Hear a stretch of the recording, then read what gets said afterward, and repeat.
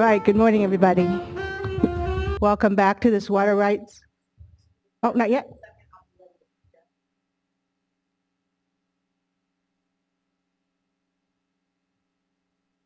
All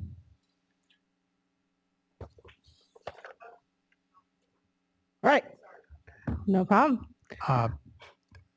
Madam Hearing Officer, I got a phone call from two of my witnesses who were coming from Chico. They were at Rego Road 30 minutes ago.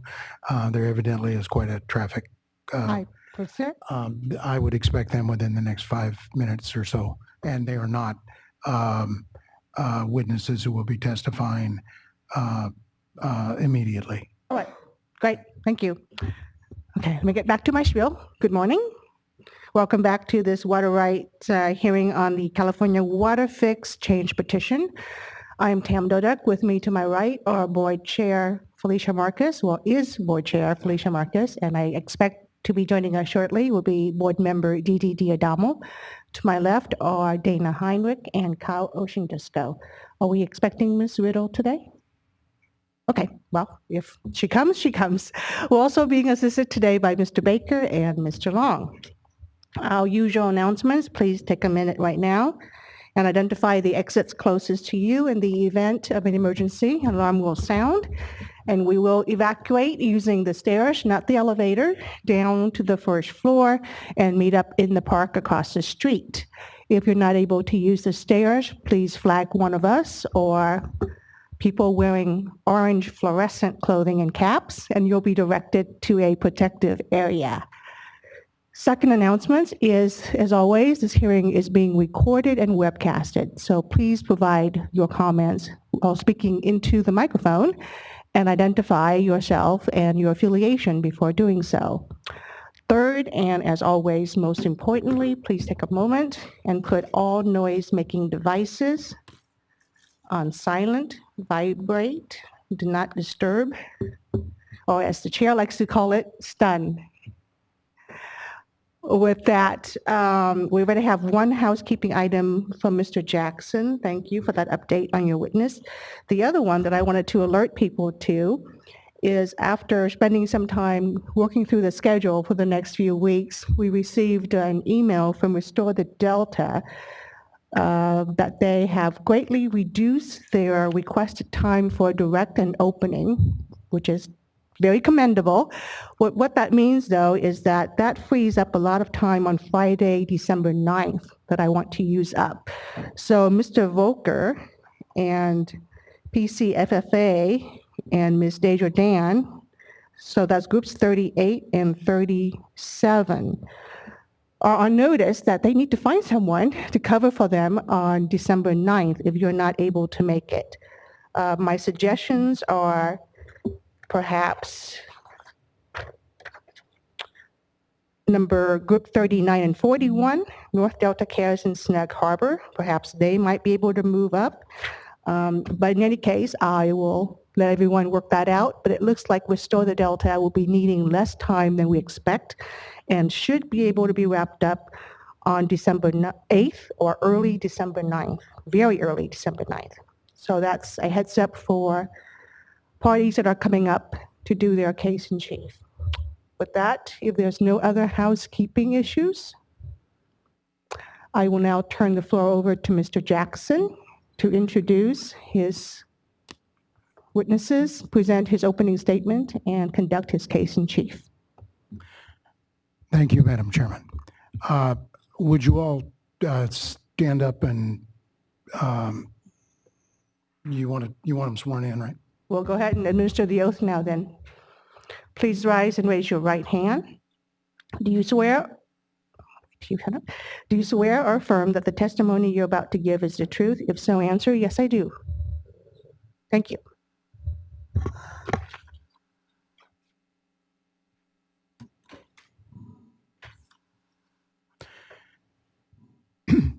Thank you for the opportunity to do an opening statement. While there are three groups that are present in front of you, the California Sports Fishing Protection Alliance, the California Water Impact Network, and Aqua Alliance, they have one story to tell, and they depend on each other to tell the story. Because the story from our testimony will be much like the structural story told by the projects, which is that in the same way that the projects are an integrated program that runs from Trinity Lake to and from the west side tributaries or the east side tributaries of the San Joaquin into the Delta, they affect millions of people all the way through the watershed. And in the same way that the Bureau and DWR use the storage facilities scattered throughout the drainage to operate for the benefits of their project, the benefits of their project affect all of the people who live within the areas of those projects. So it's a watershed story. The watershed story begins essentially in the north and affects people who live both above and below the rim dams that have been established by the projects. Those rim dams control the flow. They control the timing of everyone's life in terms of water down below them. So we're going to try to sketch that story for you and our relationship to the existing projects in order to show you that we believe that the change in point of diversion and the gigantic infrastructure attached to that change are a unique situation for your consideration.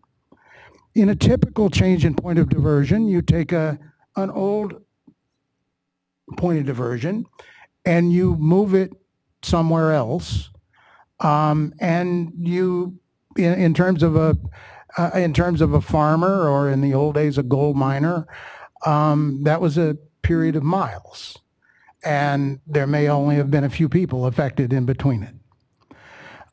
This is a different situation. We are dealing only with legal injury to legitimate water users at this point. And so we're going to describe in this testimony who we think those are. And then we're going to compare it to what we heard from the project, what we know from the projects, from the petitioners' filings, and from what we heard from their testimony, to show that we don't have any idea who's hurt by this change in point of diversion. We don't have any idea what the injuries are going to be, and we won't know that under the proposal of the projects until the projects, the billions and billions of dollars are invested in the projects, are finished. Because we don't have a place in nature where we can test this project. We're not going to know who's hurt until it's built, if you authorize the point of diversion.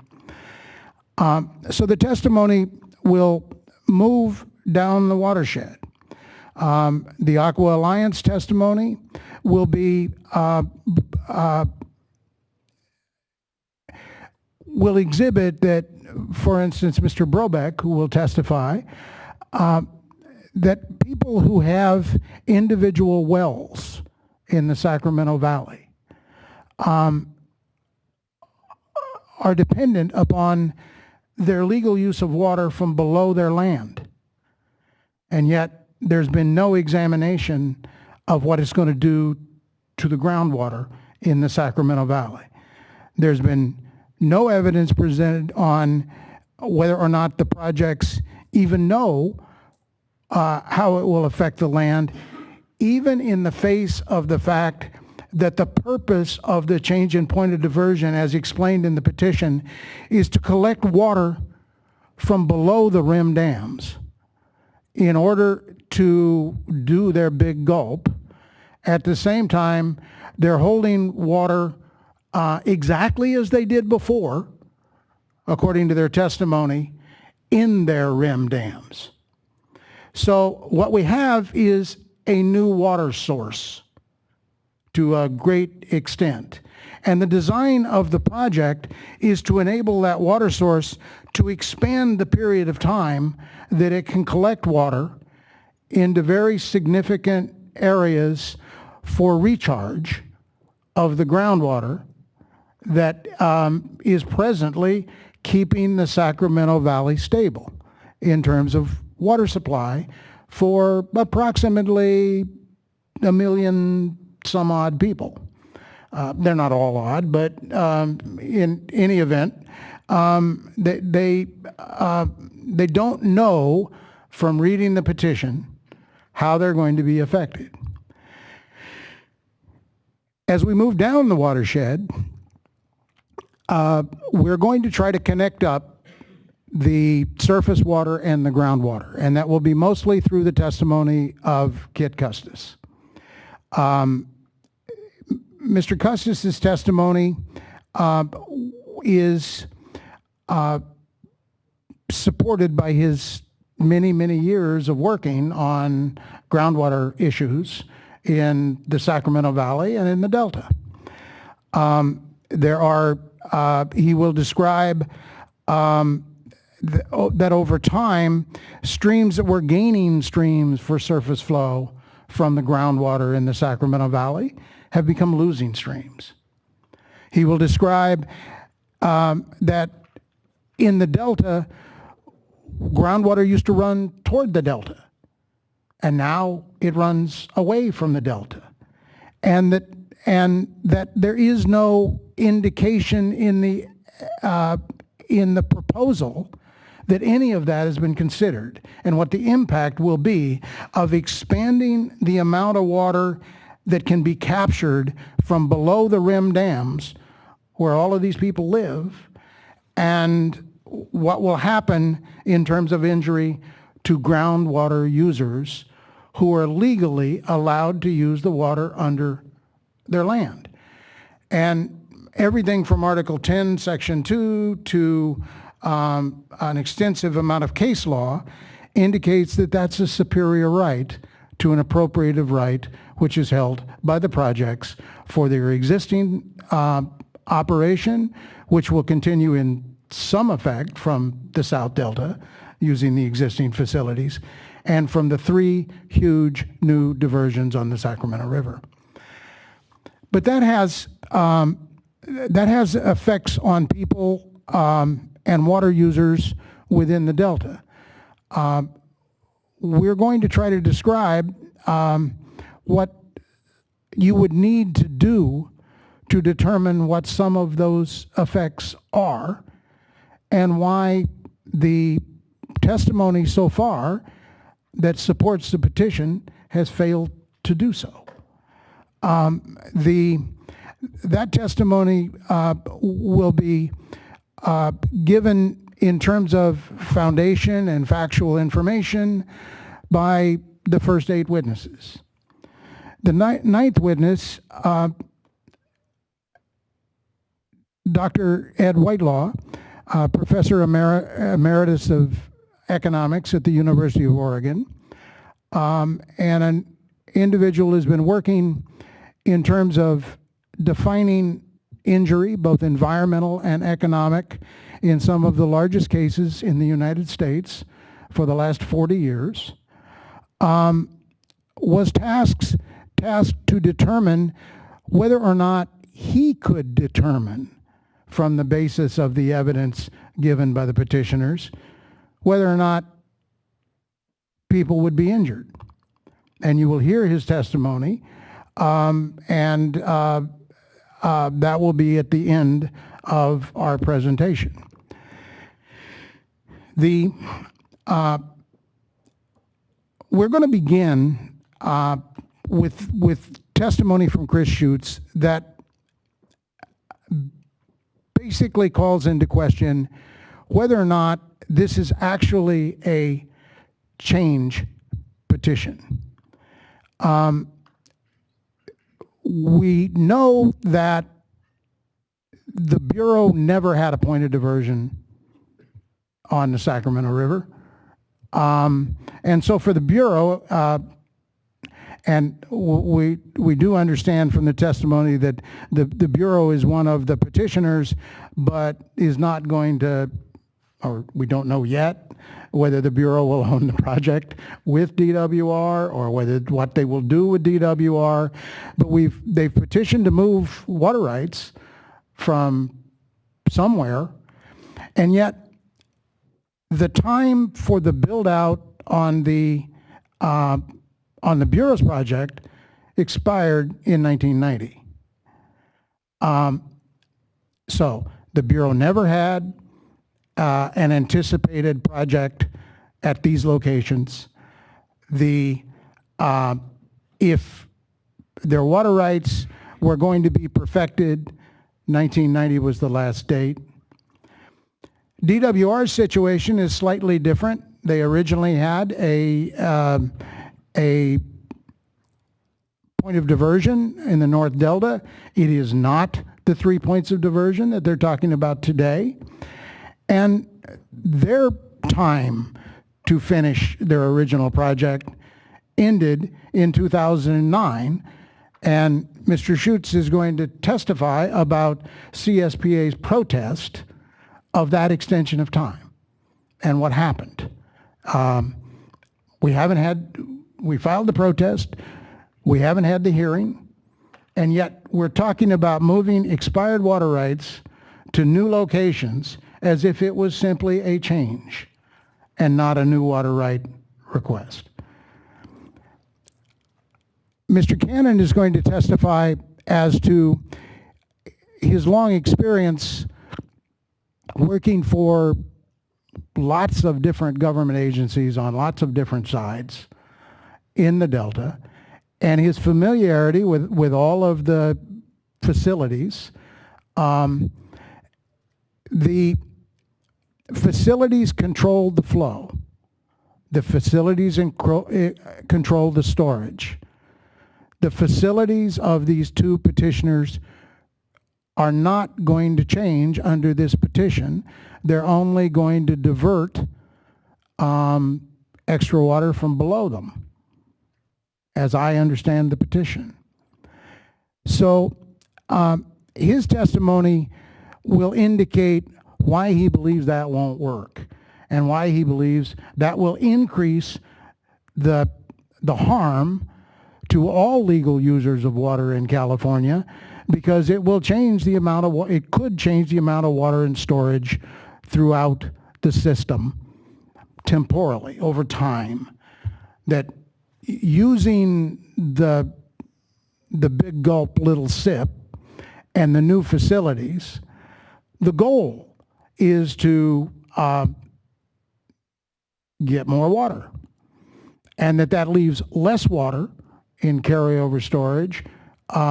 Logically, we don't have an operational plan. We don't have any idea about the purpose of the use of this water. We don't have any idea about where the water will go if they take extra water. There is no real place or purpose of use described in this petition. So determining who's injured is impossible on the basis of this evidence. There is what looks to be a kind of recognition that the people testifying will probably come back to again and again, and that is the tool used to carry the burden of proof of no injury. The tool used is calcim. Calcim was not developed to predict injury. everything that we heard is that it can't be used, shouldn't be used in a predictive mode, and yet it is the only evidence, and yet it's only an artifact of what CalSim was designed to do. The compliance with D1641. I know we're not supposed to bring up fish, but D1641 was designed for fish. It was designed for flow. There was never a consideration of people. There was never a consideration of what it would do to water supplies in other places.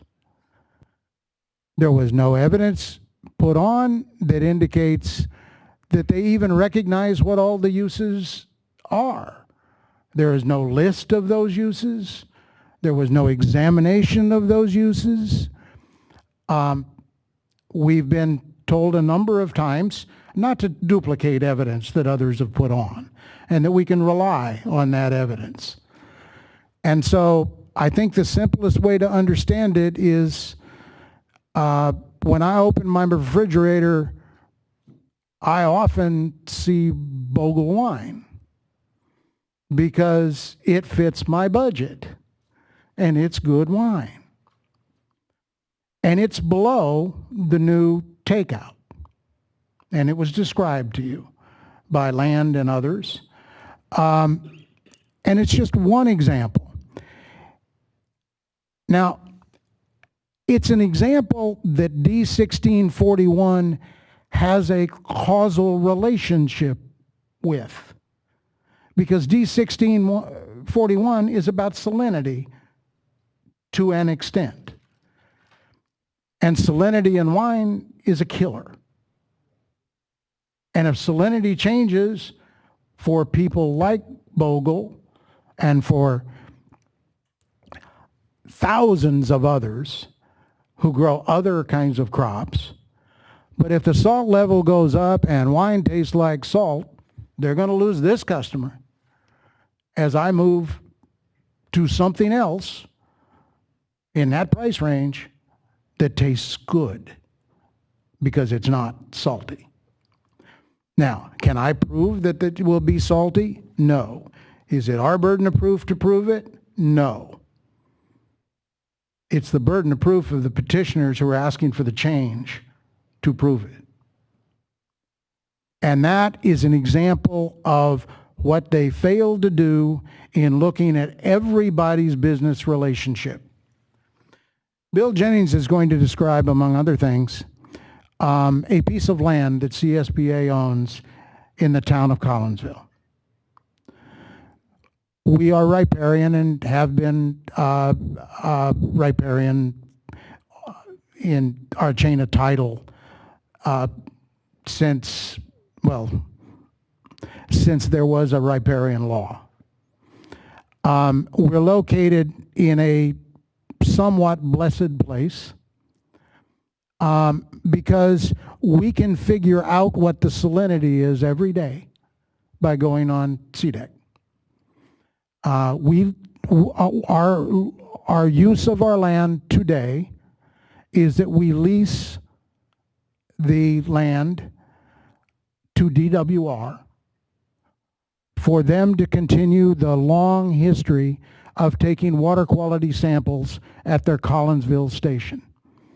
And Collinsville is one of the 3 stations that are used for measuring X2. So that, but we can't figure out what it's going to be worth 17 years from now when they finish building it. Should we sell it? Is the water quality going to be good? Should we stay there and use the facilities for fishing?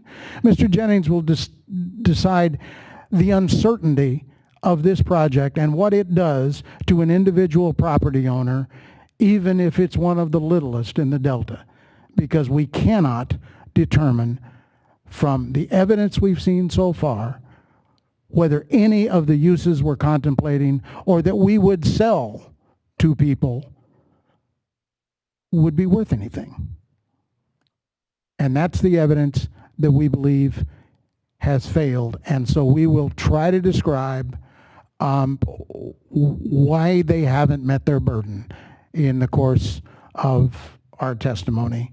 And that's just about as close as I can get to finished. Thank you, Mr. Jackson. Now you may begin with your direct. Mr. Schutz, before you summarize your evidence, is CSPA 3 a true and correct copy of your qualifications? It is. Is CSPA 4 revised a true and correct copy of your testimony in this case? It is. Would you please summarize your testimony? Good morning. I'm Chris Schutz, FERC Projects Director and Water Rights Advocate for the California Sport Fishing Protection Alliance. My testimony consists of two parts. One part addresses reservoir operations.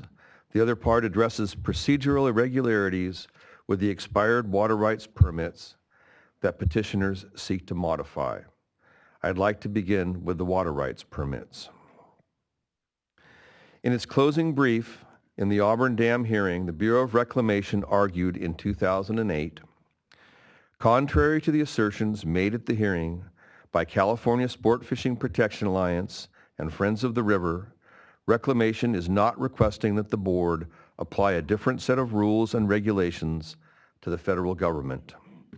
That was untrue in 2008.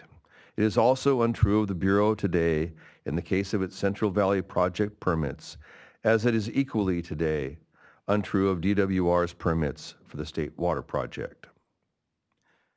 The permits under which DWR and the Bureau seek to change points of diversion have expired. The Bureau's permits expired 26 years ago in 1990. In 2009, the Bureau petitioned the board for extension of time on its permits for the CVP. On the last day of 2009, about 1 month short of 7 years ago, DWR's permits for the SWP also expired. And on that day, DWR petitioned the board for extension of time for its permits for the State Water Project. DWR, in its objection to my testimony for the Waterfix, states that the expired status of the permits that it seeks to modify is outside the scope of the hearing and is thus irrelevant. On its face, it is no more irrelevant than seeking a visa stamp and an expired passport or seeking to sign a construction contract using an expired contractor's license. It is only irrelevant if the jurisdictional agency allows it to be. CSPA and a number of other entities protested the 2009 petitions for extension of time for both the CVP and the SWP. CSPA's protests remain unresolved, and neither the Bureau nor DWR has made an effort to resolve those protests of CSPA or, to my knowledge, to resolve any other protests. The only communications CSPA has received from the Bureau and DWR regarding resolution of these protests were single responses from each, explicitly directed by board staff. Notably, the response of the Bureau argues it is impossible to disaggregate the permits for the CVP because the CVP is operated as an integrated whole. Not surprisingly, the response of DWR argues similarly that it is impossible for DWR to disaggregate its permits for the SWP. The Waterfix petitions build on the foundation of these earlier procedural irregularities. The Waterfix petitions seek to add points of diversion to permits that expired between 6 years, 11 months, and 26 years ago. If protestants and the board even know which individual permits are the subject of the petition, we certainly do not know how each individual permit would be modified. It is my opinion that if the board were to approve the Waterfix petitions without addressing the petitions for extension of time, the board would in fact be granting the petitions for extension of time without a hearing and without environmental review. The petitions for a change in the point of diversion imply greater amounts of water diversion than historical using the new north of Delta facilities. This is one of the prime functions of the Big Gulp approach. It is inconceivable that the projects would not seek or be allowed to make use of the facilities for which they are designed, as they are designed. Granting the Waterfix petitions to modify expired permits with no specificity in accounting, as well as applying joint points of diversion or to the new points of diversion, would create a modular mega water right that would allow DWR to divert all the water they can once constraints are met. It would not only be a new water right, it would be a new and unique type of water right. If the board does not make the procedural course correction now, the projects will never have to identify the source of their water or demonstrate water availability. If their existing but expired permits allow the projects to build the tunnels to suit, there is no reason the projects could not subsequently seek to build storage or other conveyance facilities in another 6 years or 26 years without seeking a new right for those either. I now turn to my testimony regarding reservoir operations. Broadly speaking, the proponents' discussion of how they propose to operate their projects with the Waterfix project in place is not an affirmative description of how DWR and the Bureau would operate to meet all beneficial uses. Rather, it is a description of how they would meet project constraints, principally as required by D1641. More specifically, proponents do not affirmatively describe reservoir operations. And since there are very few explicit constraints on reservoir operations, they hardly describe reservoir operations at all. They tell us reservoir operations won't change, but they don't tell us what is not changing. This does not allow evaluation of existing operation or proposed future operation. In place of an affirmative, objective description of rules and decision points that govern real-world operations, the environmental documentation for BDCP Waterfix and the testimony of proponents offer a series of model runs in which the rules for reservoir operations are always the same. See Exhibit DWR 515, Table 4.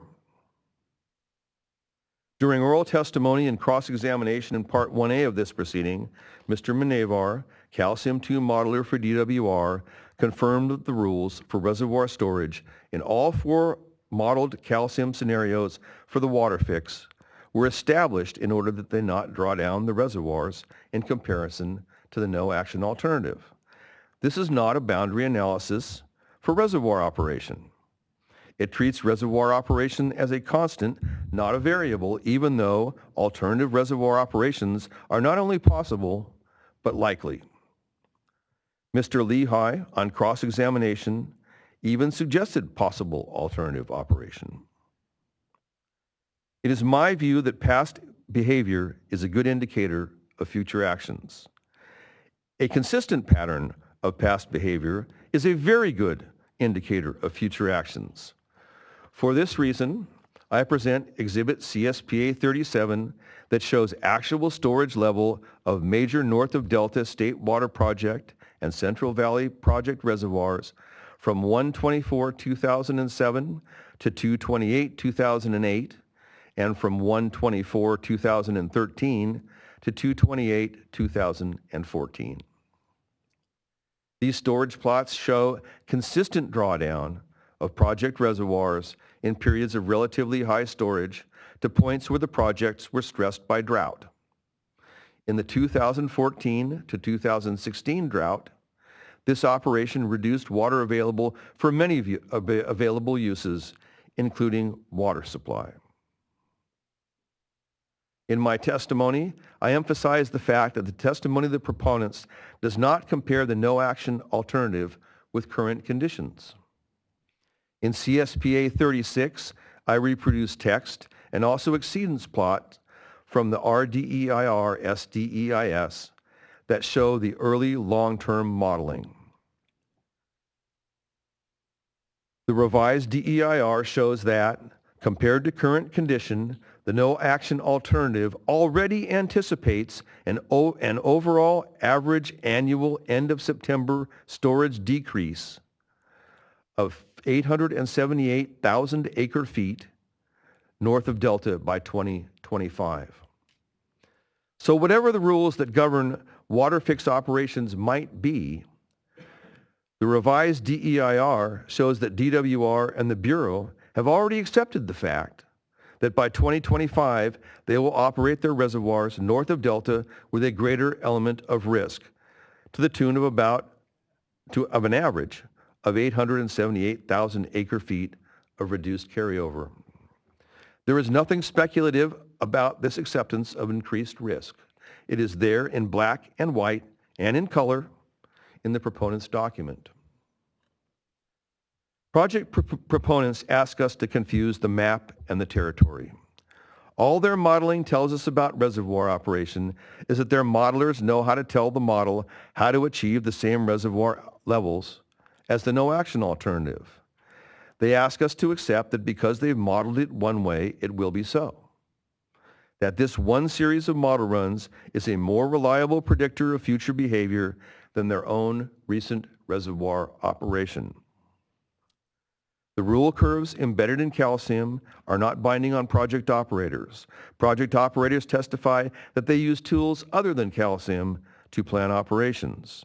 They testify that there are no hard numeric carryover storage requirements in their reservoirs and that they oppose establishing such requirements.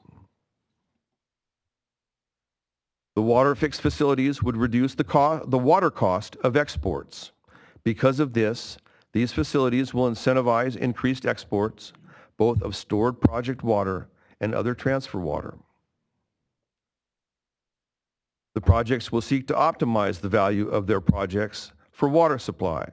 In my work over the past 16 years, it has been my experience that almost every water or power purveyor devotes substantial resources to such optimization as part of its normal business operation.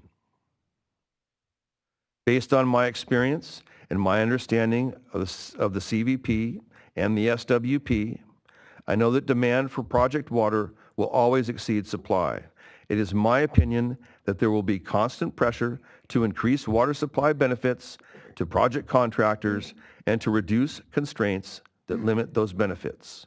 This pressure will come from contractors, from within the Bureau and DWR, from legal representatives, from politicians, and from economic interest that stand to gain direct or secondary benefits from increased water supply. In short, the California Waterfix would provide opportunities for and incentivize increased risk in the management of the State Water Project and Central Valley Project reservoirs. The recent track record in managing carryover storage in the SWP and CVP reservoirs already shows an unacceptable management of risk. The board and legal users of water cannot rely on the judgment and decisions of DWR and the Bureau in reservoir operations. The California Waterfix, as proposed, will not protect legal users of water from injury. This includes the summary of my testimony.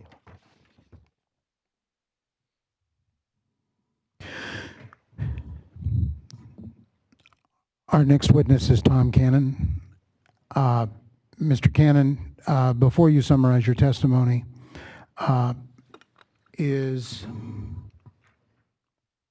CSPA 7 a true and correct copy of your qualifications? Yes. Is CSPA 8 a true and correct copy of your testimony? Yes. Would you please summarize your testimony, sir? Yes. My name is Tom Cannon. I'm a retired environmental consultant and have worked on many issues related to the Central Valley water projects over the past 40 years. The case for the Waterfix is founded on the assumption that compliance of water quality standards and biological opinions related to the CVP and SWP will protect other legal users of water from injury. Yet we do not know what these future constraints will be. It is unreasonable to assume that existing water quality standards requirements will remain in place because requirements have not protected the beneficial uses. Furthermore, it is likely that constraints on the CVP and SWP to assure protection of fisheries will become more stringent in new biological opinions by the National Marine Fisheries Service and the U.S. Fish and Wildlife Service, in the update of the Bay Delta Water Quality Control Plan and in other regulatory actions. The Waterfix has the potential to significantly alter system reservoir storage, reservoir releases, river flows, delta inflow and outflow, which in turn would potentially affect water supply and quality. A new OCAP BO will likely have new conditions to further protect salmon in the Sacramento River below Shasta. A probable consequence of these consultations is that less water supply will be available from Trinity and Shasta reservoirs. With significant reduction in future water supply available from Shasta Trinity, a greater burden will be on Oroville and Folsom reservoirs to meet water supply demands from the Delta. Proposed lower net flows below the Waterfix intakes will increase the frequency of high water temperatures in the North Delta and of the Sacramento River.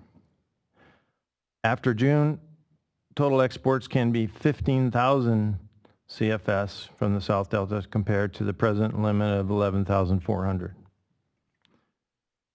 Outflow during drier years, which are over 50% of the water years, from uncontrolled runoff flows of the lower Sacramento River tributaries will be reduced measurably by the Waterfix. Such reductions in outflow would occur primarily in the winter and spring and would represent a significant impact to the bay's water quality and beneficial uses. The Waterfix would have multi-year consequences to all beneficial uses in the Central Valley and the Bay Delta. The effects will be widespread and significant, involving all aspects of the Valley Bay Delta ecosystem, including water supply and water quality. Thank you. Mr. Cannon, as part of your summary, have you indicated that you worked for, you've worked on Bay Delta issues for 40 years? Yes. Could you list for the board the number of organizations by name that you've worked for? I started working for PG&E in the late 70s on their power plants in the Delta, and I graduated into work with the State Board, the National Marine Fisheries Service as a consultant. These are always in a capacity as a consultant. I also worked with the Bureau of Reclamation as a consultant and the State Water Project and contractors and the other federal water contractors on many issues related to the Bay Delta. I worked with for about 5 or 6 years on CalFed in various capacities as a consultant and an analyst, and I worked with several firms that did restoration work in the Delta as a consultant, mainly on fisheries habitat issues and fisheries habitat restoration in the Delta and Bay and the river. And I've worked with the tribes on the Klamath and with other agencies on the Klamath, with Cal Trout. I've worked on many different issues related to Shasta Trinity and the Bay Delta water projects. And most recently, I've been a consultant and staff support for the CSPA. Were the opinions that you expressed in the summary of your testimony and in your testimony based upon the knowledge that you gained in working on those projects for those people? Yes. Thank you.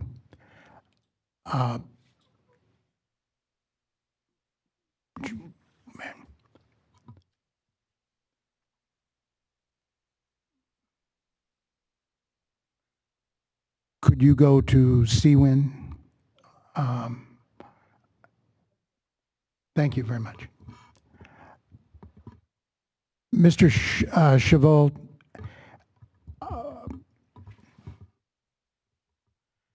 is CWIN 1 a true and accurate reflection of your qualifications? It is. Is CWIN 2 revised a true and correct copy of your testimony? It is. Did you also take part in developing CWIN 3, which I believe has been moved to part 2, the Santa Barbara report? Yes. All right. I just wanted to reflect that we're not losing CWIN 3, it's just going to the next section.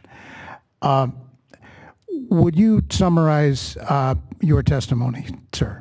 Of course. My name is R.V. Chavold. I'm a retired research scientist, and I have a Bachelor of Arts degree in physics from the University of California in 1956, and have 41 years of experience as a practicing research scientist in the fields of rocket engine development, systems engineering, systems analysis, operations research, cost analysis, cost estimation, model development, and model application. Excuse me. I retired with the position of Chief Cost Scientist from my last employment. A copy of my statement of my qualifications has been submitted as Exhibit CWIN 1. In my testimony, I explain my analysis of Sacramento River runoff and delta operations with a focus on the indices that govern much of the operations. This analysis is titled State Water Project and CVP Operations, the indices that govern them and their validity, and is presented as CWIN 3 in the revised testimony. The Bay Delta Conservation Plan has taken as its mission the twin objectives of improving the reliability of export deliveries and restoration of the Delta. To meet these objectives, there is a presumed need to capture and control a greater fraction of runoff, which can be timely allocated to Delta restoration and increased exports. The proposed twin tunnels project has been selected as the best of several alternative projects to accomplish this.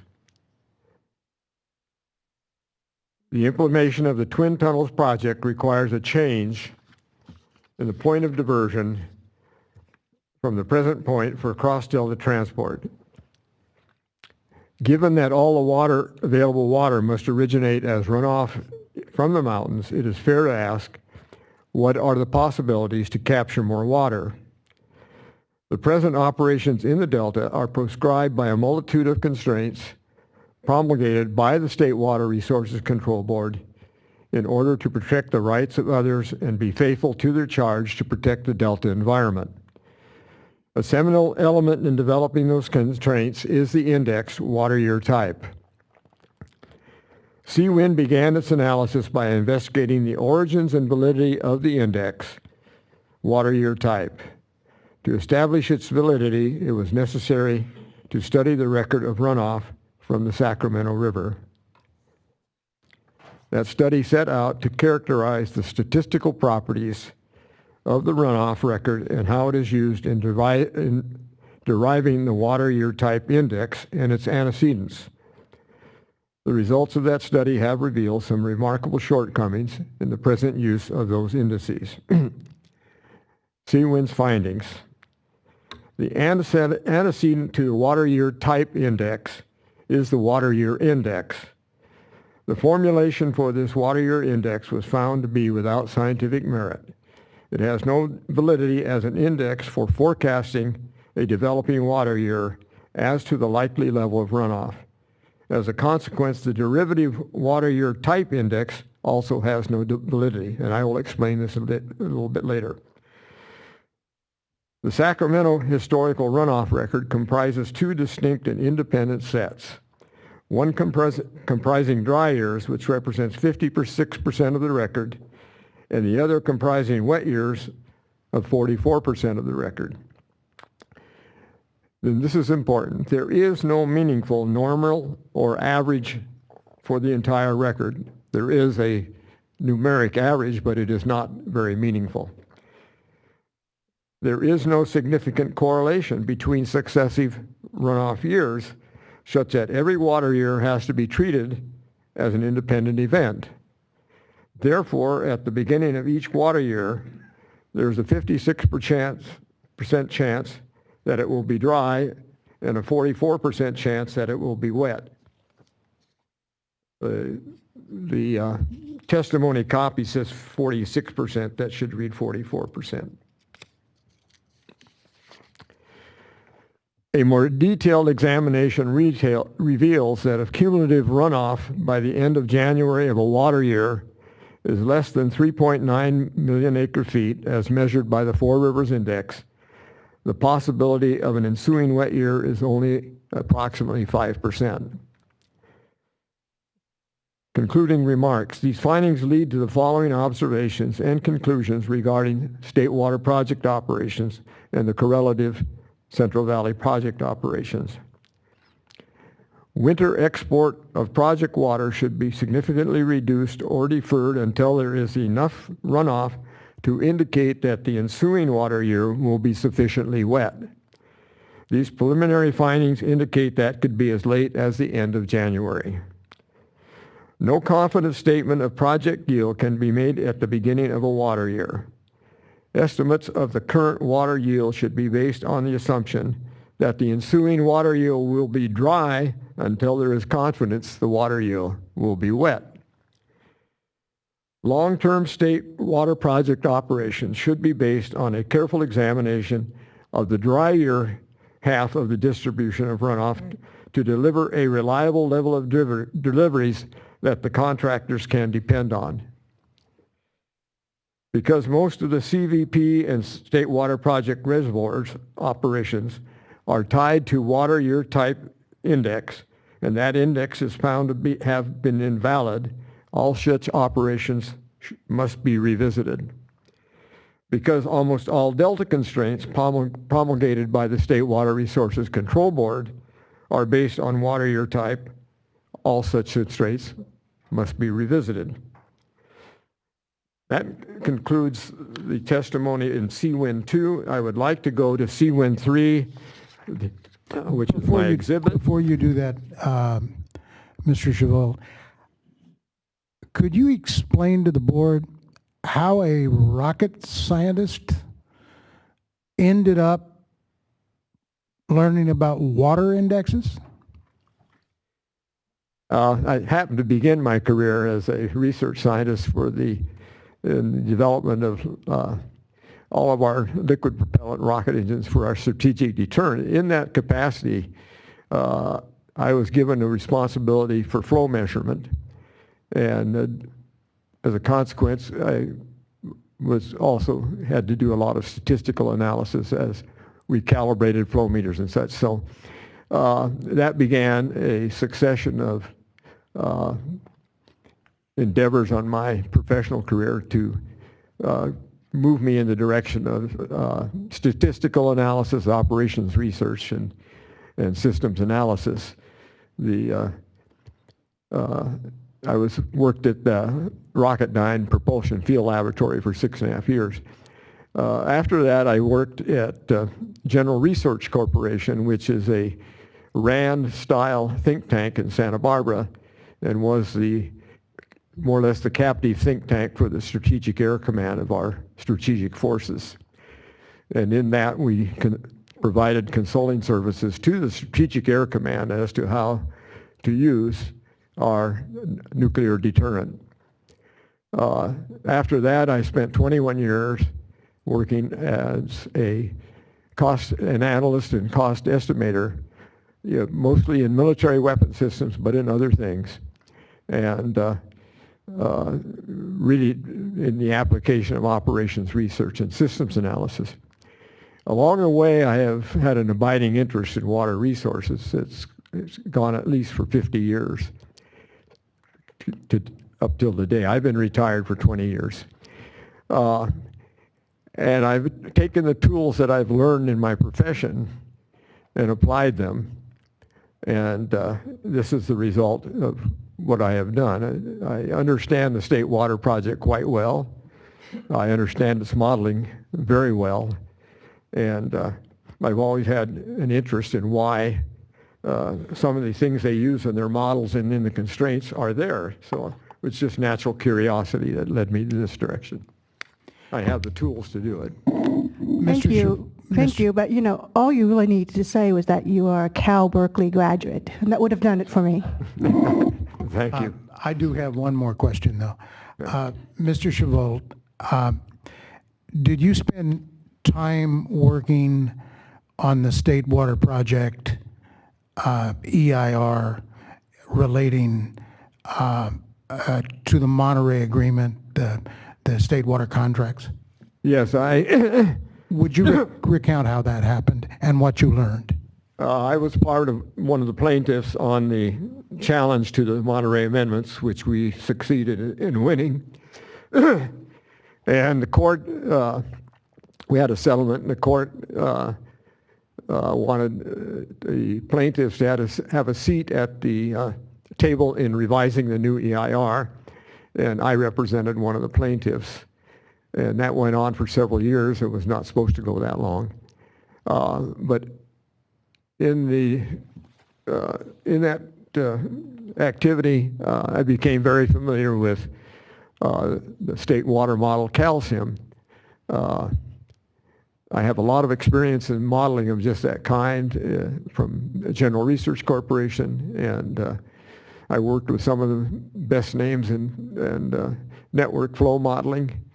I've talked with the staff of DWR on the model and found out a great deal, and I always assumed that they were doing good modeling. I'm not so sure that's true now, but I'm not in a position to prove that.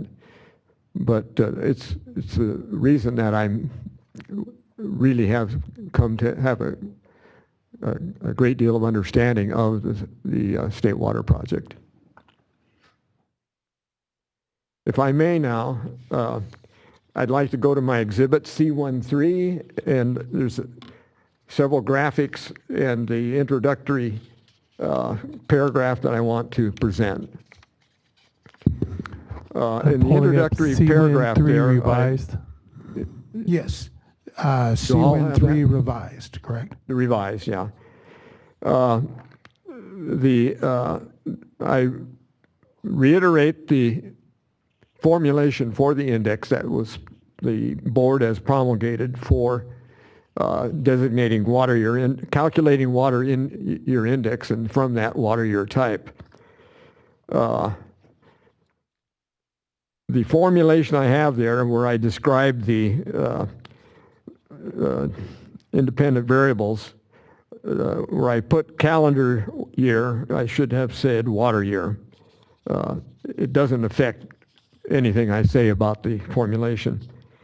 The importance of that formulation is that the one of the terms depends on the previous water year to develop the index, and it's weighted by 30%. What I did in my investigation was to look at that to see if there really was a relationship between the previous water year and the ensuing water year. I did a correlation analysis, actually a more correct, I did a regression analysis of the current water year against the previous water year to see if it had any explanatory power. It did not. Even if I restricted the correlation between the ensuing water year against the previous March, April, July runoff, which is what is used in the water year index, there was no correlation either. So it was a simple test. Anyone could have done it, and it just shows unequivocally that the previous water year has nothing to do with the ensuing water year, which means that when you begin a water year, you have no information as to how it's likely to develop. And this formulation here sort of says what we do have information, and it's not true. So you take this index and they massage that and categorize 5 water year types from it. And again, those are in error because of the antecedent formula here is wrong. The next thing, as I peruse the record, the historical runoff record, was the distribution of the runoff, which is a very important. When you are about to make statements of probability of runoff, you must know what the underlying distribution is. So I looked at that, and figure B1 is in the second page. There. It's just a graph of the up and downs of the runoff record over time. And in the B2, the next figure down, this is a histogram of that runoff record. And the histogram very distinctly shows 2 periods of two modes in the runoff record. And I tested those statistically, and they come from 2 different populations. They are not. You can't assume there's one population for runoff. And in fact, near the average, which would occur at 18 on the graph, is almost a minimum, which is to say that to quote normal or average as a meaningful statistic of this distribution is incorrect. So you can take the left hand, the dry year portion, as one set, and the right hand portion as another set, and treat them separately. And you get some very interesting results. And I'd like to go to the page 4 and the graphic shown there. There. This is a very good graphic. It's a plot of all the points in the record, the runoff, against the sum of December and January flows. In other words, it's if we have completed we stand at the end of January and we look at how much flow has accumulated in the river from the Fall River Index. These are the rim flows, and plotted against the corresponding resulting annual runoff. You'll see that the quadrants, upper left and the lower right, have almost no points in them. All the points are distributed in the lower left and the upper right quadrants. The lower left, of course, are what we call the dry year set, and the upper right are the wet year set.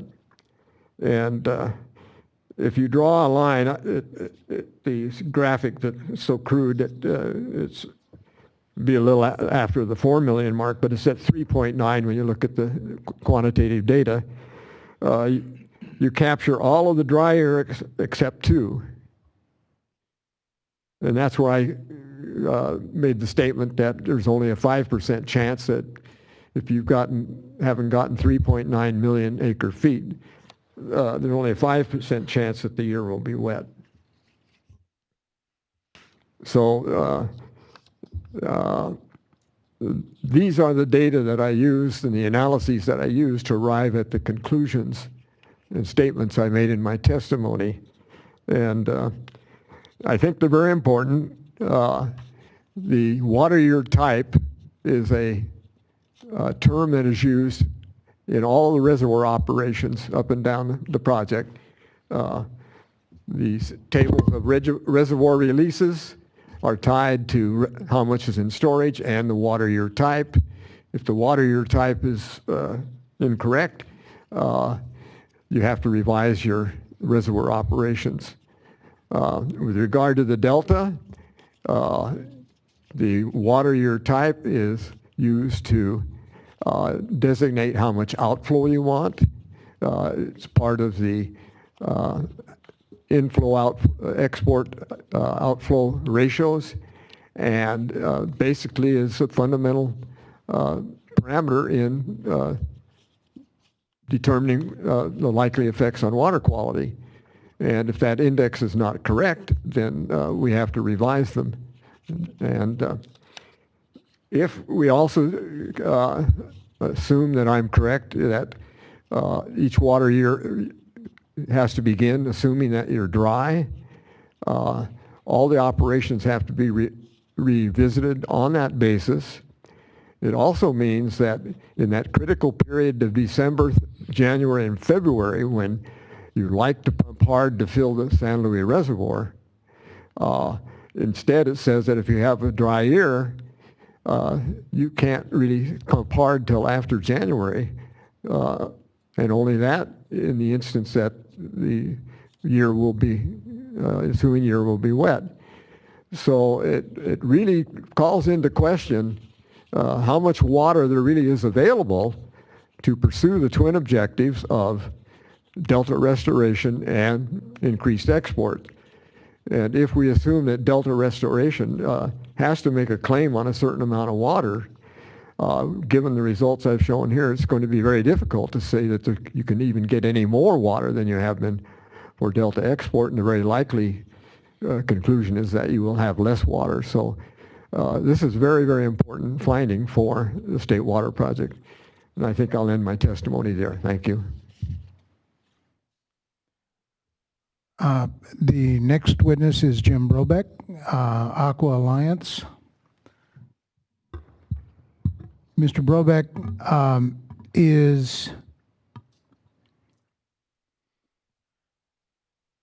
Aqua Alliance 2, is Aqua Alliance 4 a true and correct copy of your qualifications? Yes, sir.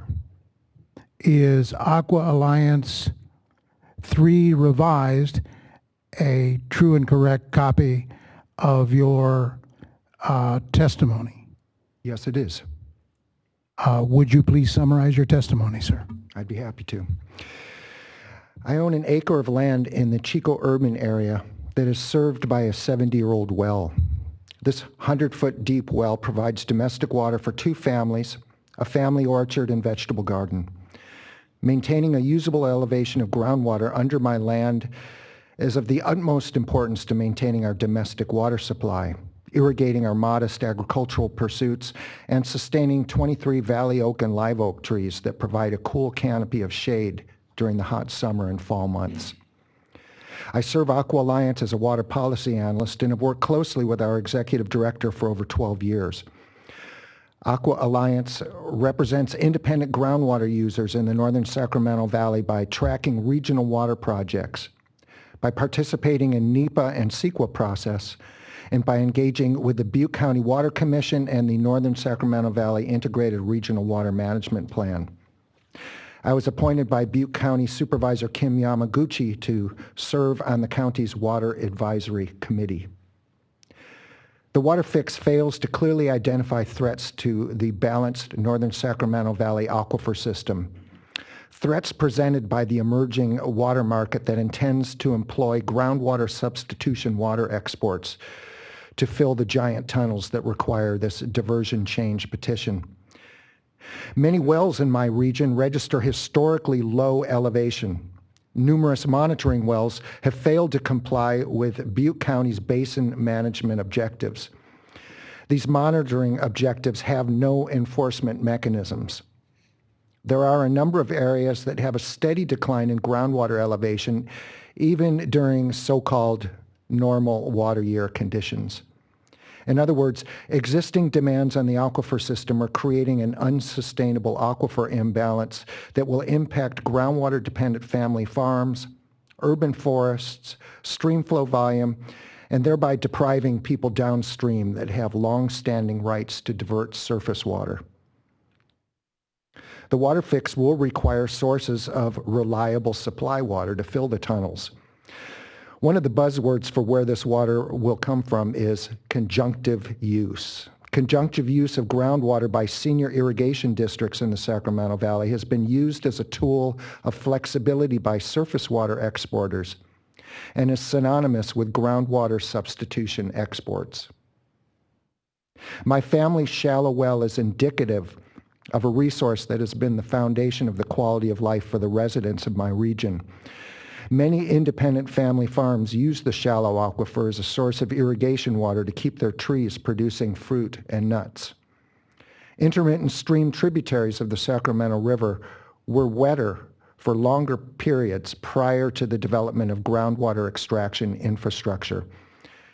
According to Dan Wendell, a Nature Conservancy spokesman, quote, "The Sacramento Valley still has water levels that are fairly shallow. There are numerous perennial streams, and the basin is largely within a reasonable definition of sustainable groundwater yield. However, since the 1940s, groundwater discharge to streams in this area has decreased by about 600,000 acre-feet per year due to groundwater pumping. This is stream flow that would have otherwise ended up in the delta. Our current estimates are that 400,000 acre-feet per year is lost export capacity. This represents a very real decrease in the yield of the Central Valley Project and the State Water Project. Surface water rights impacts occur very early in groundwater development when modest water level declines of only 20 to 40 feet can result in significant depletion of stream flow." End quote. So the Nature Conservancy analysis indicates that increased demand on an aquifer can decrease surface water flows and thereby cause injury to people that have long-standing rights to divert surface water. Humans have unwisely developed massive groundwater extraction infrastructure before installing prerequisite monitoring infrastructure. Conjunctive water use in the Sacramento Valley Basin, as envisioned by the willing sellers, by the USBR and by the DWR to fill the fixed tunnels, is demonstrably premature. The Waterfix is designed to eliminate constraints on delta export pumping. These constraints have reduced opportunities for the willing sellers of Sacramento Valley water to export water to the willing buyers south of the delta. The USBR long-term water transfer program plans to export up to 600,000 acre-feet of water, with groundwater substitution over one-half of that amount. Implementing the Waterfix will increase opportunities for irrigation districts to participate in these groundwater substitution water sales. Creating water export infrastructure prior to implementing prerequisite shallow aquifer baseline and monitoring infrastructure can result in damage to existing users. The fix is a giant project that requires detailed analysis of the source of the water, which is the Sacramento Valley watershed. In 2007, water experts from DWR, NACWA, and elsewhere drafted the Sacramento Valley Water Resource Monitoring Data Collection and Evaluation Framework, which explains, quote, "In order to identify impacts associated with potential changes in water management practices, a program-specific network of shallow monitoring wells must be developed to detect changes in water levels over the shallowest portion of the aquifer," unquote. These monitoring requirements, known by experts for almost 10 years, have not been implemented anywhere in the Sacramento Valley watershed, the area of origin of the water that would fill the fixed tunnels. The prerequisite groundwater management monitoring protocol must be implemented prior to the elimination of export constraints associated with the petition to change the points of diversion. This concludes the summary of my testimony. Thank you, sir. Mr. Jackson, before you move on, I do need to take a break for the court reporter, so now would be a good time. We will reconvene at 10:30.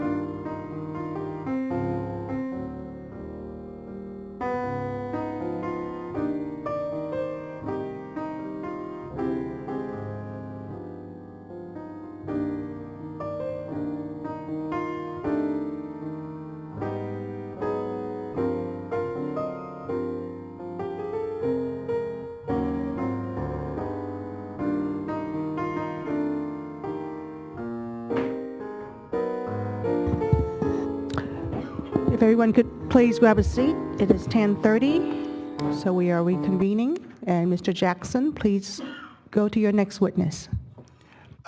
Thank you very much.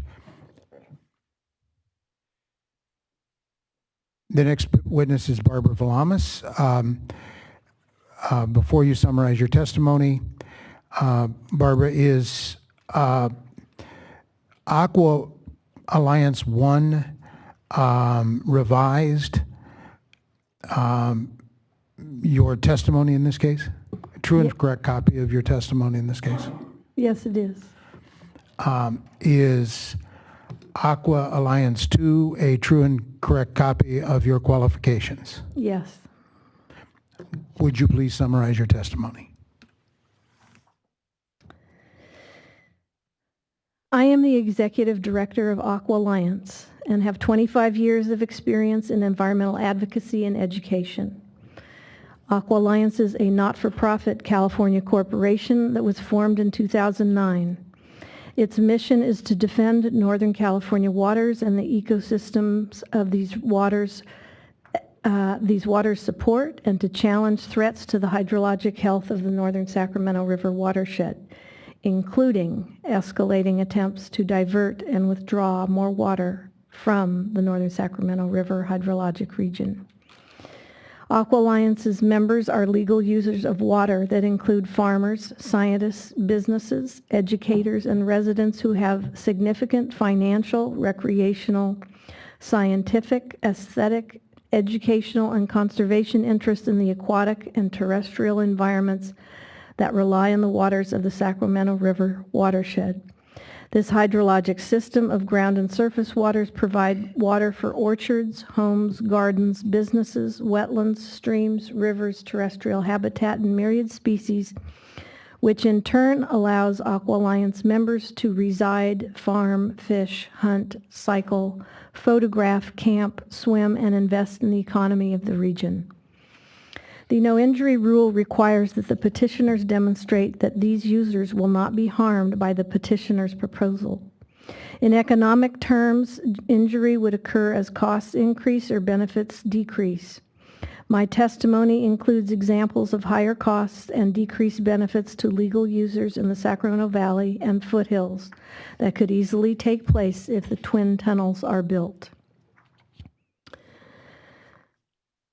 The petitioner's project provides a longer transfer window than allowed under current regulatory constraints. In addition, the facility provides conveyance that would not be restricted by Delta reverse flow concerns or South Delta water level concerns. As a result of avoiding those restrictions, transfer water could be moved at any time of the year that capacity exists in the combined cross-delta channels, the new cross-delta facility, and the export pumps, depending on operational and regulatory constraints, including BDCP permit terms. That is language from the agencies themselves. Excuse me, I didn't start with the quote, an end quote. The supplemental and recirculated environmental documents also acknowledge that the project would deliver less water south of the Delta, and preferred alternative for a, quote, would increase water transfer demand compared to existing conditions, end quote. The project document also demonstrated that past transfers have taken place in all kinds of water year types when SWP and CVP south of Delta contractors receive allocations of myriad kinds. The source of water that is integral to the project was mentioned but not analyzed in the environmental review documents. Appendix 5C revealed that there is the potential to transfer up to 1 million acre-feet per year, with 400,000 acre-feet coming from groundwater substitution transfers. Additionally, internal BDCP communication indicated that the purchase of approximately 1.3 million acre-feet of water is being planned as a means to make up for the flows that would be removed from the Sacramento River by the tunnels. As mentioned above, Aqua Alliance represents many residents, businesses, and farms that depend on the health of the Sacramento River foothill and valley watershed. The Central Valley Project and the State Water Project impacted counties presented in my testimony are where water-selling water districts are prominent. As you will see, the majority of the population depends on groundwater for its personal and economic uses. The impacts from the project to the many thousands of people in the Sacramento Valley are not disclosed or analyzed because the applicants have separated the project from the source of the water for the project. Some examples: Butte County has an estimated population of over 224,000 people. There are over 12,000 domestic wells alone in Butte County and approximately 2,500 irrigation wells. The Chico urban area is the largest urban area north of Sacramento, with a population of approximately 102,000 people. The majority of wells used in Butte County and throughout the Sacramento Valley are individual wells that pump from varying strata in the aquifers. The thousands of domestic wells in the project's source area are vulnerable to groundwater manipulation and lack historic monitoring. The Bureau's 2009 Drought Water Bank environmental assessment elaborated on this point regarding Natoma Central Municipal Water Company, stating that, quote, shallow domestic wells would be most susceptible to adverse effects. 50% of the domestic wells are 150 feet deep or less. Increased groundwater pumping would cause localized declines of groundwater levels or cones of depression near pumping wells, possibly causing effects to wells within the cone of depression, end quote. In addition, a number of groundwater-dependent farmers in Butte County who have deeper wells have told me that the escalating cost to maintain, rehabilitate, and at times drill new wells will eventually put them out of business. Could we look at page 2 of my PowerPoint? It's Exhibit 69.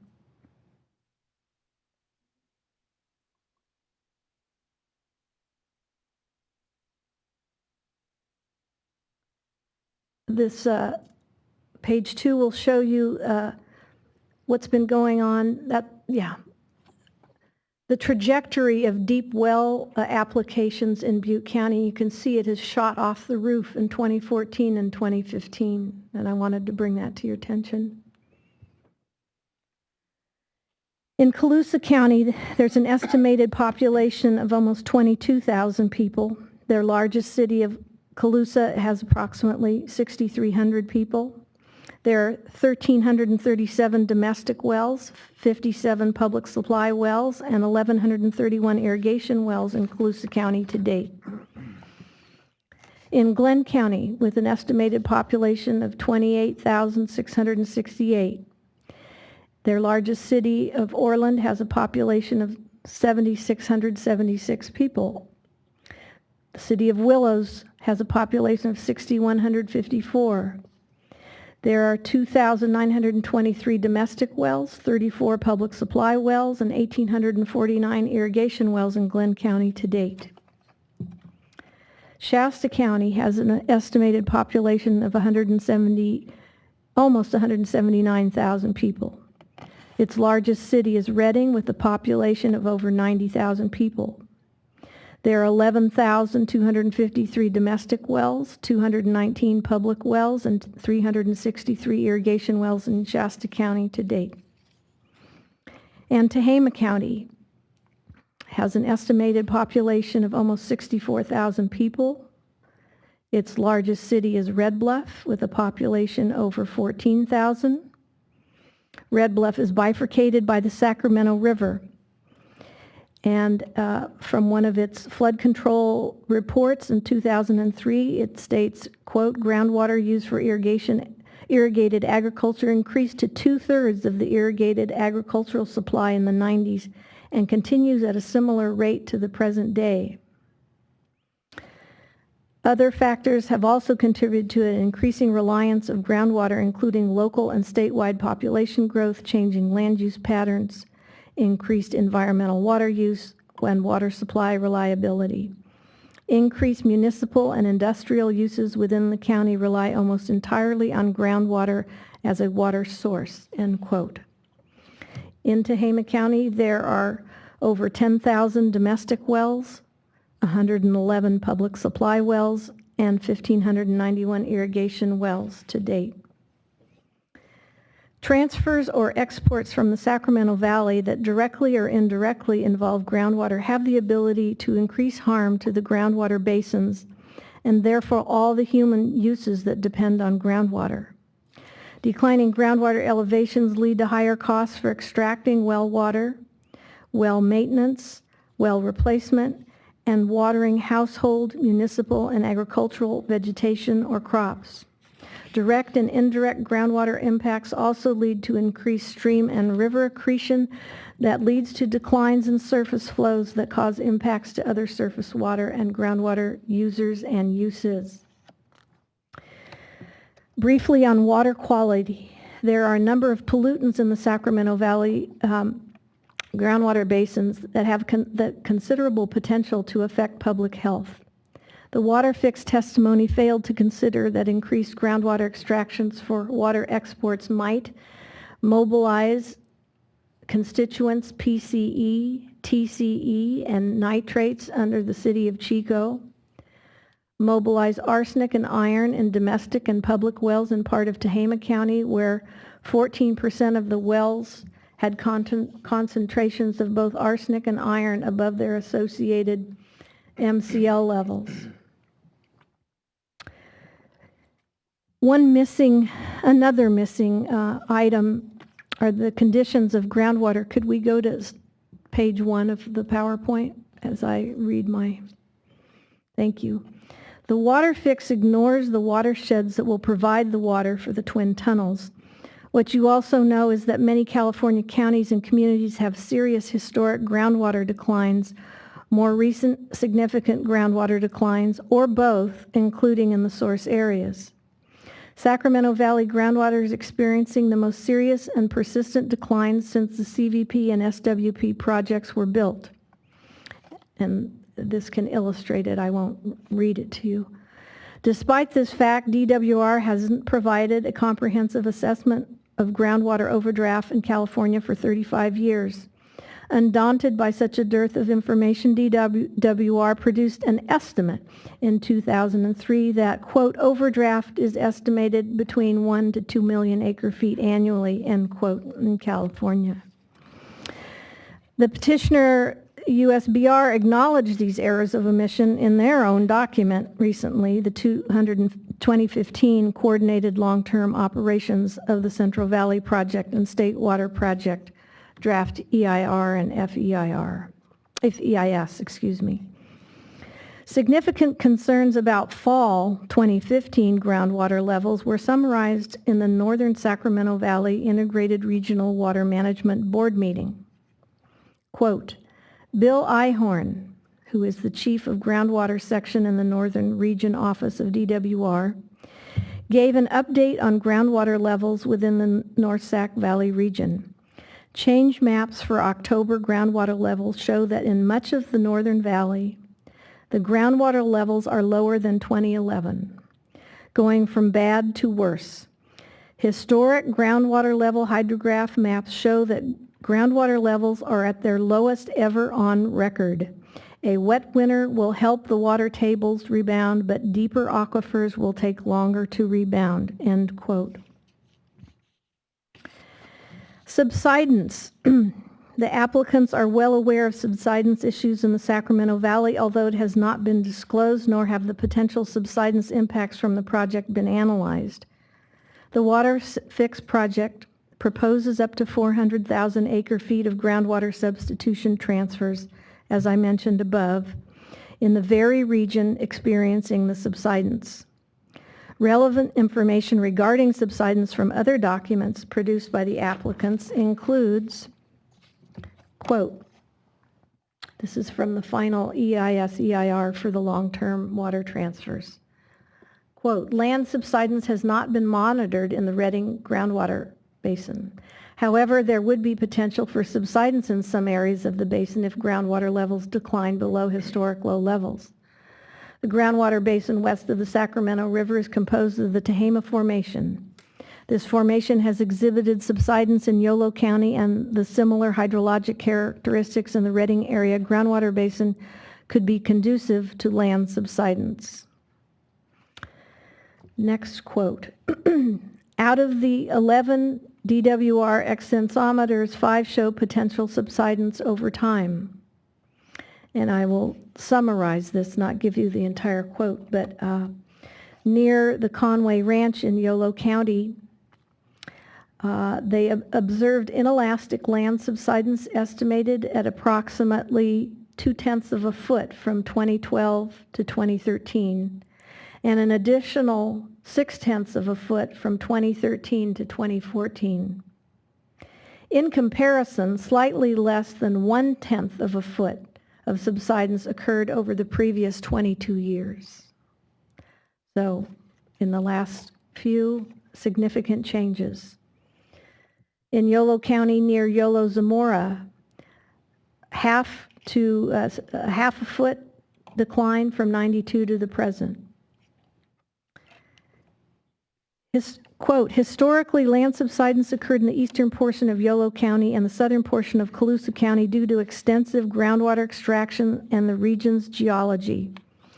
The earliest studies on land subsidence in the Sacramento Valley occurred in the early 70s when the U.S. Geological Survey, in cooperation with DWR, measured elevation changes along survey lines containing first and second order benchmarks. As much as 4 feet of land subsidence due to groundwater withdrawal occurred east of Zamora over the last several decades. The subsidence in this region is generally related to groundwater pumping and subsequent consolidation of compressed clay soils, end quote, also from the 10-year water transfer final EIS-EIR. Glenn County is starting to see some subsidence in the order of about 4 inches. They had not seen that for many, many decades, but they are now observing the beginning of subsidence in Glenn County. Added to this is personal experience by a farmer I know in Glenn County. Here is his direct language. My grandmother's historic brick and beam ranch-style house started cracking 3 years ago after 60 years of none. In the confluence of the GCID pumps, subsidence has dropped one of my well pads.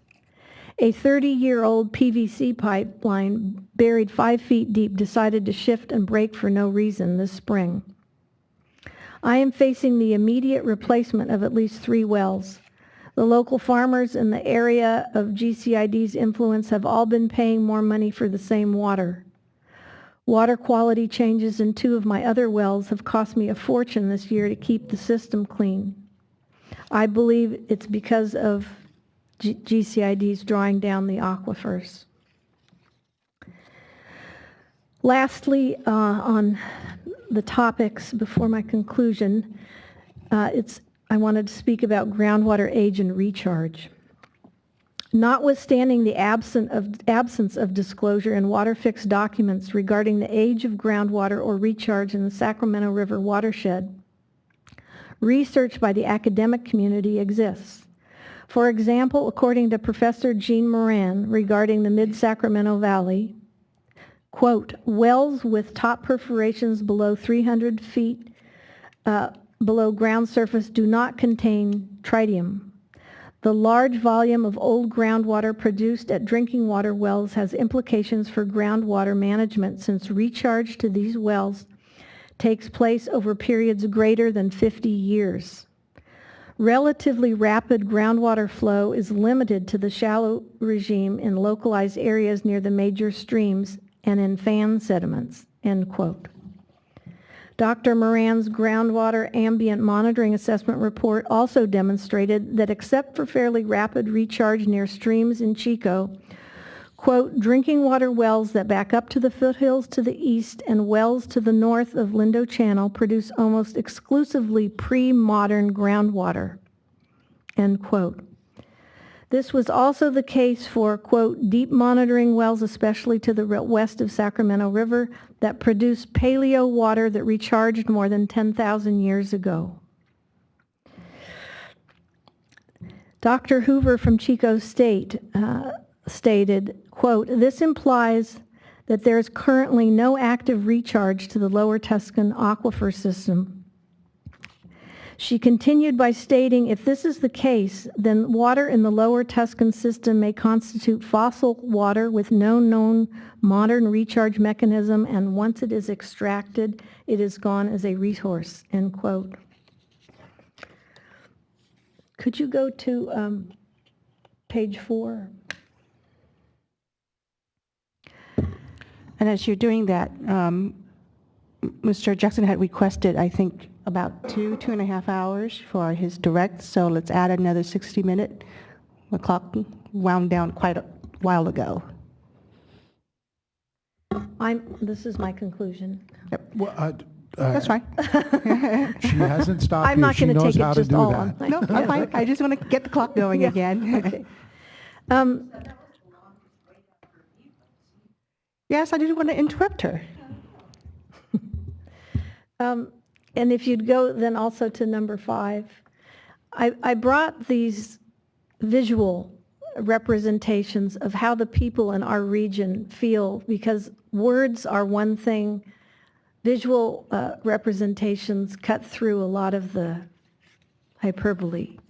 So I wanted to bring these done by professionals for the Sacramento Bee to illustrate how many people in the Sacramento Valley feel.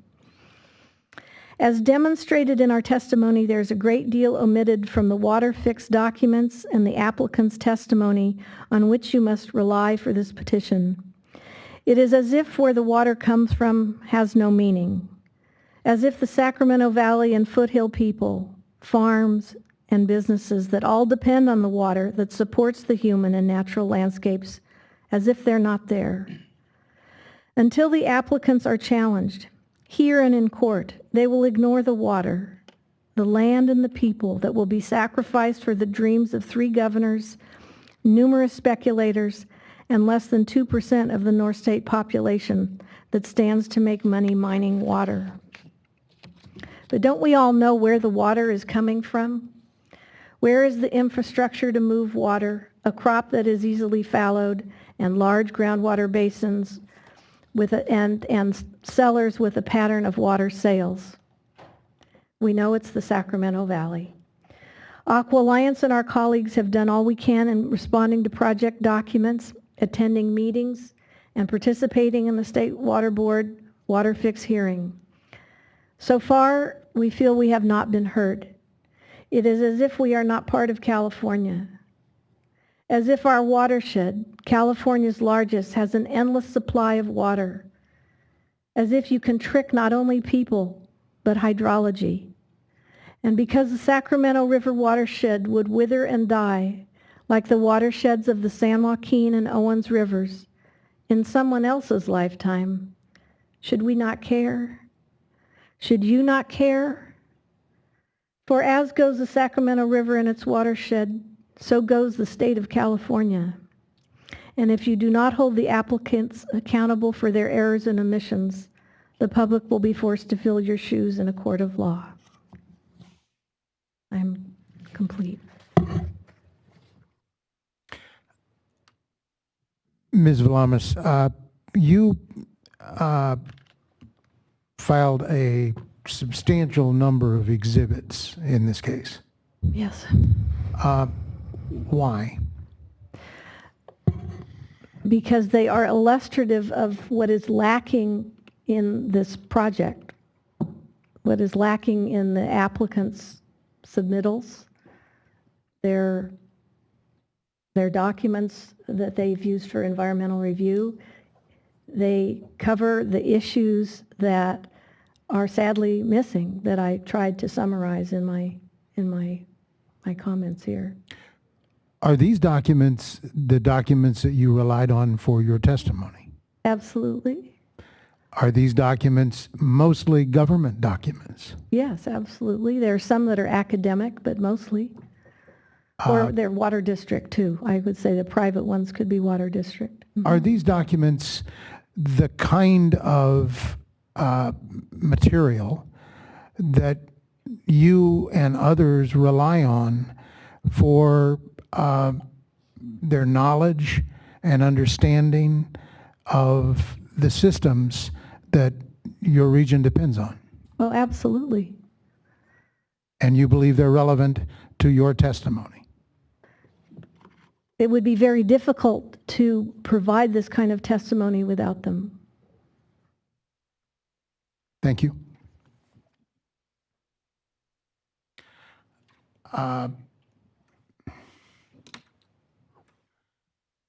Could you scroll down so I can find Mr. Custis?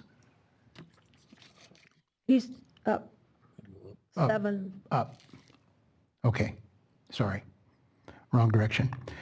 Mr. Custis, is Aqua Alliance 6 a true and correct copy of your qualifications? Yes, yes. Could you move Yes. close? Is your microphone on? Yeah, it's on now. You're going to have to keep your voice up for the webcast and everybody to hear. Is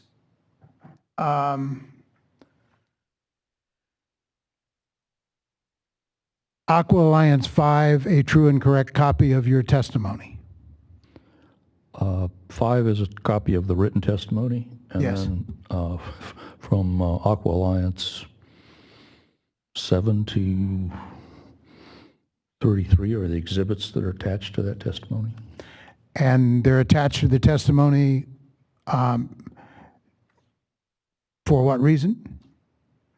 Some of them are backup information that I derived, my opinion on the testimony for this hearing. And they are the material from which you composed your testimony. Yes. Thank you.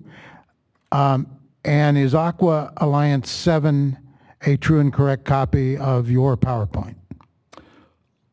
What happened with Aqua Alliance, the PowerPoint is that many of the exhibits got scattered, so they're from 8 to 32. If you open up PowerPoint 7, it's just a few slides. So, All right. So would you please summarize your testimony? okay. My name is Kit Custis. The purpose of my testimony is to provide information on the groundwater and surface water resources in the Sacramento Valley and Delta and the potential impacts to groundwater and surface water users from changing the point of diversion proposed by the Waterfix project. The Waterfix project testimony and environmental documents have made it clear that the project will increase the volume and frequency of exporting upstream area transfer waters under the Delta and provide longer export times than allowed under the current regulatory constraints. The Waterfix project's purpose is to capture surface water and groundwater in the Sacramento Valley and convey that water under the Delta to export to service areas. The testimony of the proponents of the Waterfix project doesn't provide adequate analysis or sufficient remedy to address the project's impacts to surface water and groundwater users in the Sacramento and Valley and Delta.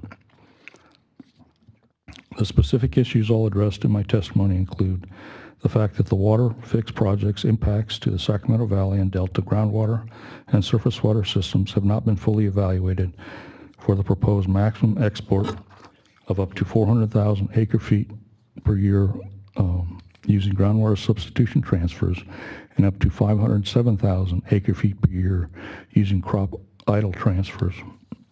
The fact that the current default Bureau of Reclamation 1-year 12 to 13% stream depletion correction factor provided as mitigation for surface water impacts from exports that result from groundwater substitution pumping is inconsistent with the science on the interactions between surface water and groundwater, and has been disproven by Sacramento Valley groundwater modeling studies conducted by DWR and 4 Sacramento Valley water agencies. Can I get Aqua Exhibit 18? Mr. Custis, the court reporter's taking down your words. So would you be mindful of speaking slowly enough, although she's very fast, but Okay. don't get beyond it. This is a graph of a that shows DWR groundwater model results from C2V-SIM. It's a model name. It shows that in the last 90 years of groundwater use in the Sacramento Valley, there has been a consistent linkage between increases in groundwater pumping and increases in the loss of surface water flow. On the left-hand side of this graph is the groundwater pumping numbers, and on the right-hand side, the inner right-hand side, is what's called accretion. Accretion is surface groundwater discharge to surface water is called accretion. When accretion is negative, it represents surface water losses to groundwater or stream depletion. Based on DWR's modeling, the long-term rate of decrease in groundwater accretion is nearly equal to the long-term increase in groundwater pumping, as shown by the straight green lines that slope at equal but opposite angles on Aqua Exhibit 18. Aqua Exhibit 18 shows that the surface flows in the Sacramento Valley and Delta have decreased approximately 1.4 million acre-feet since the 1920s. That's the right axis of the graph. At the same time that the Sacramento groundwater pumping has increased approximately 2 million acre-feet. That's the left axis. DWR's model results show that the loss of surface water flows range from approximately 70 to 80% of the volume of groundwater pumped, which contradicts the Bureau of Reclamation's 1-year 12 to 13% stream depletion correction factor. Aqua Exhibit 21.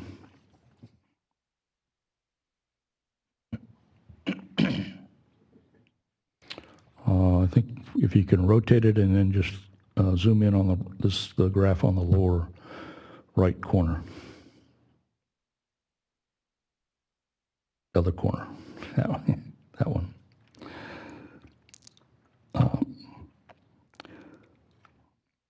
A long-term stream depletion rate of 70% of the pumped groundwater volume was also demonstrated in a 2010 CH2M Hill study on the impacts from the 2009 Sacramento Valley transfer exports.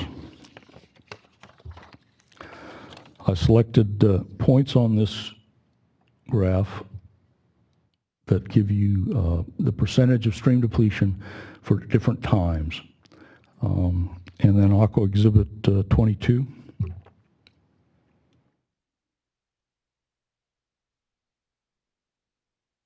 And you'll have to rotate it to the right. There we go.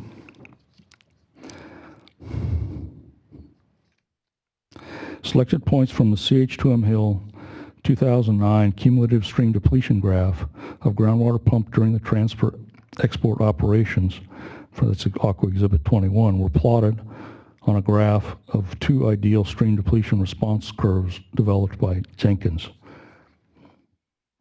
To plot the CH2M Hill 2009 stream depletion response curve on the Jenkins graph, the data were adjusted using an effective Jenkins stream depletion factor of 2.4 years, the time when the 2009 depletion volume on Aqua Exhibit 21 was 28%.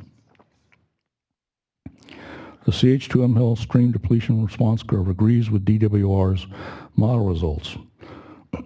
The 2009 curve gives the time to reach 70% depletion at approximately 95 years by taking 70.7 and going across to the equation 2, which is the purple, well, no, actually the dash line. It's about 40 on the x-axis, and that multiplying that by the 2.4 years, which is the Jenkins stream depletion factor, comes out to 96 years. So the two models agree on the loss in surface flow due to groundwater pumping. The CH2M Hill 2009 response curve also shows that the time needed for groundwater system to achieve 90% recovery with residual depletion, stream depletion following the 1-year transfer pumping is greater than 200 years. You're out here at 90%. It's basically, this is 2, 3, 4, 5, 6 times 600 times 2.4 years. It's greater than 200 years. That assumes that surface waters are available as a source of groundwater recharge. The two modeling study results show that the current Bureau of Reclamation 12 and 13% stream depletion correction factor won't mitigate approximately 60 to 70% of the loss of surface flows that result from groundwater substitution transfer exports. Recovering the loss to groundwater storage from transfer exports will take decades. Corresponding losses in surface flow will continue until groundwater storage recovers. Aqua Exhibit 14.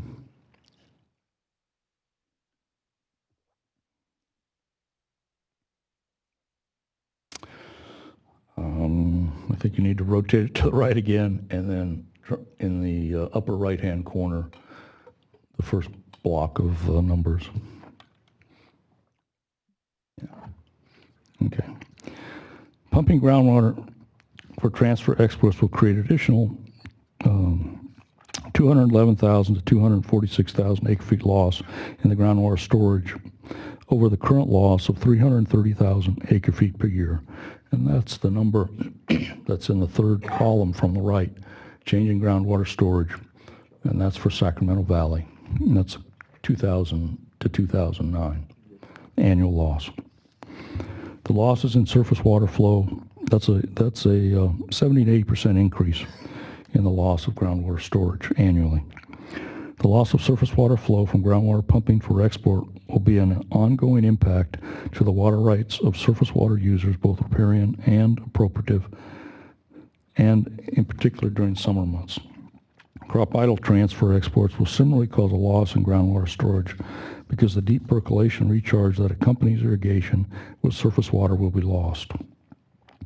The amount of lost groundwater recharge will depend on how much of the applied water deep percolates. The loss of groundwater storage will be some fraction of the 507,000 acre-feet per year exported using crop idling. Aqua Exhibit 20.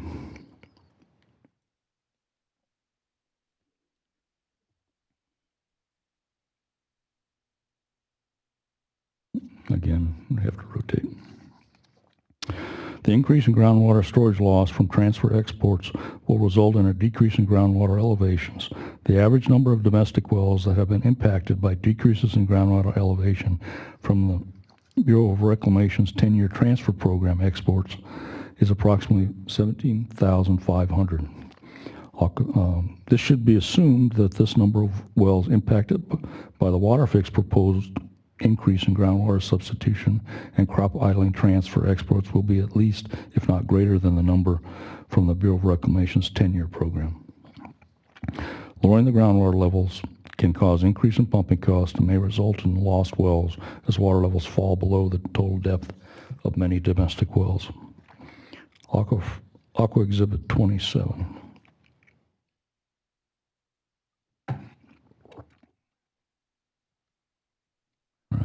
Yeah, that's the Sacramento Valley portion of that is fun.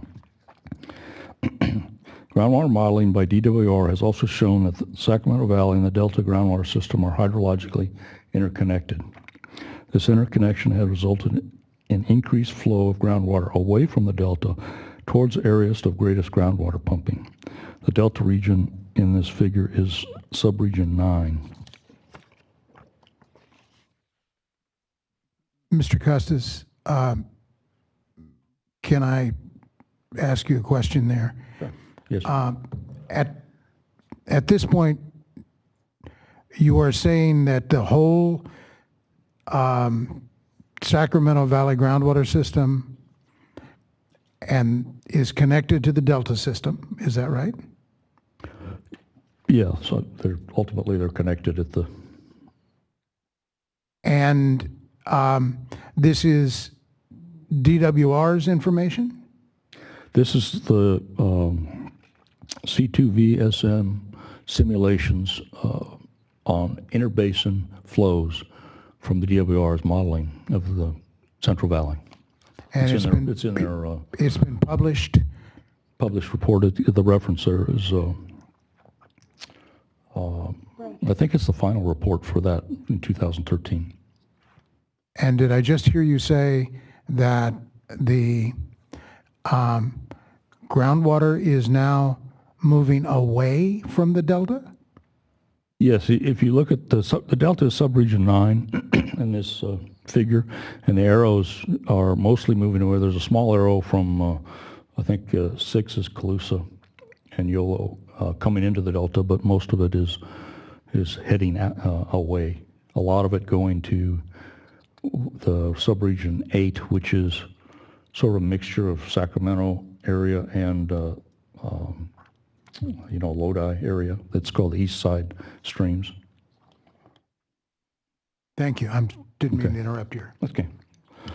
The Sacramento Delta has been hit the hardest of all the DWR modeled Sacramento Valley subregions over the last 40 years, with the current loss of fresh water to the neighboring subregions at an annual rate that's at least twice what it was in the 1960s. There's actually, there's a figure in here which I didn't include, the 81A, which actually shows water draining to the delta in the 20s. So the amount of loss that's in one of my other exhibits here is in the hundreds of thousands of acre feet. But since the 60s, you've doubled the amount of water lost to the surrounding areas, to subregion 8, actually. Since the 60s, you said? Yes. Do you find it a coincidence that that's when the State Water Project went into operation? Well, I think it probably, I have to look at the loss between the 2020 and the 60. I think without the State Water Project, you might have had even more of a loss as people were depending more on groundwater. Okay. All right. Lowering of groundwater levels in the Sacramento Valley subregions, numbers 1 through 8. Although, as a result of the proposed groundwater substitution and crop idle exports through the Waterfix tunnels, will increase the groundwater gradient away from the delta, in part due to the reduction in the surface flows available to recharge the delta's groundwater aquifer systems, and because the delta's groundwater levels are controlled by Suisun Bay and will therefore remain at sea level and higher than the surrounding subregions. Aqua Exhibit 28.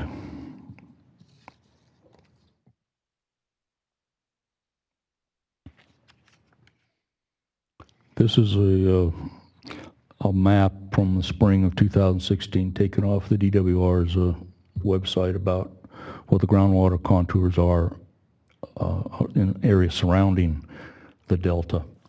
And what's of note here is that the red line that's on this these contours to the right, that's sea level, that's 0.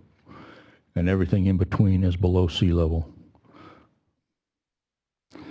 An increase in the groundwater gradient to the east and northeast of the delta from the Waterfix groundwater transfer pumping will move additional delta water, fresh water, towards areas where groundwater elevation are below sea level in the sub-areas of Sacramento and Placer County, which is subregions 7 and 8 on the previous graph.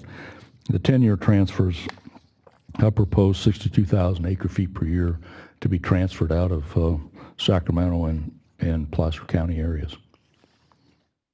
The loss of fresh water in the delta will be replaced by saline water of Suisun Bay, which will make the delta groundwater unusable for agriculture and only usable for domestic purposes with treatment to remove salinity and other harmful minerals. In summary, the Waterfix project will result in an increase in surface water and groundwater transfer exports from the Sacramento Valley that will result in increases in ongoing annual losses of surface water flows by approximately 70 to 80% of the volume of groundwater pumped.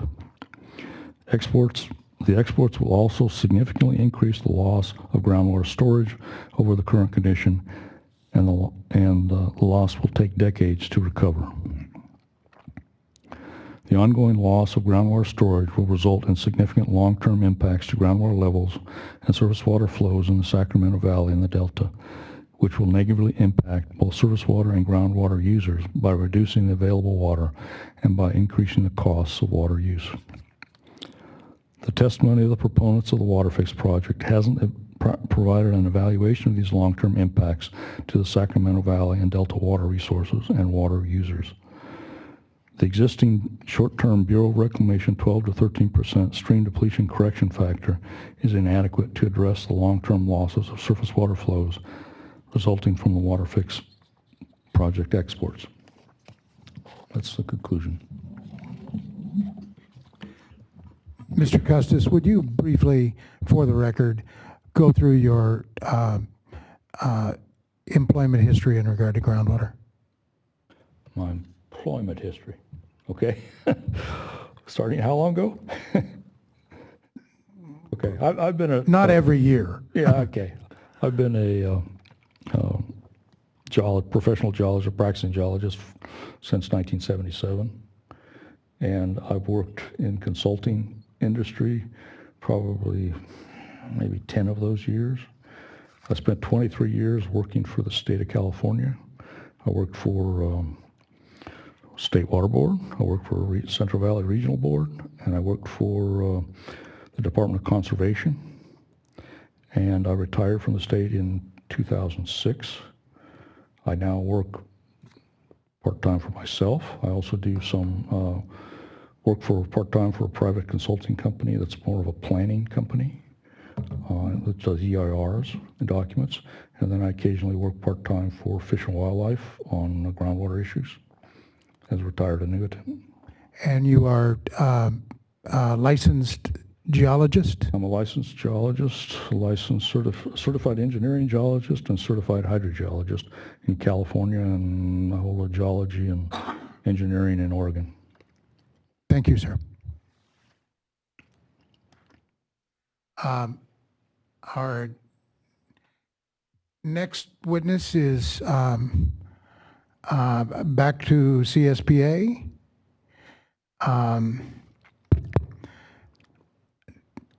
Dr. Lee, is CSPA 5 a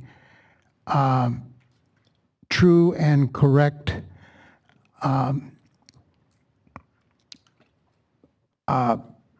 recital of your resume? Yes, it's a summary of it. Is CSPA 6, CSPA 6 revised a true and correct copy of your testimony? Yes, it is. Would you summarize your testimony, sir? You know, first, with respect to my testimony... At the start, though, would you please summarize your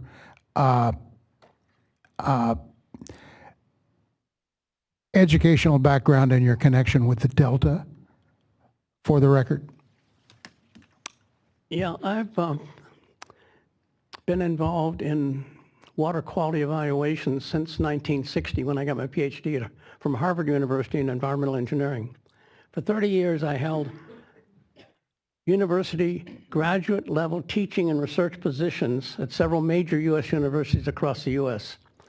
This resulted in about $5 million in research and close to 500 papers and reports. Almost all of this work is in conjunction with my wife, Dr. Ann Jones-Lee, who's behind here, and really the principle behind what we prove to be a key issue in the evaluation that we're making today. With respect to the, let's see, I need to advance the slides now. I'm going to go to my slides.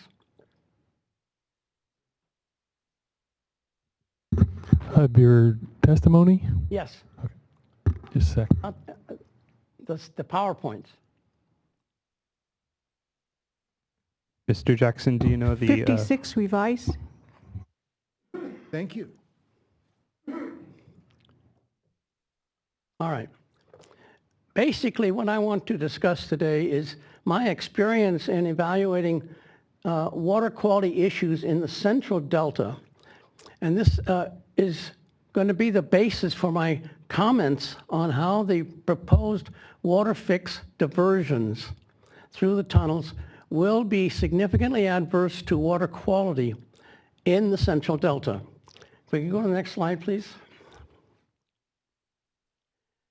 I'm following up on the DWR-USBR assessment of the water quality beneficial use impacts of the proposed Waterfix changes. Basically, DWR and USBR asserted that you could divert up to 9,000 cubic feet per second of Sacramento River water at the North Delta intakes and not have significant adverse impacts on Delta water quality. As someone who's been involved in Delta water quality, and I'll summarize this in just a minute, since 1989, I was shocked to see this statement being made by DWR and USBR based on an assessment of only review of the changes in water quality and water level uses, focusing on very narrowly defined D1641 salinity for part of the delta and chloride for a very limited area of the delta. Not considered in this assessment is a wide range in existing potential pollutants impairing water quality and beneficial uses in the central delta. Next slide, please.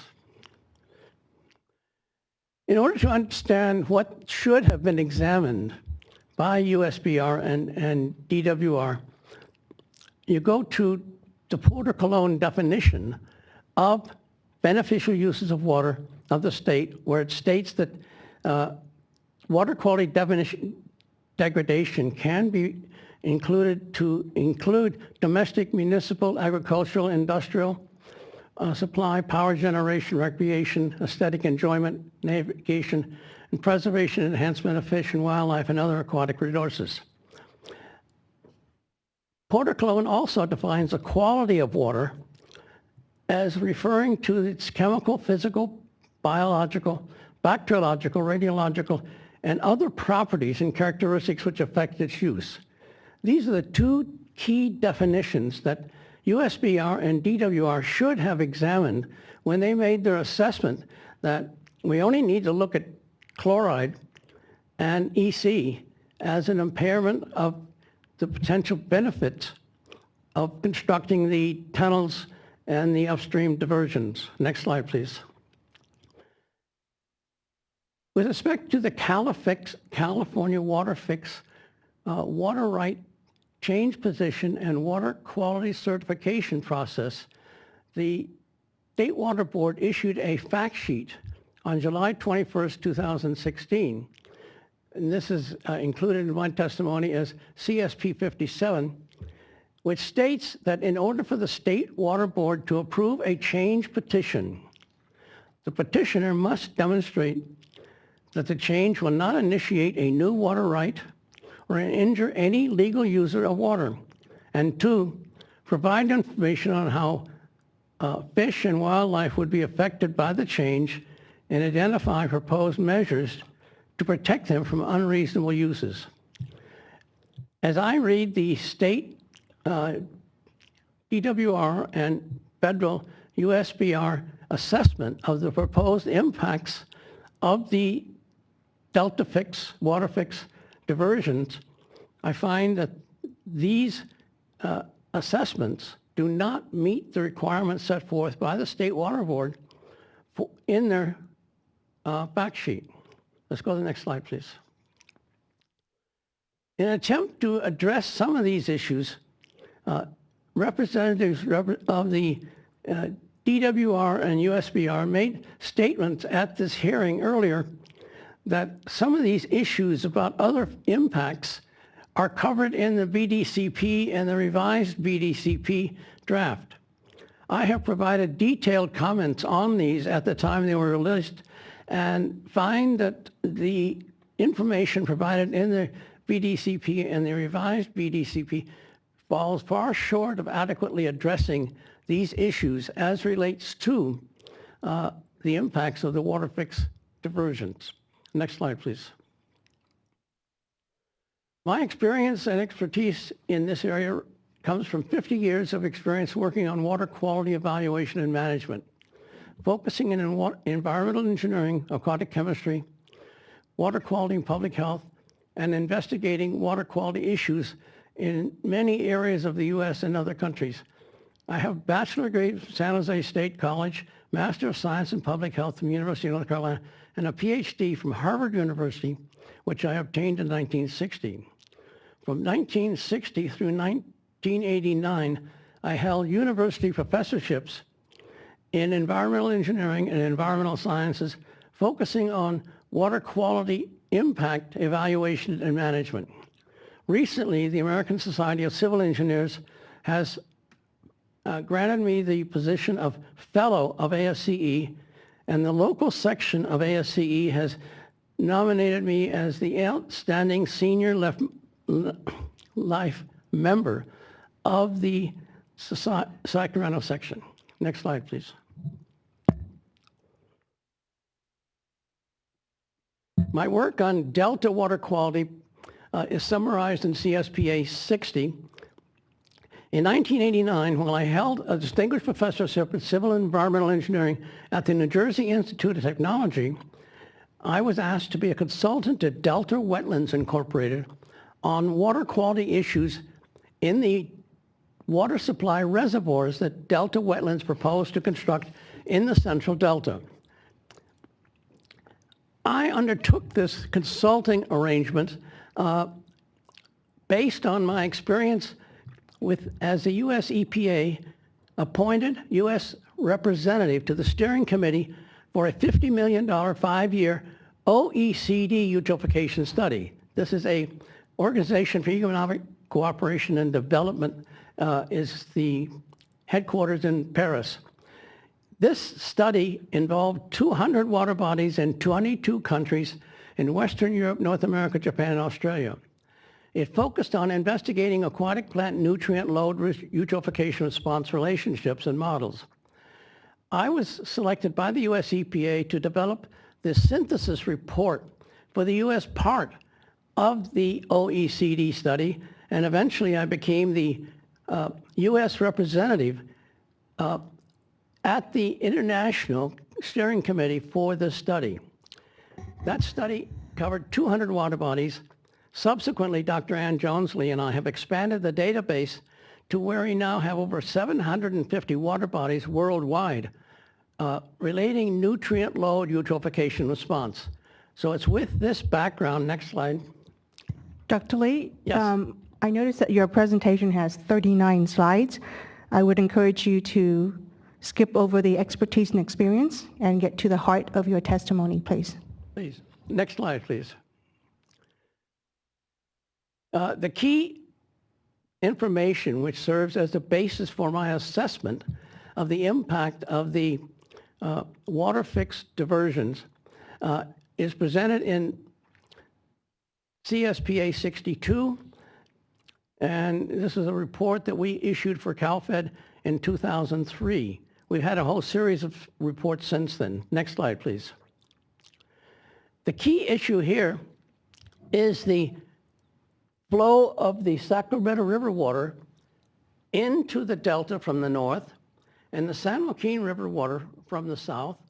They mix in the deep water ship channel starting at the port of Stockton and are carried down the port of Stockton to the Prisoner's Point location at the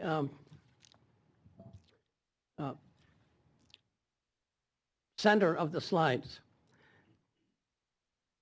On the slide, there is a slide for, or a note for Turner Cut. Turner Cut is a key point at which the Sacramento River water, which comes from the north, and the San Joaquin River water, which comes up from the south, where the two are mixed and carried into the Central Delta.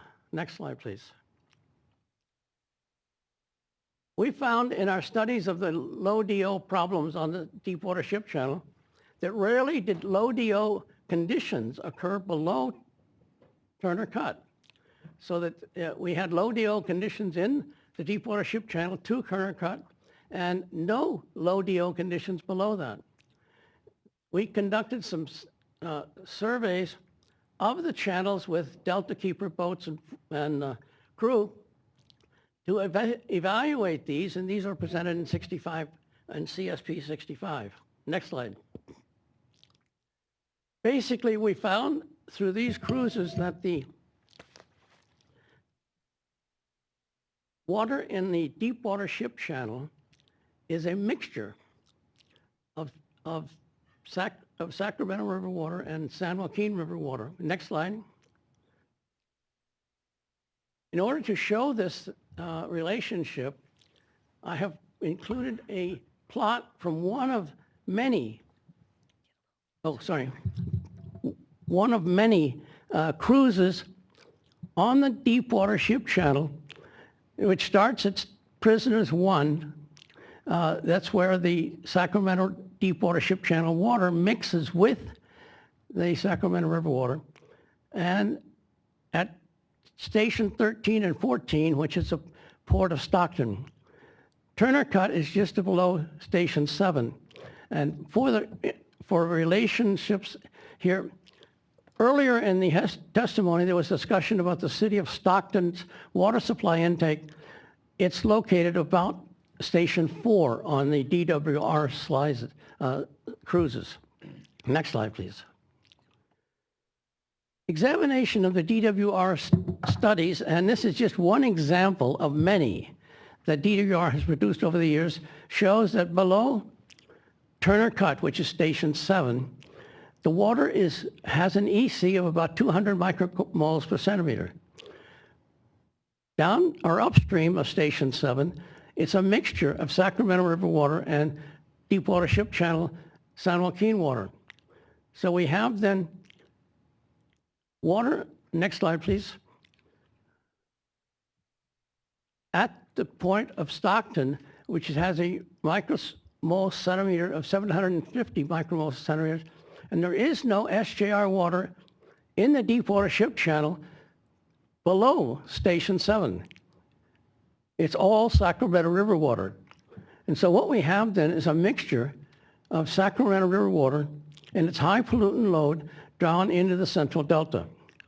The Waterfix diversions will draw at least 45% of the exported water from the south, so that this condition will continue after the Waterfix diversions are allowed to take place, which means that the Sacramento River water with its high pollutant loads will be drawn into the Central Delta. Next slide.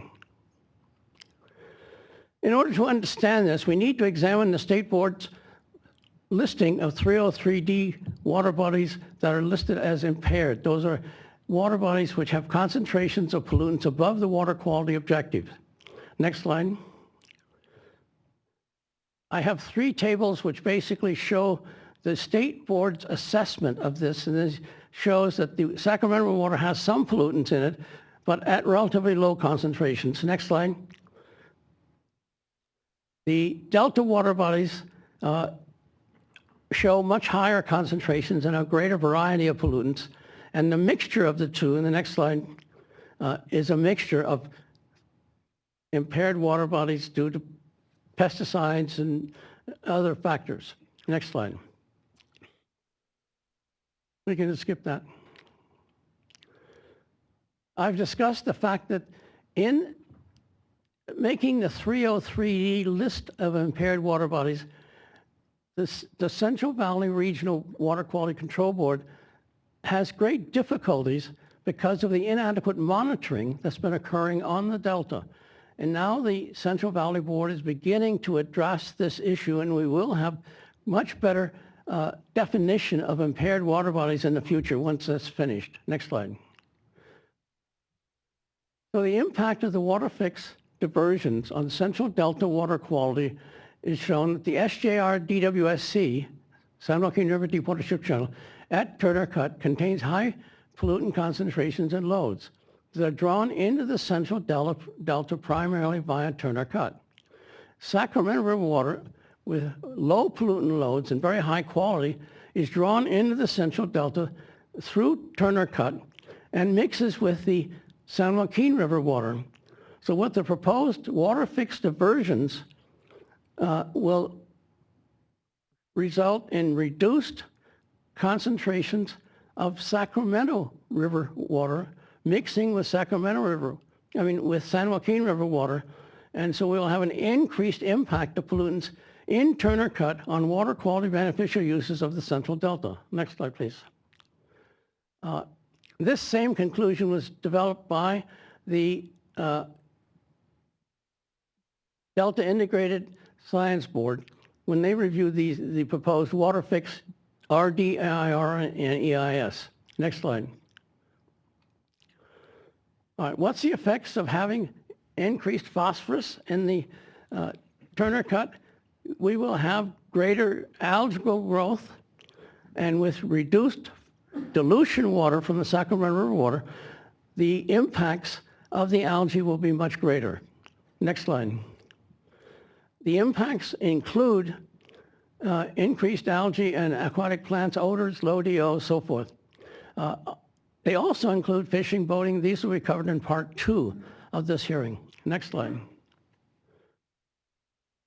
A key issue in understanding these issues is the paper by Dr. Erwin van Nieuwenhuizen, in which he discussed how Sacramento River water and its phosphorus load impacts the phytoplankton populations in the Central Delta. So the two are connected, so that as you alter the phosphorus content of Turner Cut due to changes in Sacramento River water entering the Turner Cut, we will see greater impacts on phytoplankton population in the Delta. Next slide.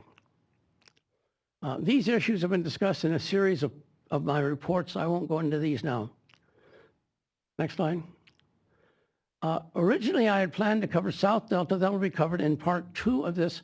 Basically, I can summarize my findings that what we have here is a situation in which the San Joaquin River water mixes with Sacramento River water and enters Turner Cut, which is then a primary source of water for the Central Delta. This in turn will cause a significant degradation of Turner Cut and Central Delta water quality related to the increased pollutants in the deepwater ship channel arising from the San Joaquin River. And I'll stop at that point, and I think it covers the key points that the Waterfix diversions will be significantly detrimental to water quality in the Central Delta. Thank you. Thank you, Dr. Lee. The next witness is Mr. Jennings. I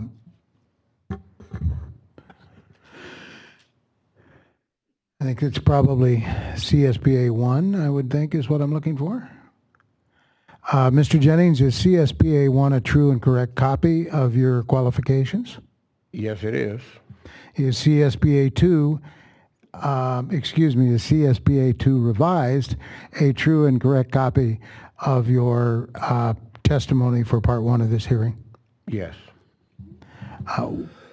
Would you summarize your testimony, Mr. Jennings?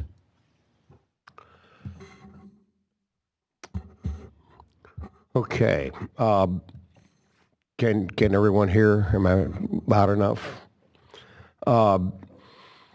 Over the past 30 years, I've spent hundreds of days patrolling Delta waterways, monitoring water quality. I participated in myriad proceedings regarding the Delta. I reviewed and commented on thousands of documents, managed hundreds of legal actions, and talked with many multitudes of individuals regarding Delta issues. And my testimony is a composite of that experience coupled with my review of California Waterfix. CSPA acquired 14.5 acres of riparian land in Collinsville in the western Delta near the junction of the Sacramento and San Joaquin rivers. Our property is the site of DWR's Collinsville Compliance Station.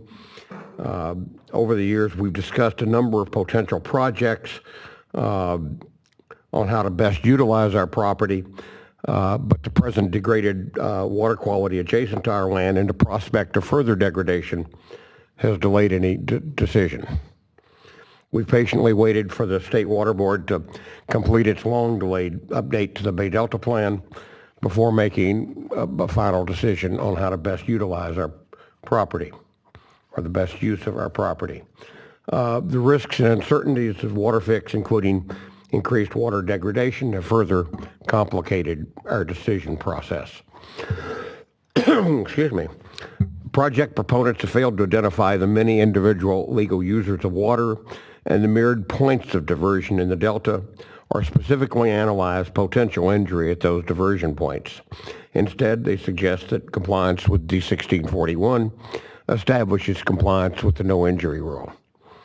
However, as Victoria Whitney, then chief of the Water Board's Water Rights Division, informed DWR and USBR in 2004, in a dispute involving Contra Costa Water District, significant degradation may occur in the absence of violations of water quality objectives in cases where the degradation impairs a senior water right of a usable quality, unquote. Excuse me, I've got a frog in my throat, I'm sorry. Moreover, D1641 implements water quality standards adopted more than 2 decades ago and only addresses a fractional subset of the numerous harmful pollutants regulated by the State Board under the Clean Water Act. And regulated pollutants represent a small subset of the universe of potential harmful constituents identified as present in Delta waters.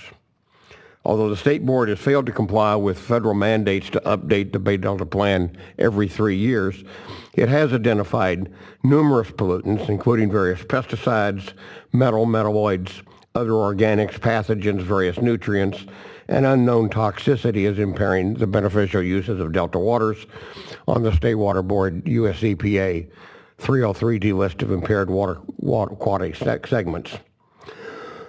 Where pollutants are already identified as exceeding existing water quality criteria, such as electrical conductivity in the Western Delta, water quality is already degraded, and users of water are already injured. Any incremental increase in constituent concentration, a reduction in assimilative capacity, or an increase in residence time for pollutants to interact with the environment, even if such an incremental increase would comply with the existing D1641 standards, will likely cause further injury to legal users of water. Since present water quality criteria will inevitably be strengthened over criteria that have proved to be seriously deficient and led to significant water quality degradation, compliance with D1641 cannot be a standard to demonstrate lack of injury.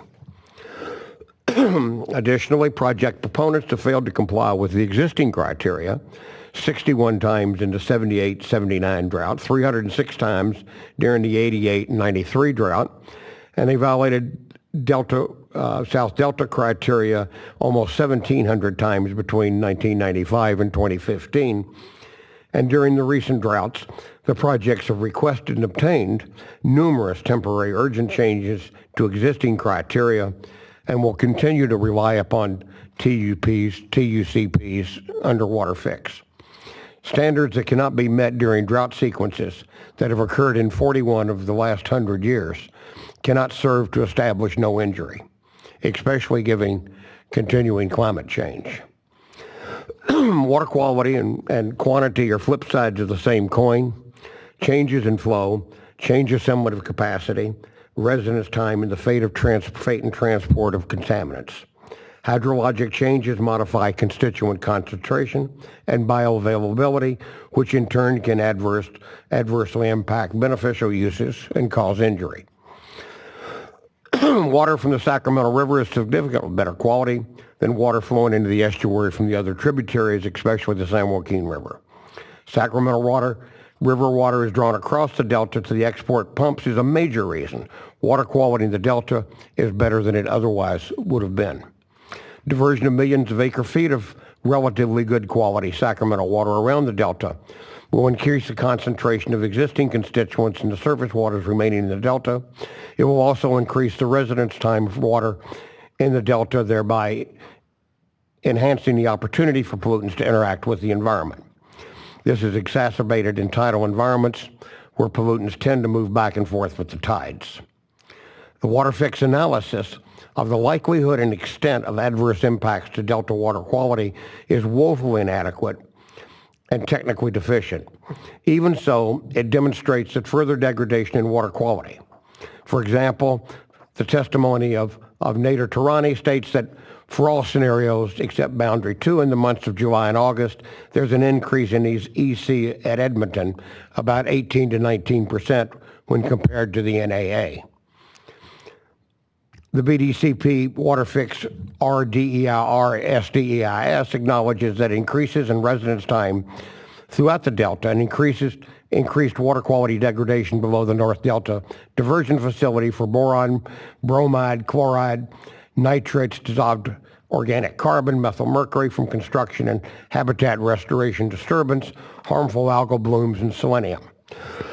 DWR's fingerprinting analyses demonstrate that Waterfix will drastically alter the composition of source waters within the Delta.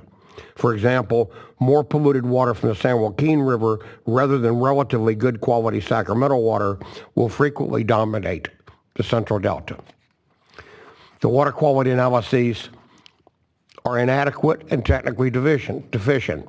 For example, data for the screening analysis that was done to evaluate which constituents will be considered was collected on the upstream Sacramento and the San Joaquin Rivers in the West Delta boundary from 2 old data sets, the Bay Delta Tributaries Project and DWR's Water Data Library. DWR apparently no longer maintains the old BDAT database on its website. At least I searched for it and couldn't find it. Many of the 182 identified constituents were either not measured or had extremely few data points. The more extensive and current NPDES and USGS data sets were not considered. CWIC, CDN, the swamp databases were not utilized. Interior sites were not considered because modeling assumed no new sources of water quality constituents in the Delta. In reality, the permitted discharge limits of the 7 Delta municipal wastewater treatment plants, which is excluding Sacramento, is more than 100 MGD, significantly more water that at times flows into San Joaquin River at Vernalis. Additional constituent loading comes from stormwater runoff, industrial discharges, irrigation return flows from agriculture, dredging activities, and so forth. Failure to use more robust and available data sets, and failure to consider and analyze the extensive mass loading of constituents in the Delta not only renders the screening analysis insufficient, it renders subsequent assessments of water quality technically invalid. I had identified numerous other flaws in the water quality analyses on page 1650 of CSPA 19 that I incorporated within my testimony. I will note that I noticed that in the RDEIR SDEIS, they did find some data points for aluminum and improve the analysis. In a widely quoted comment, statistician E.P. Box remarked that all models are wrong. Some are useful because models are complex simulations that at their best only represent an idealization of actual field conditions. Petitioners claim that CalSim-2 and DSM-2 are the best scientific models they have. However, the best models they have should not be confused with best available science. Government agencies, including EPA, NIMS, U.S. Fish and Wildlife Service, Delta Stewardship Council, the National Research Council, have all developed policies and guidelines regarding best available science. A rigorous independent peer review by disinterested experts is an integral requirement in all definitions of best available science. Another common component of best available science is transparency. California Health and Safety Code Section 57004 requires all Cal EPA organizations to submit for external peer review the scientific basis and scientific portion of all proposed policies, plans, and regulations.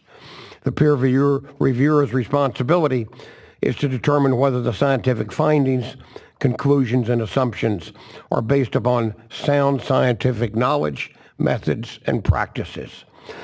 The State Board conducted independent peer review of its water modeling for Phase 1 of the Bay Delta Plan update. It has scheduled a peer review of the Phase 2 modeling.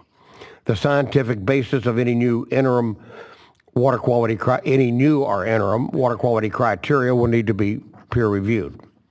Unfortunately, the project proponents have not followed the board's example, and the basic planning and operational models of the state and federal projects have not received a rigorous and transparent peer review by independent experts. A partial peer review of CalSim was conducted in 2003. It found that CalSim 2 had not been calibrated or validated for making absolute values, prediction values, and expressed skepticism that the model was suitable for making comparative analyses. It recommended that a more comprehensive technical analysis of the model be conducted, followed by a careful technical peer review. But this was never done. The 2005 published peer review of a survey of CalSim users by the Department of Civil Engineering at UC Davis was highly critical of the model. Despite numerous versions, modifications, and update of CalSim 2 over the intervening 13 years, the model has never subsequently been subjected to a comprehensive and transparent peer review by independent experts. It remains largely non-calibrated, unverified, and highly controversial, as evidenced by the extensive modeling testimony presented by experts representing protestants in this proceeding. Likewise, DSM-2 has never been publicly peer-reviewed by independent experts, and several of its modules have only received limited validation and calibration. The project's environmental documents describe the model as having inherent limitations in simulating hydrodynamic and transport processes in a complex estuarine environment such as the Sacramento-San Joaquin Delta. Its particle tracking module was severely criticized by the peer review panel of Department of Fish and Wildlife's quantifiable biological objectives and flow criteria for aquatic and terrestrial species of concern dependent upon the delta. All DSM-2 model runs, the hydrodynamics and water quality, were based on 16 years of record between 1976 and 1991. However, an examination of DWR's water year hydraulic classification indices reveals that the last 16 years of record averaged 9% less unimpaired flow than DSM-2 modeled period and 12.9% less flow than the CalSim 2 modeled period, which was 1922 to 2003. In a period of climate change, a continuing decline in flow coupled with a constant or increase in pollutant loading inevitably leads to loss of assimilative capacity and increased pollutant concentration. The Delta Independent Science Board's review of the draft BDCP EIS found numerous flaws in the modeling approaches.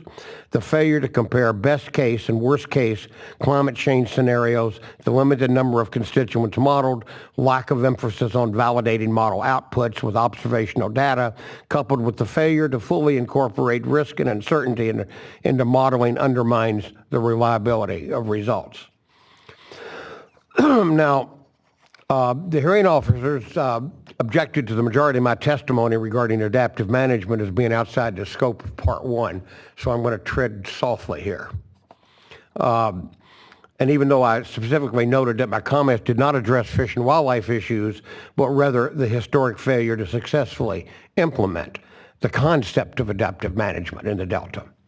Despite the absence of any final adaptive management plan, project proponents envision that adaptive management will guide future managed decisions and actions in the Delta. The draft adaptive management plan appears to provide for no participation by the general public and legal users of water to evaluate potential injury. In fact, the proposed adaptive management plan virtually ignores water quality and other legal users of water. I did quote the National Research Council in its review of BDCP as observing that most adaptive management plans worldwide have failed, primarily because of institutional problems that include high cost and lack of resources, unwillingness of decision makers to admit and embrace uncertainties, conflict with institutional and political preferences, and a lack of leadership and implementation.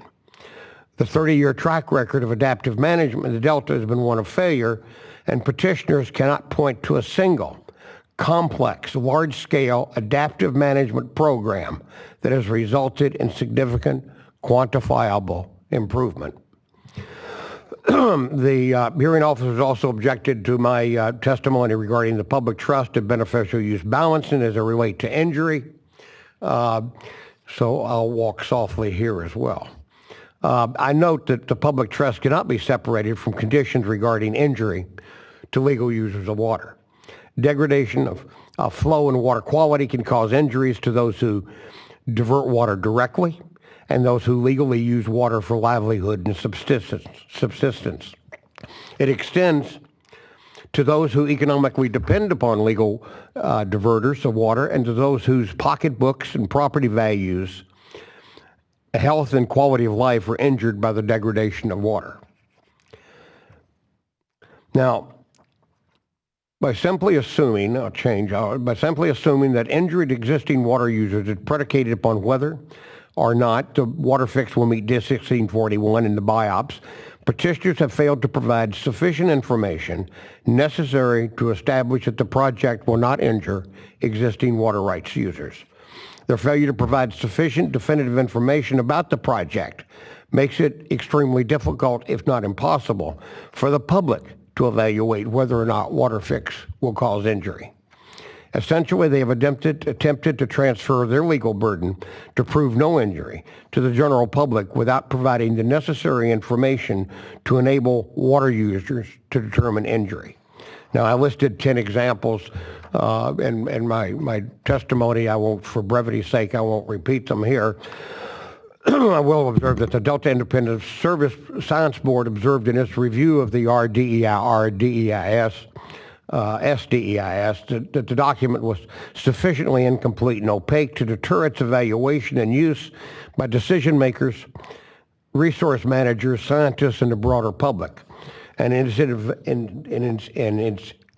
its evaluation, U.S. EPA found that the unusual circumstances of the project mean that information is not yet available for a complete evaluation of environmental impacts, and for that reason, a rating of 3 inadequate of the SDEIS is required.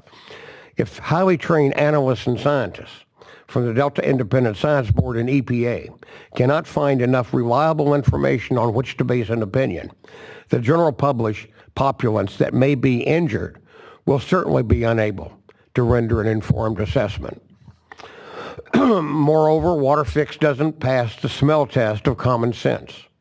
Over mere decades, construction and operation of massive water diversion projects have deprived the estuary of half its flow, turned the natural hydrograph on its head, reduced temporal and spatial variability, depressed complexity and diversity, and decreased dilution flows necessary to assimilate waste. The delta cannot be sustained or fixed by diverting additional millions of acre-feet around it. In closing, petitioners have failed to establish that Waterfix will not injure legal users of water.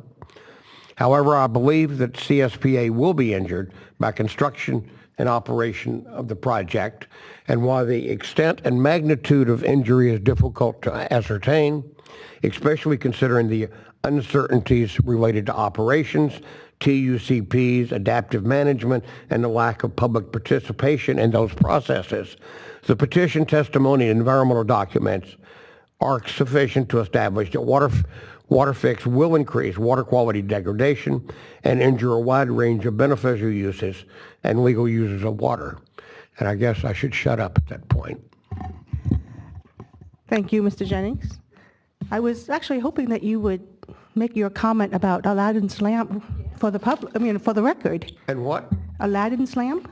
Oh, I you mean the think calcium is like Aladdin's, grants wishes to whoever rubs it? All right, now it's in the record. Mr. Jackson, I thought that was in his testimony. It was. So it is in the record. now it's officially. I want to express my I see. appreciation that you read my testimony. You have one witness, I believe, left, Mr. Whitelaw. I do. Doctor. And in reading through his testimony and his analysis, I believe he could be quite succinct in his summary. I think he was born succinct in the summary. Yes, except I would like to take a break. All right. Let's take a very short 3-minute break, and then Dr. Whitelaw will give his very succinct summary.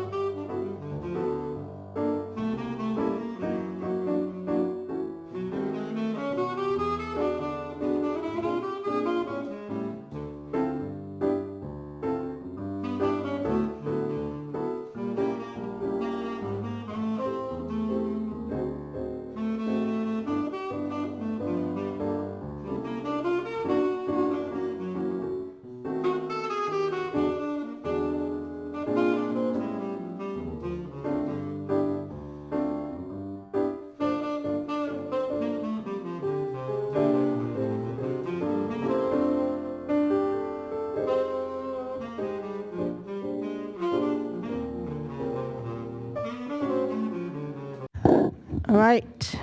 Welcome back, everyone. We'll now get to Dr. Whitelaw. Let's give him 10 minutes to provide his succinct summary. We will definitely try, but first we have a minor change to make after I authenticate his testimony. Okay. Mr. Whitelaw, is CWIN 4 a true and correct copy of your qualifications? Yes. Is CWIN 6 a true and correct copy of the report in regard to the change in point of diversion and the no injury rule? No. Is there a change you would like to make? Sure. How do I do it? You just Read it into the record. read it into Just the read record. it in? Okay. This is in CWIN 6, and it is on page 8, a paragraph that begins, suppose a farmer. So I'll read it. Suppose a farmer is risk neutral, as the petitioners implicitly assume. And suppose further, she faces a choice between the status quo with no expected change in salinity and a policy that provides a 50% chance that salinity will increase 10 units and a 50% chance that salinity will decrease 10 units. Then the risk-neutral farmer is indifferent between the status quo and the policy, as the expected change in salinity under both the policy and the status quo is 0. But if she is risk-averse, the prospect of a 10-unit increase in salinity threatens damage to the farmer greater in magnitude than the benefit from a 10-unit decrease. Losses hurt more than equivalent gains. For the risk-averse farmer, the policy threatens an expected increase in damages, and she would prefer the status quo over the policy. That is, the risk-averse farmer would be injured by the policy. So I'm assuming that what you just read, you would like to substitute for some current text in this document. So let's identify that current text Right there. right there. So that paragraph, the first paragraph on page 9 of CWIN 6 should be replaced by what you just read. Yes. And Okay. we will do that in a clean copy when we file. I think we usually have a week afterwards, I think is what you've been given before we file the... Since Dr. Whitelaw just read that, I assume he has that in writing. Yes. And so please share copies of that, if you will, during the lunch break with anyone who's doing cross-examination, so they have the correct text, should they wish to cross-examine based on that. We will do that. Okay? Now, Dr. Whitelaw, your succinct summary. So the theme is brevity? I'll try. Economists. Would you please summarize your testimony? Yes. You had suggested a little background first? Yes, I would. Oh, okay. I'm Ed Whitelaw. I did my undergraduate in math, econ, and political science at the University of Montana in Missoula, graduating in 1963. Did my doctorate in economics at MIT, dissertation funded by Harvard, and started teaching at the University of Oregon in 1967. I still teach there. I'm a professor emeritus in the economics department and in the honors college In 1974, I started an economic and consulting, financial consulting firm in my basement, and it grew to 50, 60 people and offices in Eugene, Portland, Seattle, and Boise. In January of this year, I started a small, very small consulting firm called Fion, and I subcontract, well, and a couple of research analysts, we subcontract to Echo Northwest, which is the name of the firm I had started back in '74. And since then, I have engaged in consulting on numerous projects.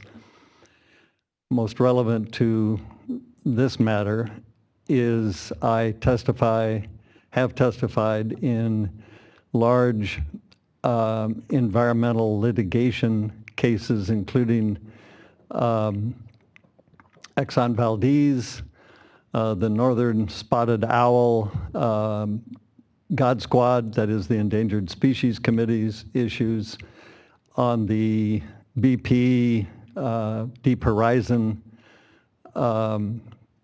spill issues in Louisiana, in New Mexico on cross pipeline issues involving cultural, economic, social, and environmental injuries. In California. Dr. Whitelaw, I don't mean to interrupt, but I just got a sort of, okay, she's got it. Okay. Good. You can signal me directly if you'd like. You're right. Okay, so let me speak to injury briefly. As perhaps most of you know, and I'll just read from my testimony, a necessary condition for the petitioners to persuade the board, you folks, that their proposed change would not injure legal users of water. The condition has become known as the no injury rule, and that applies to, as I understand, each and every legal user of water in the relevant geography. I'm using relevant geography because that is a term of art in many of the pieces of litigation that I have testified on in the past. It applies to environmental litigation. It applies to antitrust litigation. It applies to patent infringement litigation, and I can speak to that firsthand because I have testified in all those types of cases, as well as personal injury, as in slip and fall cases, in which the same general logic applies, and I will describe that now succinctly. That is, when I approach litigation, and my colleagues do, there is a frame or a term of art or a phrase of art called proximate cause. The way I think about it is there is a legal hook on which the court or the hearings board or the attorneys focus. There's a legal hook or a normative standard that defines how things should be. Then there are any number of experts at the other end. They can be biophysical types in environmental litigation. In antitrust, they are probably individuals who are talking about price fixing, on which I've testified, or medical antitrust involving hospitals and other hospitals, on which I have testified. There are any number of sources of facts,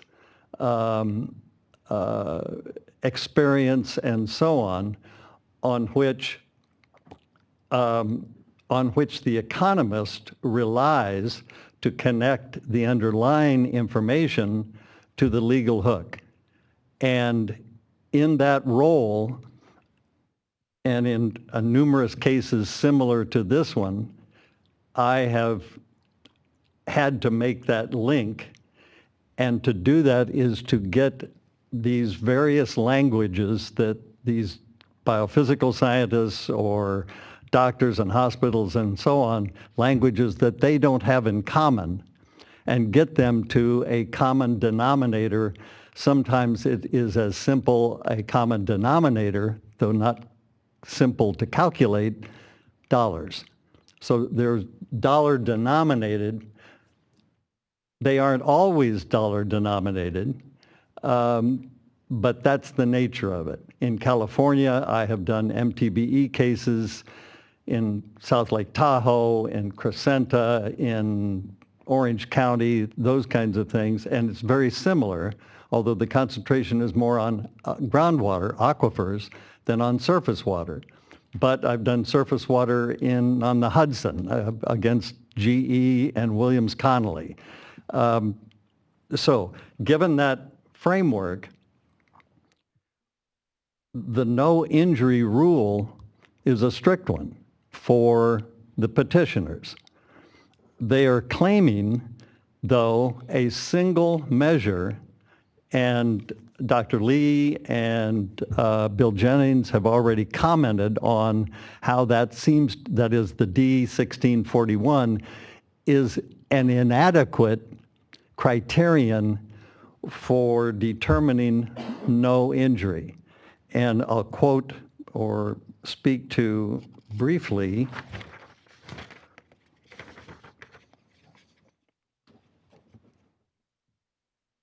okay, so, and now I'm quoting from CWIN 5, which is my, what I claimed would be my oral testimony. Specifically, they, the petitioners, claimed their proposal would not significantly change the probability or frequency of exceeding the D1641 Delta water quality standards. But their claim misses the point. Namely, demonstrating compliance with the D1641 standards is not sufficient to address injury to the other legal users of water. I don't intend this as humor, but it is an anecdote that illustrates my initial perception of what the petitioners were doing. 30 years ago in class, I can remember asking a question of a bright, energetic, eager to please student, asked him the question, and he paused a moment and said, I don't know the answer to that question, but it reminds me of a question I do know the answer to. That is, what he offered was irrelevant to the notion, in this case, of injury. Then the petitioners, they proposed to rely on adaptive management. So briefly, I'll read my observations on that in what I propose to be the oral testimony. Their proposal to rely on adaptive management suffers from 4 fatal errors, any one of which is sufficient to render their proposal to use adaptive management irrelevant to the matter of hand. First, their adaptive management plan ignores the other legal users of water. I've spoken to that already. Second, the petitioners don't understand uncertainty, neither the concept nor its consequences, and they compound this gap in their knowledge by assuming implicitly and incorrectly risk neutrality among the legal users of water rather than risk aversion. Third, they ignore the state of the science in developing adaptive management programs. By doing so, they fail to design a program that would be likely to produce successful outcomes given ecological and institutional factors at play in the Bay Delta. Fourth, they fail to detail a sufficient long-term funding plan for their adaptive management program. That's the end of my testimony. I have one question. You understand that that Water Code Section 1702 places the burden of proving no injury on the petitioners. I do understand that. From your review of all of their testimony, which you did review, correct? Yes. Did they carry their burden? They did not. Not even close. Thank you. Thank you, Mr. Jackson. With that, we will take our lunch break. And again, please provide that corrected text for Mr. Whitelaw's testimony to the various parties that are conducting cross-examination. And we will reconvene at 1:30.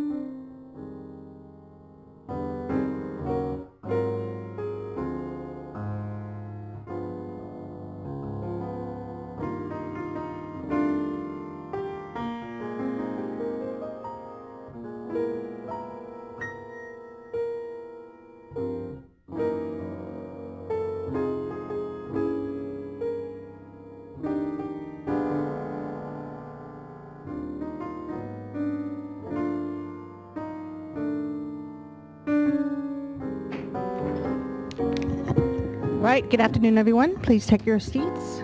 It is 1:30. We will resume with cross-examination by the Department of Water Resources. And yesterday, you had anticipated around 3.5 hours of cross-examination. Is that still the case?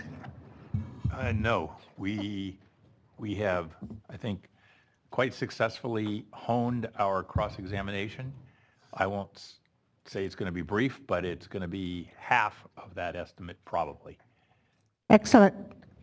Before you begin then, what are the main topic areas that you'll be covering in your much shortened cross-examination? So should we go witness by witness?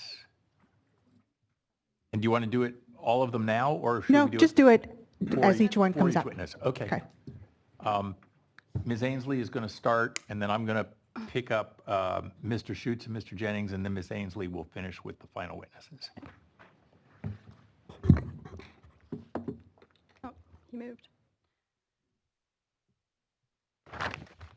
Good afternoon. My name is Julianne Ainsley for the Department of Water Resources, and we'd like to begin with Mr. Chevaux. Is that how you pronounce your name? Chevaux. I'll try. And your testimony is CWIN 2, is that correct? And your topic areas that Oh, you'll I be covering? apologize for that. Our topic areas, we only have a couple questions, and it's going to be the use and development of the Water Year Index, and then maybe one question on one of the assumptions he makes in his analysis. That's it. Okay, thank you. Sorry about that. So, Mr. Chevaux, Yes.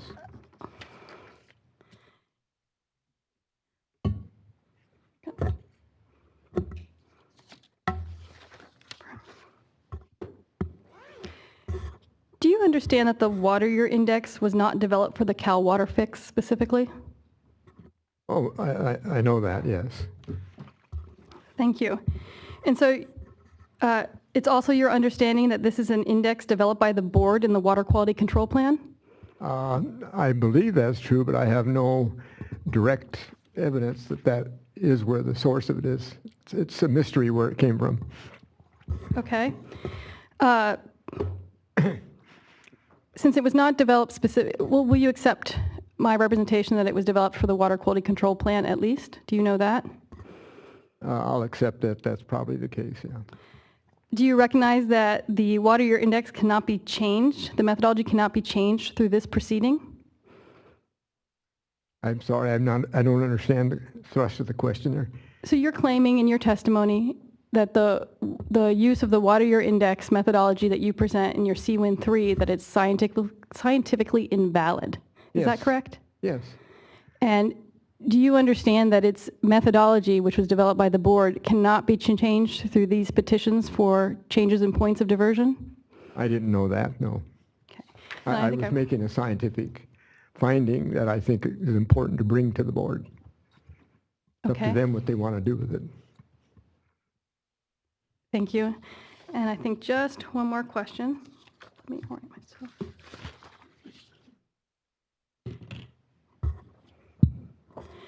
So looking at your testimony, which is CWIN 2, maybe we could bring that up. Page 2, please.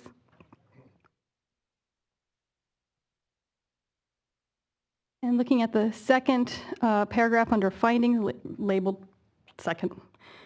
Second paragraph, yes. Yes, there you go. And do you see the sentence that you underline where you say there is no meaningful normal or average for the entire record? That is correct. And your analysis is based on the assumption that normal precipitation means normal or average runoff? That is the general sense that it has been used in all the observations that I've made, yes.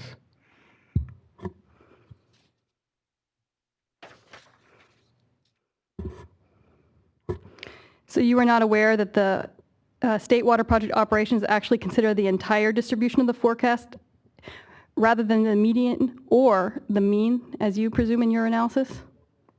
I'm sorry, say that again. So in using the Water Year Index and running the formula you have on page 1 of CWIN 3, the normal precipitation is not assumed to be average runoff. Do you understand that? I'm not even sure what normal precipitation is either. Does your analysis assume that it is average runoff? Normal in the general context is usually meant average. Okay. It's not a precise term. I apologize for cutting you off. I have no further questions from Mr. Chavot. Okay. My next questions are for Mr. Custis. And depending on the answers, I may only have just 2 or 3 even.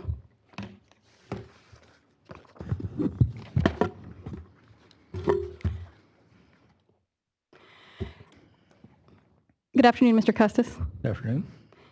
Your testimony is Aqua 5, is that correct? Oh, yes. Written part, yes. Yes, the written part. Would you agree that your testimony is replete with statements that the Waterfix proposes water transfers?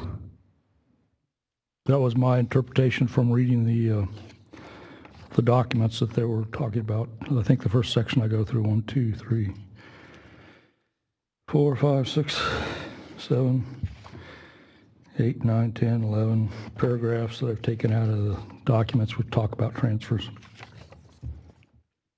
So isn't it true that the proposed Waterfix does not include transfers in any of its alternatives?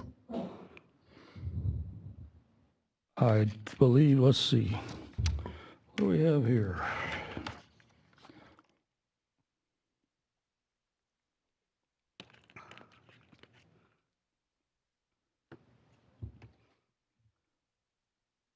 Now, there's a number of citations here, which on the November 2013 draft EIR, EIS talk about transfers, both 4,000 acre feet and groundwater substitution.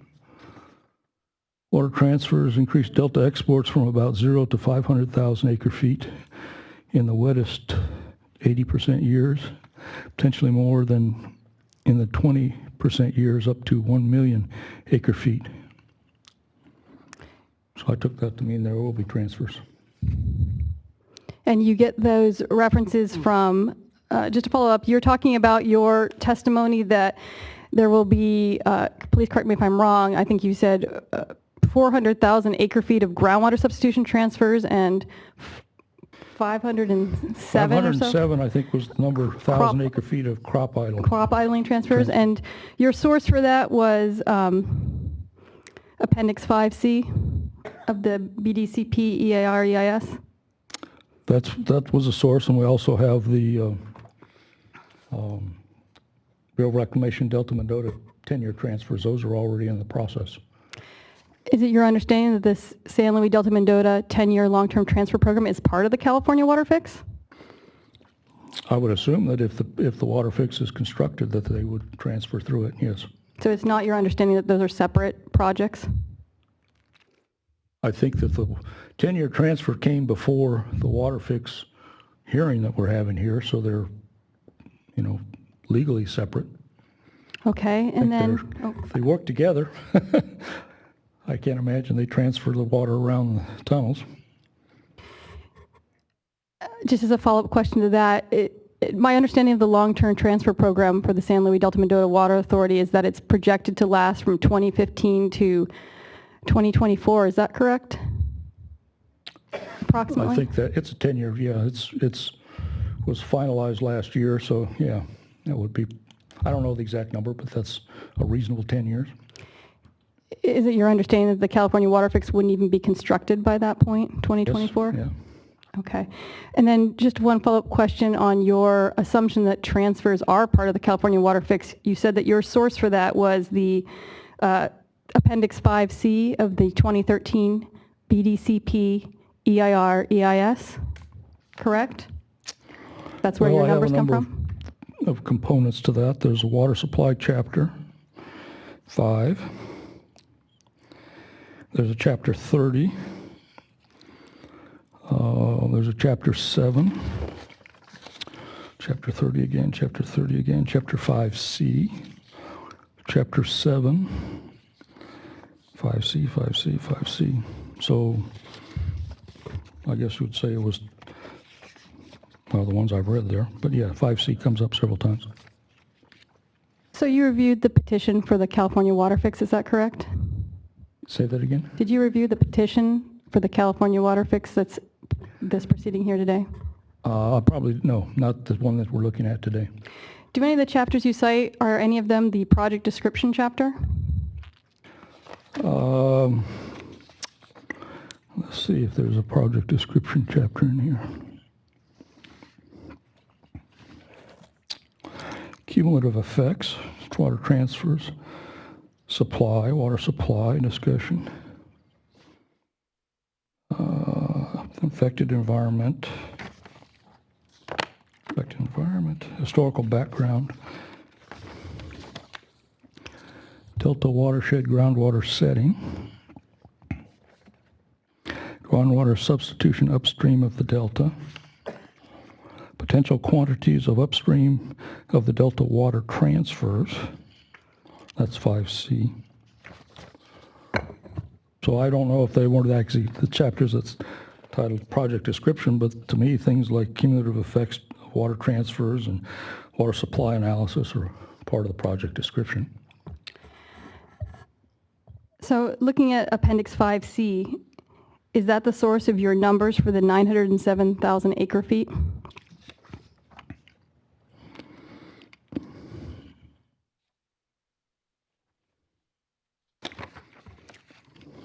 It looks like, yeah, that's the chapter on potential quantities upstream of the delta water transfers. Yeah. That's also the source of your testimony regarding a 12% correction factor as well? Well, that 12% was also used by the Bureau Rec in the 10-year. So, but That would be the 10-year San Luis Delta Mendota Water Long-Term Transfer Program? that's right. Okay. That 12% seems to be the standard default for transfers. And I believe this is my last question. So is it your understanding that Appendix 5C of the 2013 BDCP EIS was intended to provide background information on historical cross-delta water transfer programs and the source regions of such water? Historical. The title of it is Potential Quantities of Upstream, so I would think that that's future. There is a discussion in groundwater setting discussion. There's a chapter 5C has a component that's called historical background of cross-delta water transfers and potential source regions, sections 5C.10.2. So there's a chapter on historical in there, but it also seems to be a chapter on future. I think we're ready to move on to Ms. Blamus.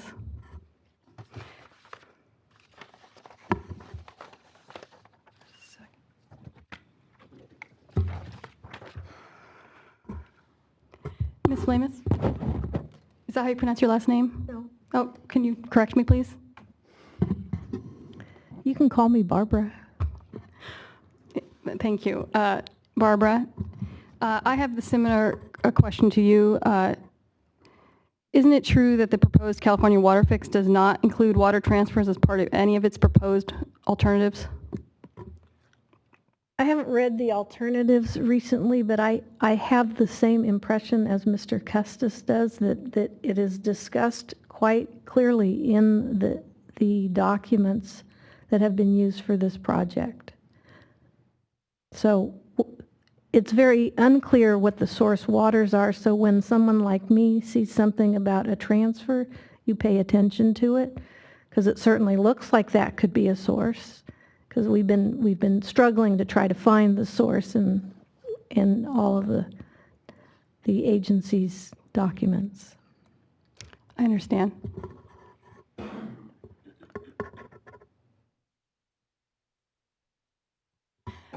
Okay, I'm going to pass it over to Mr. Berliner, who will pick up with Mr. Schutz and Mr. Jennings. Mr. Berliner, since I assume your cross-examination will be more extensive, perhaps you would give us the topic areas you'll be covering. Yes, I will. Sorry.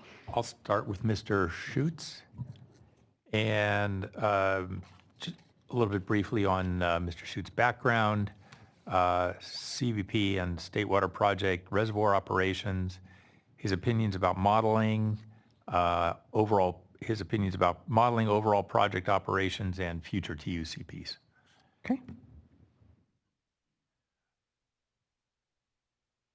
Mr. Schutz, we're sort of sitting a little awkwardly. Would you be more comfortable moving back? Or you don't have to look at me if you don't want, that's fine, because you need to answer towards the board anyway. That's fine. I moved up here because there wasn't a computer screen in the previous spot, so I think I'll stay here. Thank Wherever you're comfortable is fine.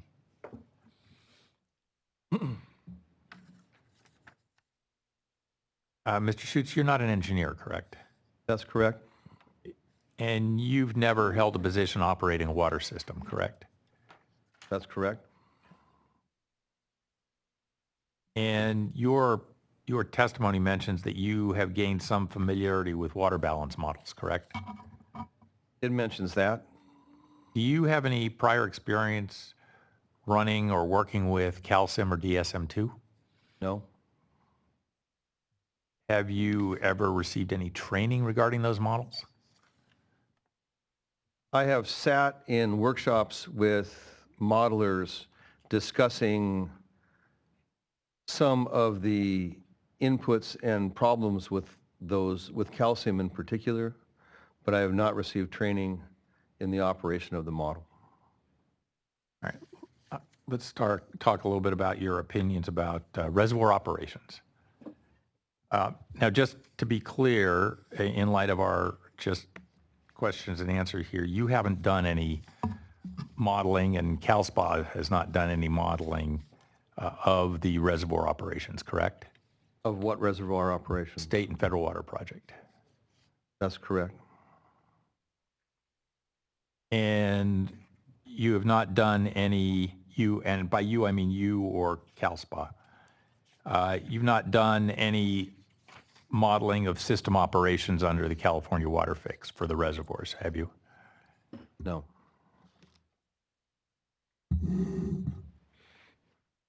Now, you made a statement about the fact that, or your contention that there are no carryover storage requirements for any of the major reservoirs. And among those, you listed Shasta, correct? That's correct. Okay. Are you aware of the carryover requirements that are in the biological opinions? I am. I'm also aware that there are exceptions to those carryover storage requirements, and that there are provisions for what happens if there are shortages under the prescribed carryover storage requirements. They're not firm numbers, and that was what I was referring to in my testimony. Rather, they are, in this case, I would categorize it more as a target that's supposed to be met a certain number of years out of a given number of years. It's not a requirement, and there is a provision within the biological opinion to address what happens if they're not able to meet the target. Well, what you're not calling a target, you don't consider that reclamation has to meet those numbers 80% of the time, and that if they don't meet those numbers, there's certain other steps they have to take. You don't equate that to a minimum reservoir requirement?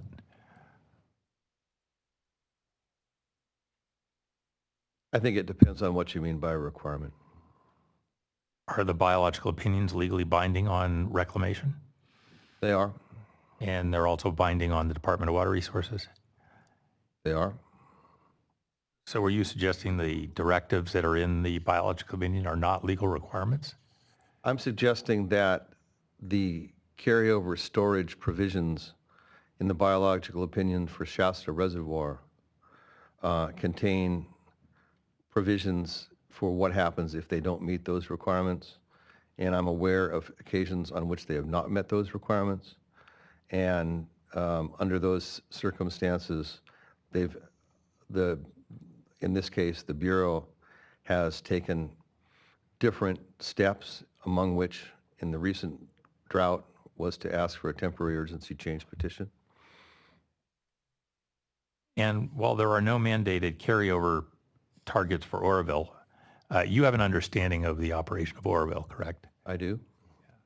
respect, you participated in the FERC relicensing for Oroville, correct? I did not participate in the FERC relicensing per se. I participated because that was before my time at CSPA. At that time, I was a volunteer and I was working on only 2 hydro relicensings. I did participate in the proceeding for the water quality certification for Oroville. Which was part of the FERC requirements, correct? It is a separate requirement that must be incorporated by law into the FERC license. So are you aware that that DWR has targets that it has established for itself for Oroville carryover storage? I'm aware that there are general operations that I have observed about where they try to get to. They are not firm targets. And one of the issues of contention in my participation in 2 of the issues in my participation in the water quality certification for Oroville were, first, that there was not a firm target, and second, that there were provisions in the settlement for Oroville, which in my opinion would have allowed reduced carryover storage compared to the then existing condition by means of facilities adjustments that are contemplated in the settlement. Let's move on. We're getting a little far astray here on that. Referring to your testimony, you provided an opinion that the petitioners haven't defined or quantified the current operations of the project reservoirs, correct? That's correct. And that the petitioners haven't defined the future operations of the California Waterfix once it's constructed and operating. What I think I said was that they haven't defined reservoir operations in the context of the construction of the California Waterfix. And do you understand that when they operate either currently or under the California Waterfix, they're going to be constrained in their operations by a number of regulatory requirements, including things like the biological opinions and D1641 as it currently stands or may be amended in the future? Yes.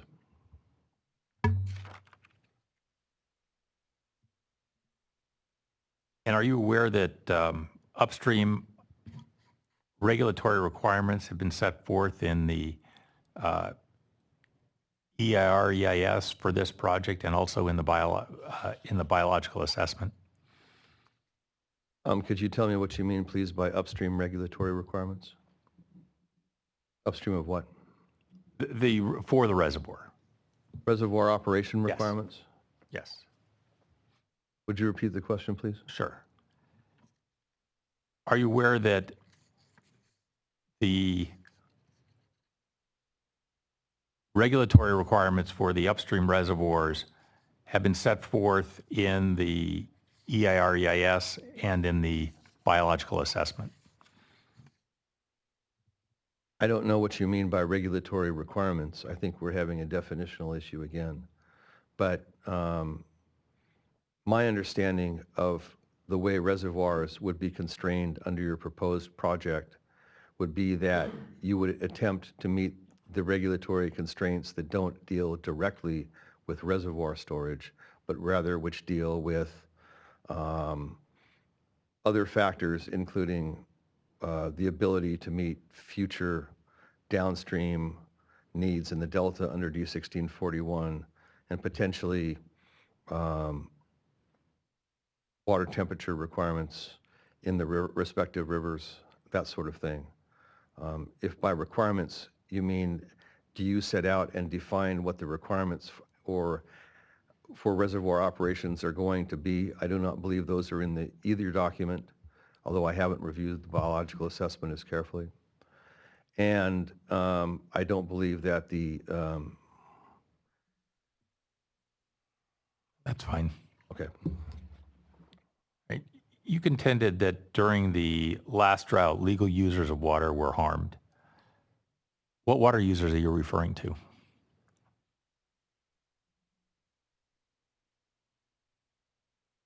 I would say there would be 2 sets of water users that were harmed. I would say water users For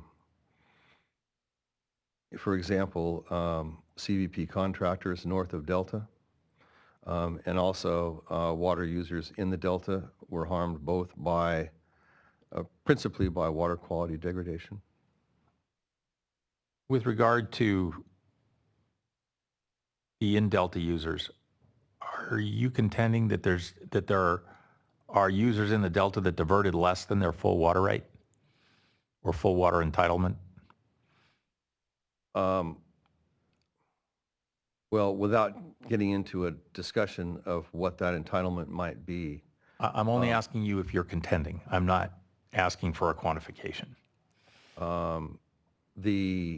A number of Delta water users voluntarily reduced their Delta usage, their in-Delta usage by 25%, and I believe it was 2015, in 2015. So that's a quantitative thing. I'm also aware, and I reviewed this, that water quality standards were changed and salinity numbers were considerably higher than the numbers given in D1641 in 2015. So you earlier raised the question of TUCPs. Do you understand that for a temporary urgency change, the Water Board has to make a determination that there wouldn't be injury to legal users of water? I do, but in my testimony, I point out that that definition of injury is only applicable in the immediate. And so when in 2014 and 2015, Mr. Howard made determinations that there would be no legal injuries to users of water, that didn't look backward at how the reservoirs had been operated prior to that. It only looked at what would happen going forward. And part of our contention here, and my contention, is that it's the long-term operation and not simply what happens in an emergency that determines whether or not there's injury.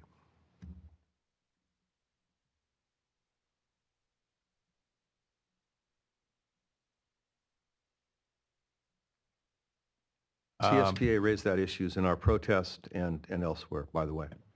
Understood.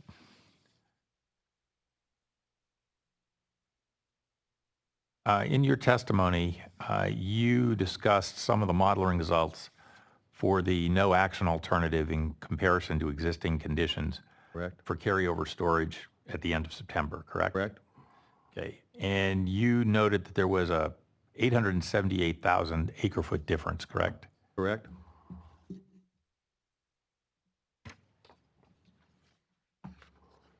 Did you hear the testimony or read the testimony of Mr. Armin Munavar?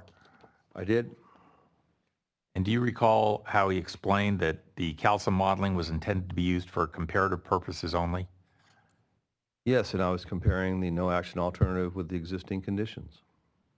So do you understand that this doesn't mean that the modeling results are not intended to predict the actual end of September storage?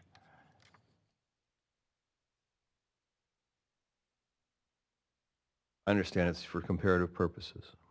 So you understand that it's not meant to be an actual prediction of end of September. It is meant It's not meant to solely as be an comparative. absolute prediction. Just for the court reporter, did you get that exchange okay?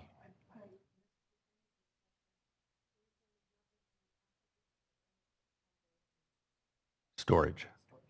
I apologize.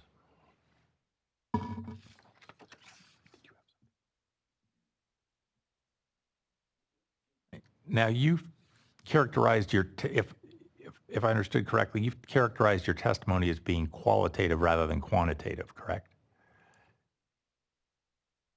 You'd have to refer to me to which part of the testimony you're referring to. Well, you had a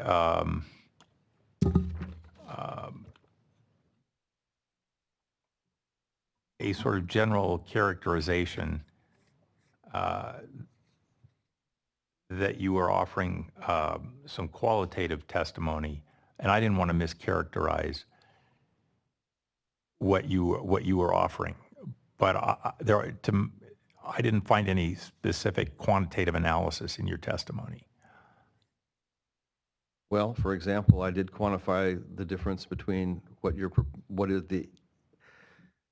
one of your environmental documents, it's in CSPA 36, predicts comparatively between the no action alternative and the existing conditions. That's quantitative. I'm not really sure what you're asking. All right, well, let me ask you this in a little bit different way.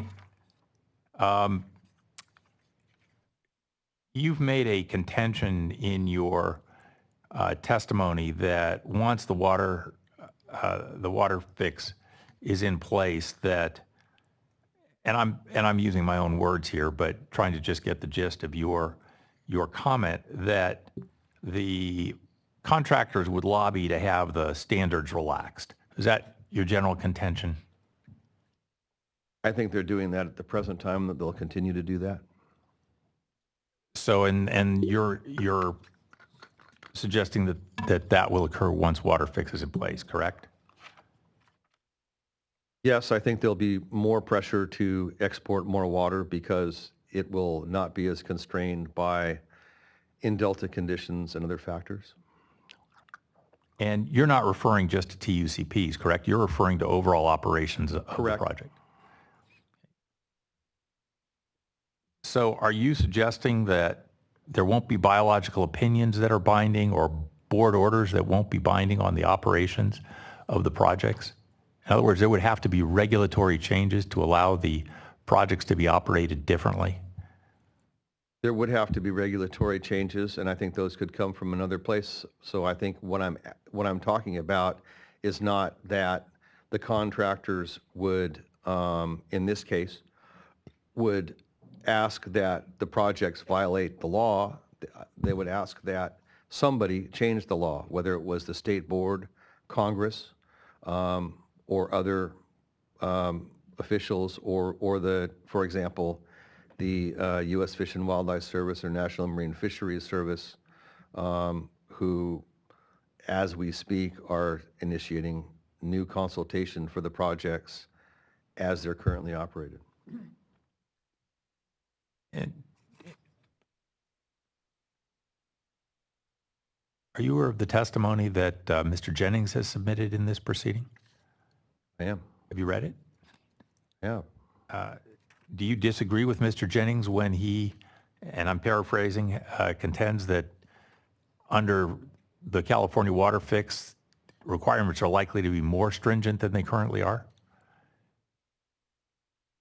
I believe he said that. Do you disagree with him? I'm going to object. That's not what Mr. Jennings testified to, unless he can, and unless he has a source for that. I think this is, I think he's just mischaracterizing Mr. Jennings' evidence. Yes, I actually was looking at Mr. Jennings when Mr. Berliner made that statement. Mr. Jennings. I will provide it if, I'd be happy to provide it. Actually, why don't you do that, please? But until he does, to keep the family healthy, I would prefer that he not answer that question. Okay. Well, actually, he did already, but we'll pretend we didn't hear it. I would just observe that I think that when the board conducts its update of the water quality control plan, given what's happened in this estuary, both water quality-wise and fishery-wise, the standards are going to be more stringent, regardless. I mean, just given the fact that under the present standards, the estuary has collapsed. And is in fact continuing to collapse. And so I think that assuming, just shut up, okay. On the advice of counsel, I'll shut up. I hate to interfere with your fun. Well, at least your counsel allowed Ms. Ainsley to call one of his witnesses by her first name. I thought I never get into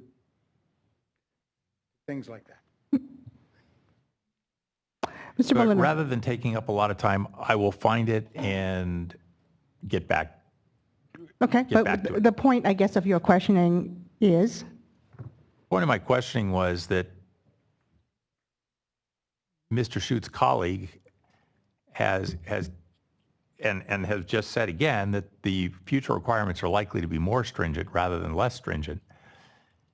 And Mr. Schutz has suggested that the contractors are going to be able to relax the standards. I didn't suggest I that was they'd just be able asking to if you do it. disagreed. I suggested that they would try. That's different. All right. Okay, that's fine. And there's also something else with that, and that is within the... Oh, there's no question pending, Mr. Schutz. Mr. Shute, your attorney is coming to gag you.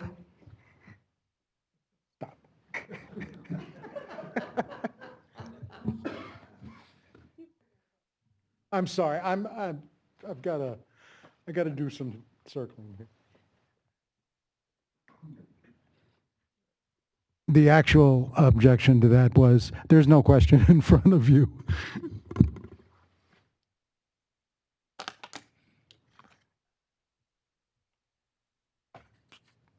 So continuing, Mr. Schutz. You also contended in your testimony that the projects will be under pressure to export more stored water with the California Waterfix in place, particularly in wetter years, correct? Correct. Okay. So in a hydrologically wet year, isn't it true that there is often surplus water reaching the delta? Depends on how you define surplus. Well, in the EIR-EIS, it defines surplus as water that's not needed to meet senior water requirements or regulatory requirements. With that definition, there tends to be what you call surplus water in the delta. And you're also aware that surplus water can also originate below the project reservoirs, correct? Correct. And you're also aware that there is oftentimes in wet years, flood control releases or spills from reservoirs that would comprise surplus water, correct? Again, what you call surplus water, yes. And you're not contending that that surplus water is not available for export, are you? We're not talking about what the environmental impacts of diverting unregulated water, which is what I would call it, are in this proceeding. But my testimony goes to stored water, not to unregulated water. And are you suggesting that the project should not be allowed to release and recapture stored water? I'm suggesting that if short answer to that is no.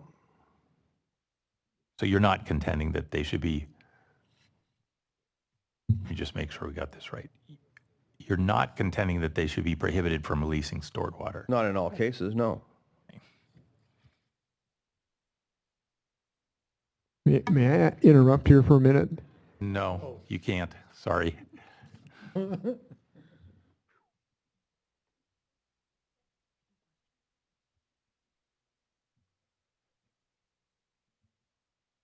And have you been following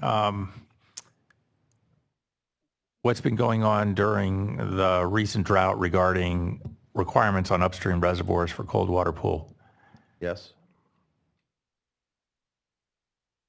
Would you expect cold water pool standards to be relaxed, cold water pool requirements to be relaxed or increased in the future? Depends on the circumstances. Well, based on the fishery situation as we know it today. That's a part two question. Fishery situation. No, it's a reservoir operations question. Mr. Schutz, are you able to answer? Yes, but I think you need to provide more specificity. Are you talking about regulatory requirements? Are you talking about within any given year? In times of shortage? What are you talking about? Are you aware that during the current drought and currently that there are that the reservoir operators have been required to provide temperature plans? Yes. And would you expect that that requirement for temperature plans is going to continue into the future? I think it would depend on the water year, probably. I honestly don't know what the board or other regulatory agencies are going to do, whether they're going to limit that kind of activity to relatively dry years or whether they're going to include wetter or very wet water years within that. Now, I understand you're offering your opinion about the actions that the contractors might take in the future regarding requesting relaxation of the standards. Are you suggesting that, or strike that, do you have any evidence that DWR and Reclamation are planning to change their risk tolerance going forward in the future? I don't know what their risk tolerance is other than what they've done in the last several years. Part of the evidence was evidence I cited in the comparison of the no action alternative and the existing conditions alternative, or the existing conditions as it was modeled. 800,000 acre feet, whether it's an exact number or not, north of Delta, reduced storage by the year 2025 suggests to me that they're going to increase their risk tolerance. And otherwise, I don't know exactly, and we don't have a description of exactly how decisions are made in terms of how much water is allocated and delivered in any given year and how much is kept in carryover storage. That's a lot of what my testimony goes to.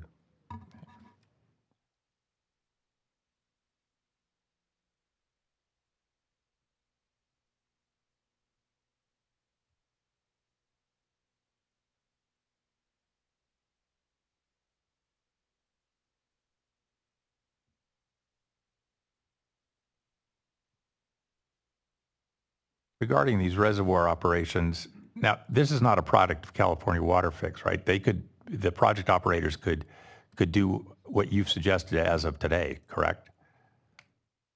It would be easier to do it under California Waterfix because there will be more opportunities to export the water and less constraints on Delta export operations.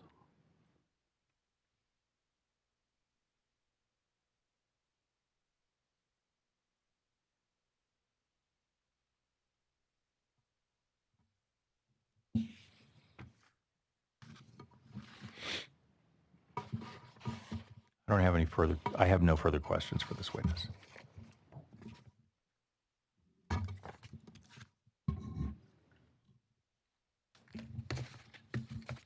like to cross-examine Mr. Jennings, if I might.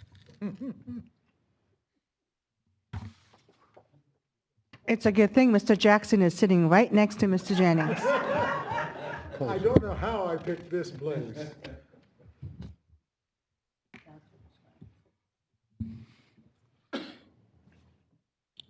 Questions for Mr. Jennings will include water quality data collection, water quality on the Sacramento River, questions about the property that CalSPA has and any harm to that property or its water rights, and then questions about modeling.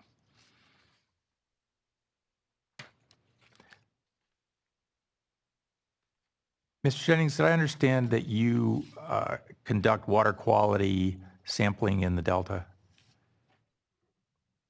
Well, we certainly did when I was the Delta Keeper. CSPA has not.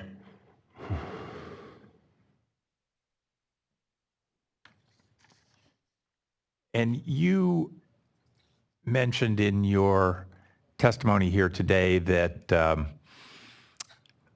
you contended that DWR had not looked at a number of databases for water quality information and data regarding various water quality constituents, correct? Yes. And you ticked off a number of sources where there might be that type of information available, correct? Yes. You recall that? Yes. Yes. What evidence do you have that DWR didn't consult those sources? Well, I'm looking at the in DWR screening analysis. It mentions that it used the old BDAT database and then the DWR water library. and I searched the water library, and it's and the monitoring points that would seem to be reflective to where they collected the source water analysis didn't match up with a lot of the NPDS monitoring data. There's a vast array of ambient monitoring data conducted under the NPDS program, as well as other programs, the Irrigated Lands Program, and the state board maintains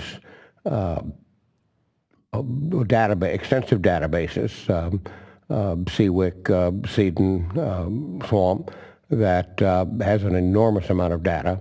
And looking at the data points, I mean, how many data points, how many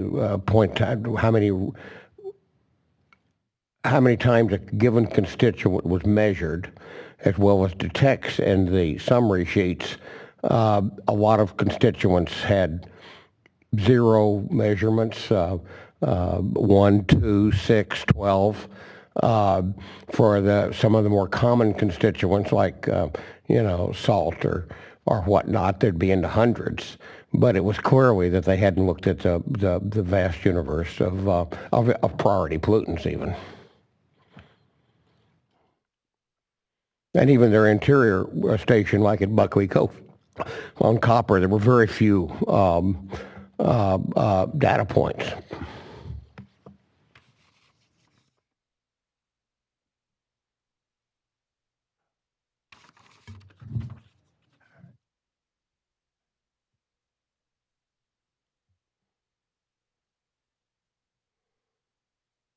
We know that water quality data for the Delta can be sometimes very difficult to acquire. I expect you agree with that statement.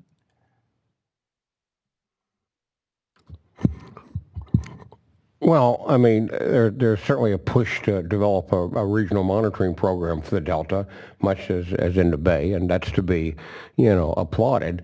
But there's a lot of actual ambient information and discharge information out there that would provide far more information, knowledge than one can find in the Waterfix documents.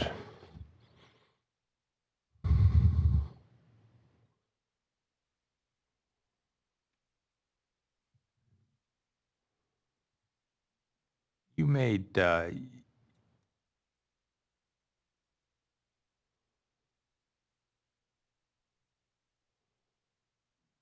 you offered a contention that the Sacramento River has better water quality than the San Joaquin River, correct?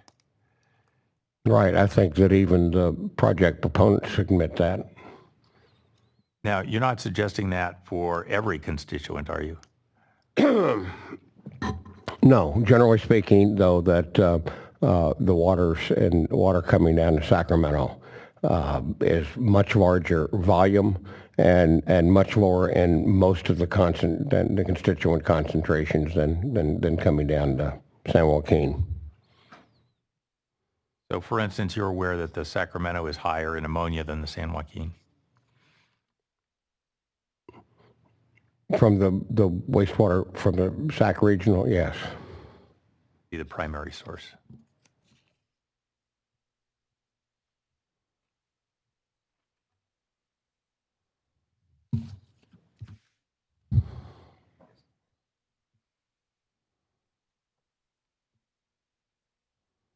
If we could get Exhibit 606, please.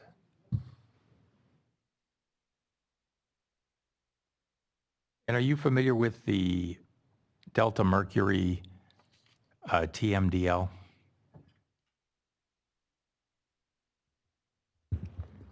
Mr. Bulliner, is this DWR 606? Yes, Thank you. it's the one that's on the, yep.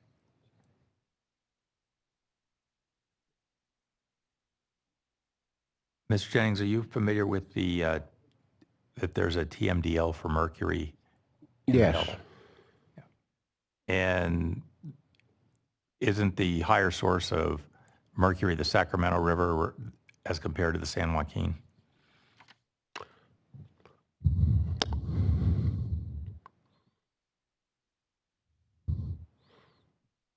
Well, certainly there are some mercury sources in San Joaquin, but I think that clearly, at least as far what current monitoring has found, is that most of the sources are north of the Delta. In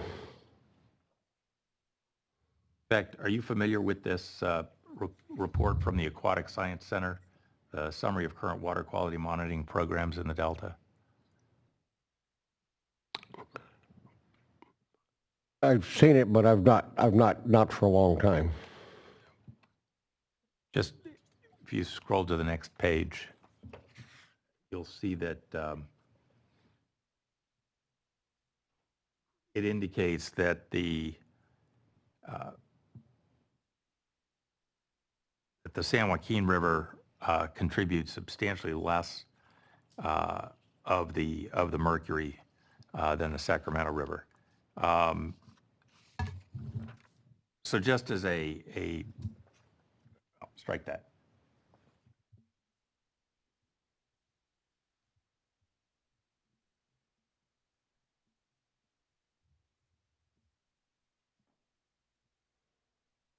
With regard to project operations, state and federal water project operations,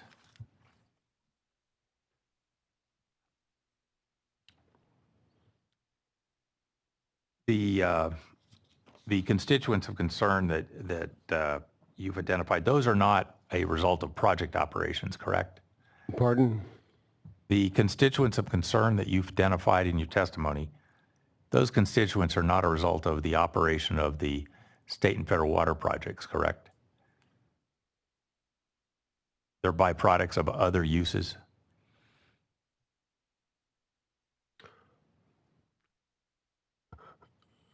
I would tend to agree. The concentration of those constituents, I think, are attributable to the water projects.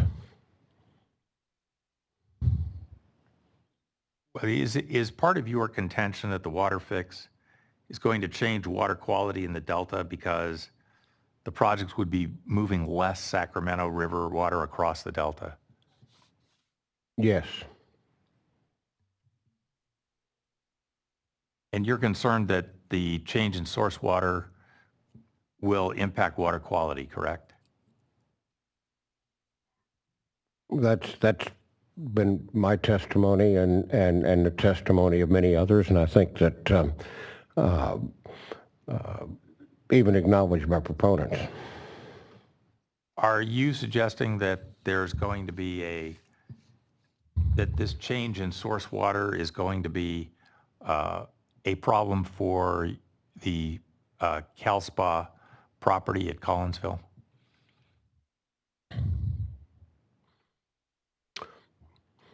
Well, I know that that even the DWR has acknowledged that that EC will rise up to 19% at Edmonton, which is just upstream of Collinsville.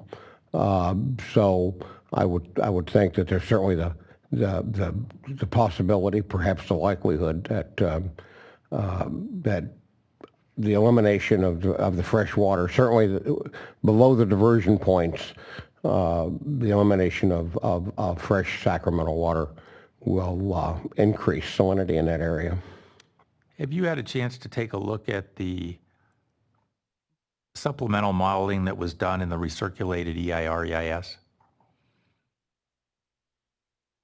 Could you rephrase that question? Have you reviewed the supplemental EIR-EIS? I've looked at it, yes. Did you look at the modeling that was done for water quality for the Sacramento River at Mallard Island? I may have. As I'm sitting here, I can't recall. Do you recall whether you reviewed the modeling for the San Joaquin River at Antioch?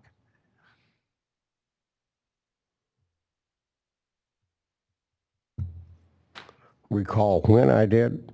No, if you did.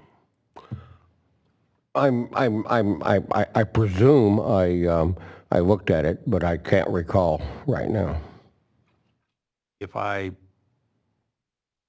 reminded you that there was modeling done and that it indicated that there was no change in source water quality at either Mallard Island or Antioch, does that refresh your memory at all? I would accept that your modeling perhaps showed that there would be no change.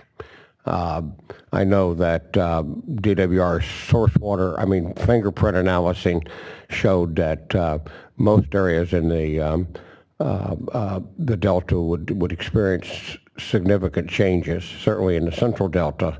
It was less so, I think, in the Western Delta. Regarding the property that CalSPA owns, I think you indicated that there's a lease with DWR for water quality monitoring on that property, but is there any other current use of that property? No, we've looked at a number of discussions. I mean, we've talked about as a mitigation bank, as a community garden food bank, as a center for environmental groups together, as something for children. I mean, we've looked at a wide number of things, and almost all of those things that we've looked at depend upon the quality and the viability of the water surrounding it. I mean, we certainly have property on the water side of the levee, and that's habitat, and certainly will be affected by any changes in water quality. So there's no water use going on that property at this time? We're not diverting, no.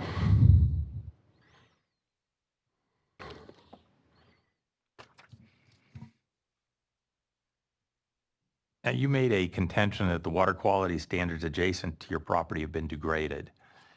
What evidence do you have of that? I'm sorry, what? You made a statement in your testimony that water quality adjacent to your property has been degraded. What evidence do you have of that? I think the historical record of salinity intrusion, I mean, that CCWD and Antioch and others have shown that with the diversion of up to half of historic unimpaired flow into the estuary, that salt intrusion has progressed eastward. So you're not citing any evidence in your testimony. There was no discussion of that in your testimony. Are you relying on work done by others for that statement? Well, it's certainly relying upon work done by others, and my common sense of that the significant diversion of upstream fresh waters will inevitably lead to eastward movement of salt. Now, we're here dealing with a very specific project, the California Waterfix. We're not dealing with Delta problems in general or other upstream actions as they may affect water quality. But with regard to the California Waterfix, I'm only focusing on what's in front of the board. Isn't it true that the assimilative capacity is not going to change at Collinsville under the Waterfix? I'm not persuaded of that because essentially the elimination of several 2.5 million acre feet of relatively fresh water flowing down to Sacramento that traditionally has come into the Delta and helped create a salt barrier.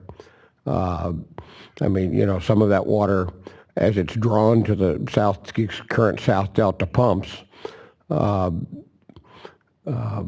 comes in, flows down almost to our property, and then turns and then is drawn to the pumps. And so, you know, I'd have to look carefully at the numbers and I'd have to think further on whether, in fact, there is actual harm there. I'm persuaded there is generally because of the presence of additional fresh water there.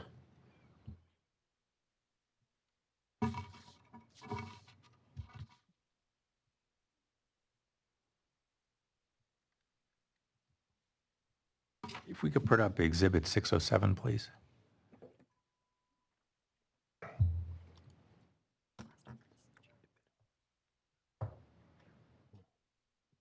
This is DWR 607.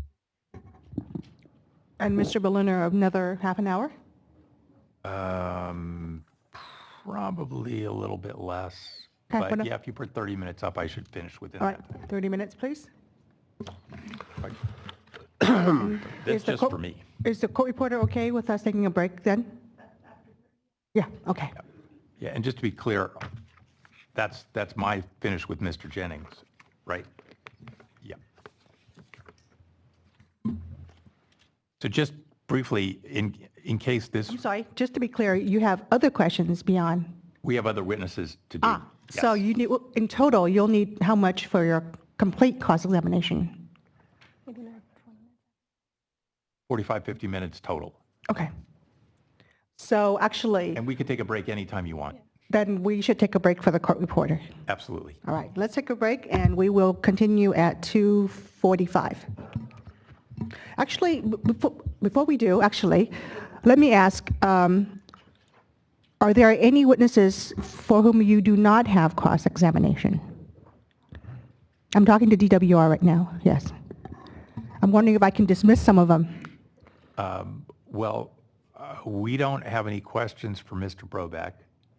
And of course, there are some witnesses we've already crossed, so we don't have any additional questions for them. So, I'm sorry, the only witness whom you do not have question for would be Mr. Brobeck.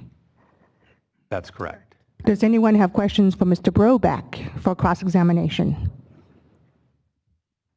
Hans-Peter Walter, San Luis and Delta Mendota Water Authority. I had one question for Mr. Brobeck. We could do it now and you could release him. Well, That'd be fine. and then Mr. Jackson might have to redirect, right? Yeah, but I don't, I mean, if there's only one question, then I'm not likely. I guess what I would wonder is if, since Mr. Brobeck and Ms. Valamas are driving together, if there's questions for her. Are there any questions for her? Actually, I have the same question for both of them, so one question each. Okay. Hopefully, that's optimistic. It's a yes/no question. Anyone At least else? in my mind, it is. Thank you, Mr. Walter. Anyone else has question just for Mr. Brobeck and Barbara? All right, so after our break, if you don't mind us interrupting you, Mr. Berliner and Ms. Ainsley, we'll allow Mr. Walter to ask his 2 questions of these 2 witnesses, and we'll allow Mr. Jackson to conduct any redirect if he so wishes, and then they may be dismissed. All right? So we will, again, take our break, and we'll come back at, 2:50 now.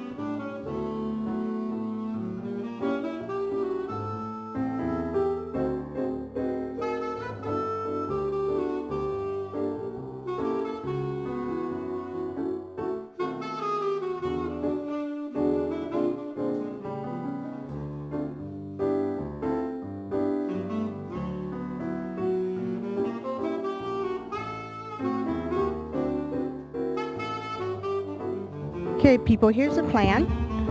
Based on the estimates that I was given yesterday for cross-examination, I think we're going to try to power through today and get these witnesses done, which means we may stay a bit later than 5. But what I would also like to do, as we're starting to do, is identify witnesses that have the least amount of cross-examination, so that way we can dismiss them earlier if possible. Mr. Berliner. And I think I can be helpful. We have short-circuited quite a bit of the cross-examination for Mr. Jennings, so I'll only be just a few more minutes with him. Okay, and then you still have questions for... Mr. Cannon, Mr. Lee, Okay, Dr. Lee. all right. Let me ask the other parties who wish to conduct cross-examination to come up and identify whom it is that you wish to cross-direct, to cross-exam. Ms. Dodek, Hans-Peter Walter, San Luis and Delta Mendota. I have probably 10 minutes for Mr. Jennings at the most, and that's the only other witness. I have a feeling Mr. Jennings might be staying for a while, but okay. Ms. Sheehan? Becky Sheehan for State Water Contractors. We're also working on efficiencies, and we will not have any cross-examination. Awesome. Mr. Herrick? Well, since I can't go visit my granddaughter to parade this evening because I thought I was going to go on tomorrow, I can go without cross-examining Mr. Brobeck and Ms. Valamas.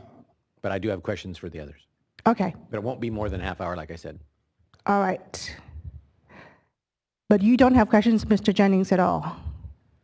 I do. Oh, The you only do? two I won't, because you were talking about letting him go early, was Mr. Brobeck and Well, I was trying to see who else I can dismiss early.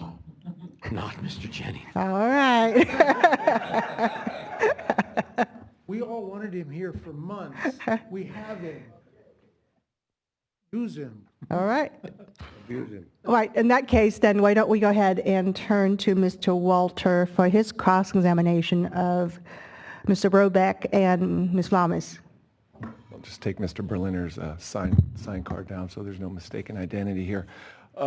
Hans-Peter Walter, San Luis and Delta Mendota Water Authority. Good afternoon. The same question for each of you. I guess we could start with Mr. Brobeck.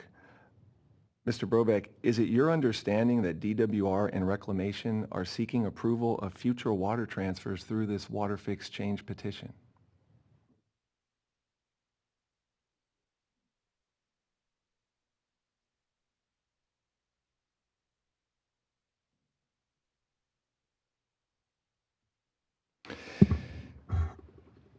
Yes. And if that- Eventually. If this thing is built, it will be used by the major water contractors on both sides of the delta. Okay, and Ms. Vlamis, I'm sorry if I same question. I do, and I base it on what's been provided, which is what we have to work with. And what I didn't get to tell them, I mean, Alternative 4 in their own document says that. So, I mean, we're not making it up. It's not some, like, radical idea from the north. This is in their own document. When you say their own document, are you referring to the The Waterfix change SDEIS, petition? then the recirculated EIR. It's in there. You are not referring to the Waterfix change petition. I am referring to the documents that are fueling this water change petition. And it's the only place that we've been able to find what the source water might be. Okay, I have no further questions. Any other questions for these two witnesses? Not seeing any redirect, Mr. Jackson? No. Then I thank you very much for your time, for coming and for providing input. You may leave. Thank you, too. Let me know how it goes.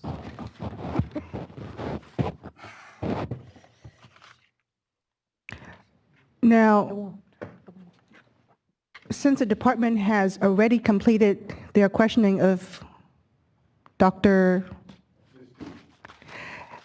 Schold and Mr. Schutz, does anyone else have questions for them? Mr. Herrick does. Okay. Short? All right. I will just forget this little game because I think we can wrap it up today in any case. So with that, I'll ask the department to come back up to complete their cross-examination.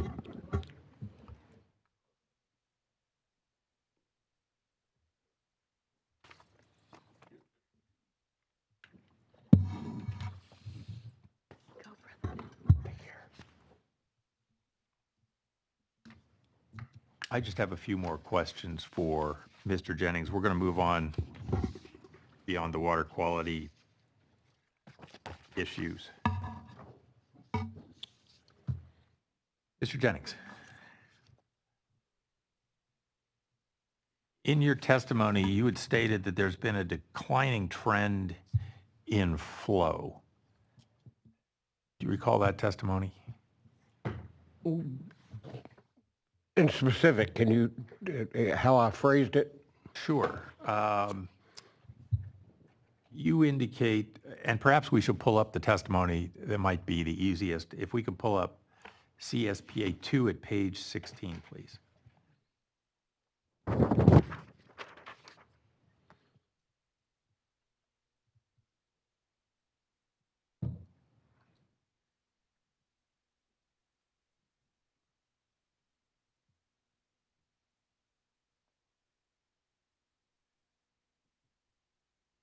Oh, you're talking about unimpaired flow? Okay. You see the paragraph there? Yes.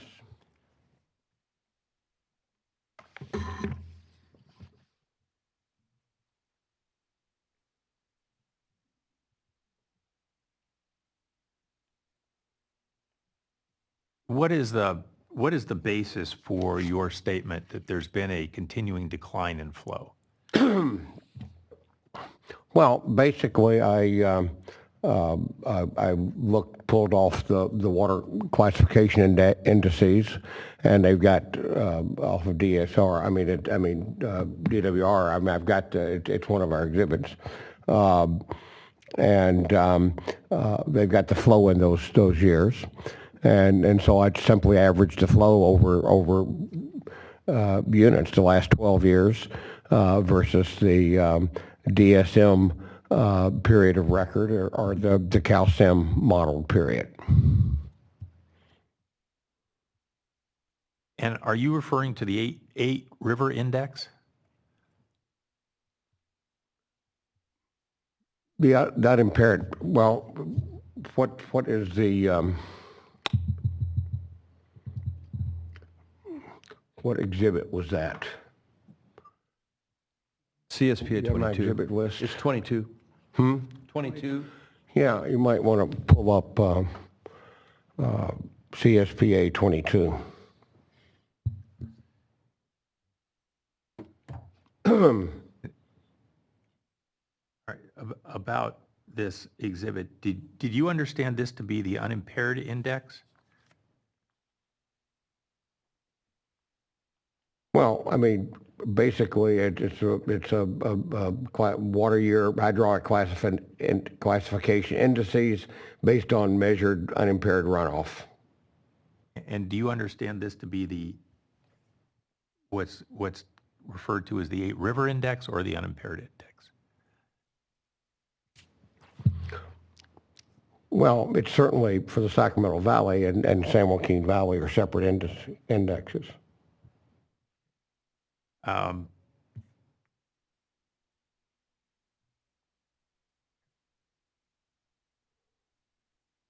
Another thing you discussed in your testimony was the 16-year time period that was used in the DSM-2 analysis and contended that it didn't represent the 82-year period or was not a good surrogate for the 82-year period in CalSim. What's the basis for that statement? I'm just looking at the unimpaired runoff by these figures. Is that it was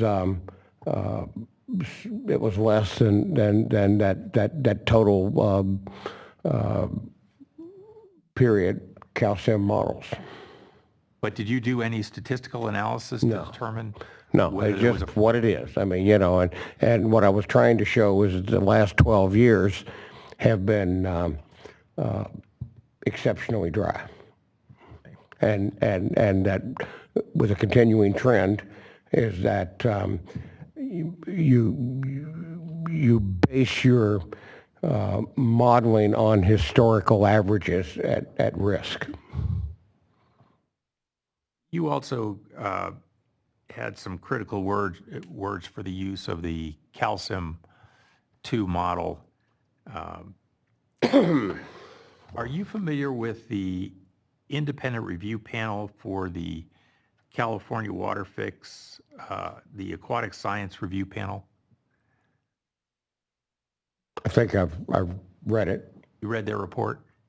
Yeah, but And did you read the part on page 3 of the report where they said that the calcium and DSM-2 models were the best available science? I read that. And that those were the models that were used for the biological assessment, and that they were the appropriate models, and the analytic method that was used was appropriate? I read that. I don't have any other questions for Mr. Jennings.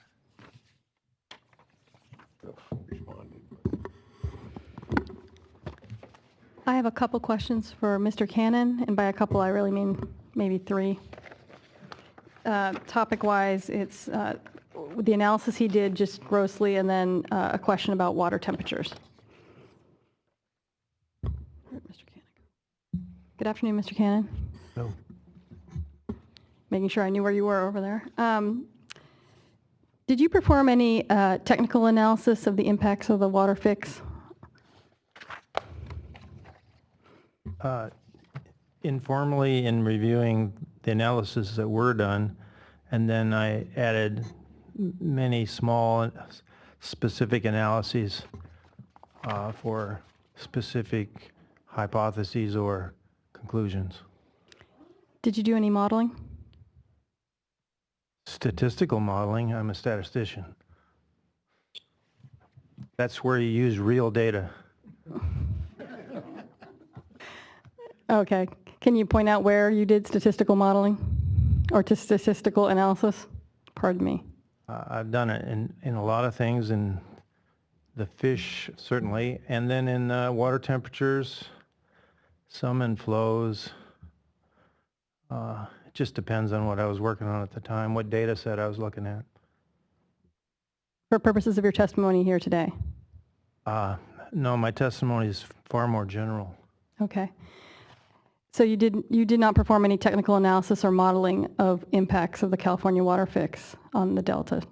Yeah, I looked at every aspect of the Waterfix, specifically what was being suggested as impacts from the testimonies, and then a couple of very specific ones, like water temperature, for example, and the effects of the tunnels on the unimpaired flows in the winter.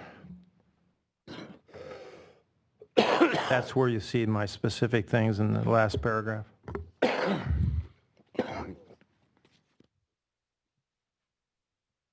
And this is based on your review of the data that's available. You yourself did not collect any additional data? You did not do any additional model runs? It's almost all CDEC or USGS. I understand. Okay. Looking at page 5 of your testimony. Let's see. I have page 5. Do you have it there? Yeah, I only have 4 pages. Oh. Well, we can bring it up on a screen.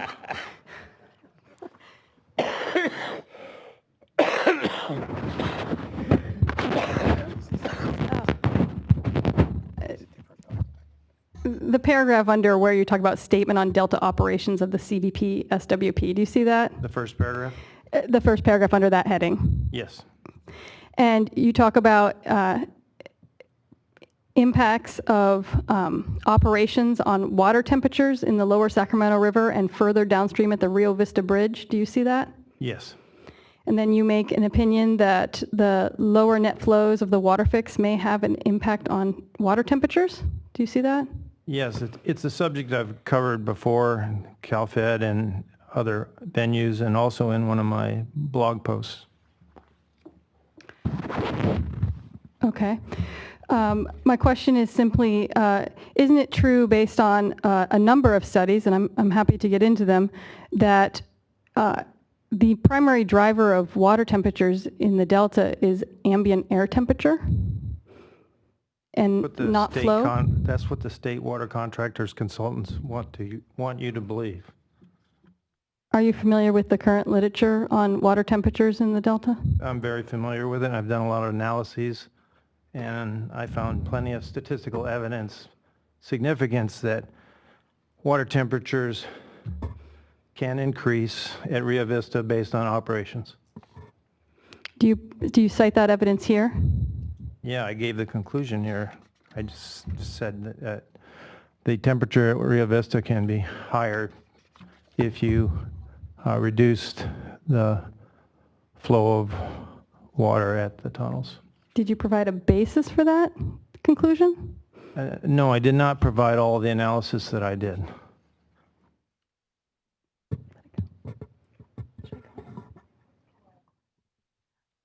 Okay, that's all the questions I have for you. Thank you very much, Mr. Cannon. Okay.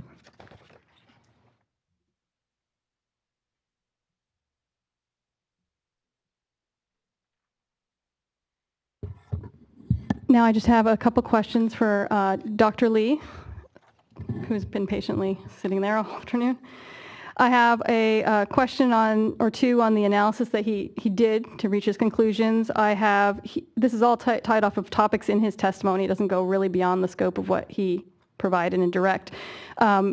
Question about the water constituents analyzed by the DWR for the Waterfix, and then one or two specific questions each about dissolved oxygen, phosphorus, and City of Stockton conclusions that he reaches in his own testimony.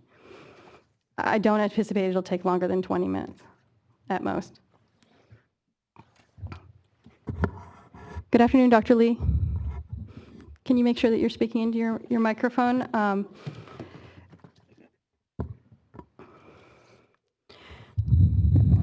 Go ahead. Thank you. Having reviewed your testimony and the sites in your testimony, did you do any specific analyses or modeling specific to determining impacts of the California Waterfix on water quality standards in the Delta? Specific modeling? Yes. No, I simply examined the data that we had collected as part of the low DO project. Okay, thank you. Dr. Lee, if you could bring the microphone closer to you. Thank you. Thank you. Now, in your testimony, you state that the DWR and the USBR relied only on the exceedance of a limited number of water quality objectives in evaluating the impact of the diversions in the Delta. Is that correct? Yes, I said that. And then you go on to say that one of the most important deficiencies in the assessment was that unrecognized and unregulated pollutants were not recognized. Do you recall that? Yeah, that's in the testimony. I didn't make that comment today, but yes, I'm familiar with that. Yes, and I am referring to your written testimony. Okay. I understand. And are you aware that the environmental review for the BDCP and the Cal Waterfix did do a constituent screening analysis of 182 constituents, including a number of unregulated pollutants, which was Appendix 8C? Yeah, I read through those and saw those statements in that report. And is it your understanding as well that the environmental review for the California Waterfix also looked at dissolved oxygen, phosphorus, and let's just start with dissolved oxygen and phosphorus. Are you aware that those were also analyzed? I believe so, yes. Thank you.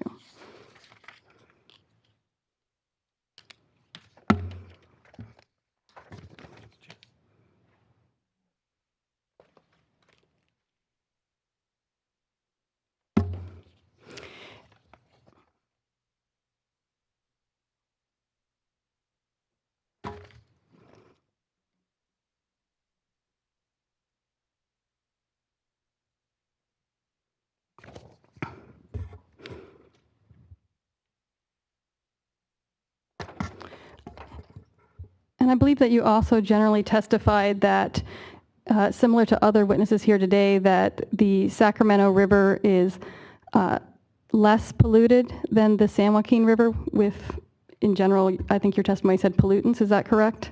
Yes. And are you also aware of research that demonstrates higher levels of ammonia in the Sacramento River? Yeah, below the Sac Regional. That's going to change, though, but that's something else. Is it your understanding that ammonia is a very high oxygen demanding substance?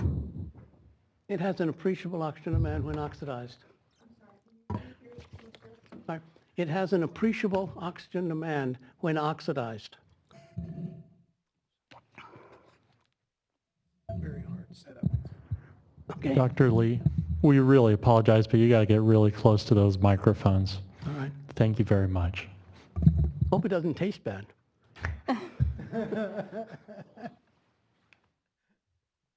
Have you fed your witnesses, Mr. Jackson?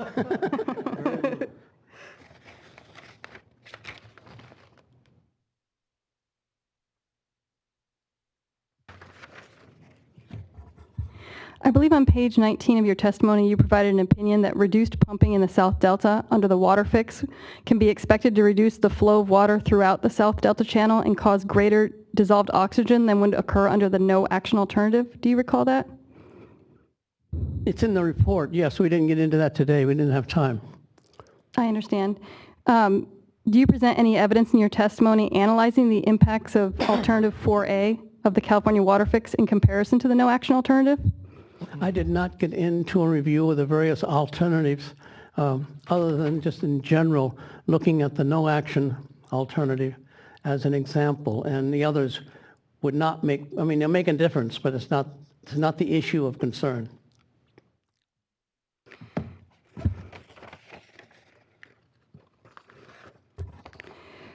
Wasn't the wasn't the Stockton wastewater treatment plant a significant contributor to dissolved oxygen issues in the deep water shipping channel? What was the first part of your question?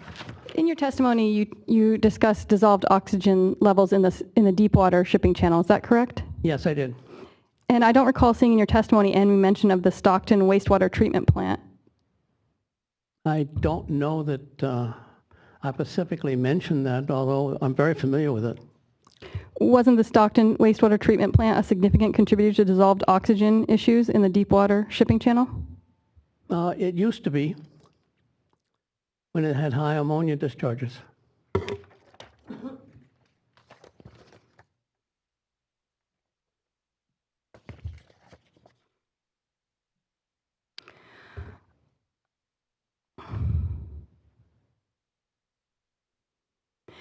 On page, and moving just down to phosphorus, I have one or two questions on phosphorus, and I have one question on the city of Stockton. In your testimony, you claim that the Waterfix's diversions will reduce the amount of Sacramento River water that enter the Central Delta and impact the phosphorus in the Central Delta, phosphorus levels? Yes. Are you familiar with what the long-term average concentrations of phosphorus are in the Sacramento River near Freeport and the San Joaquin River near Vernalis? Specifically the values, no. Okay, that's fine. Are you aware that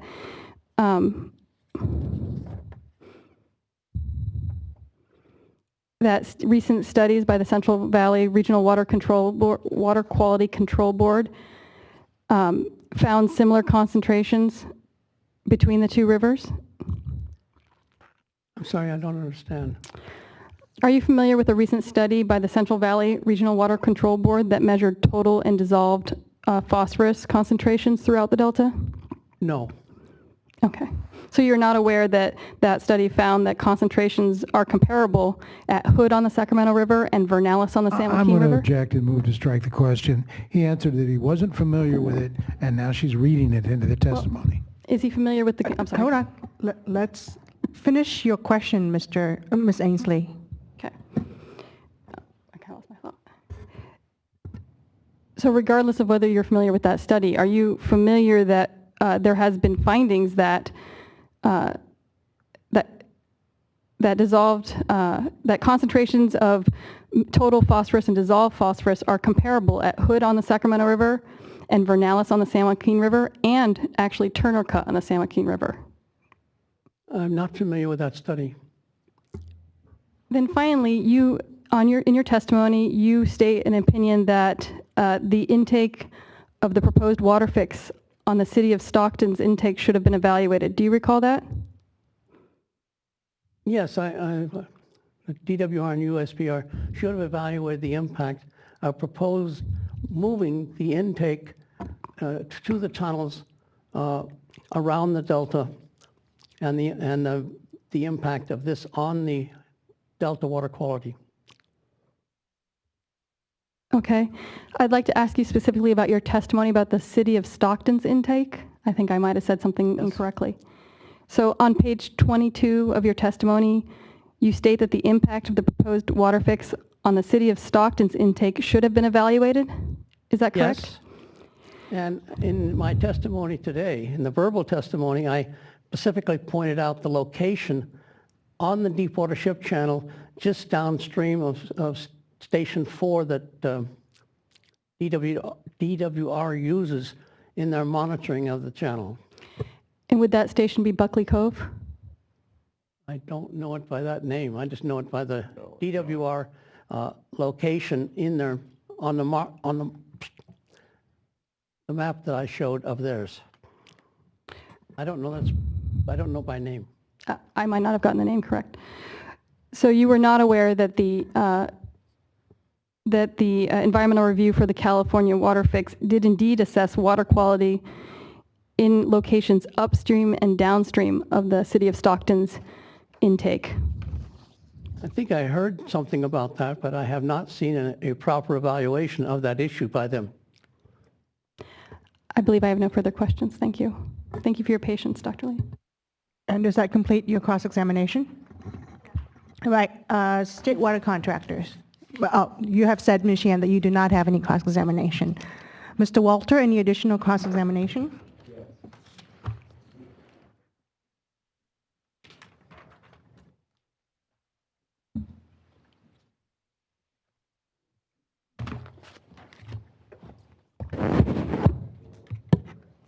Then I also have Mr. Herrick and Mr. Keeling.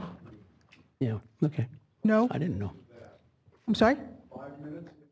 Okay.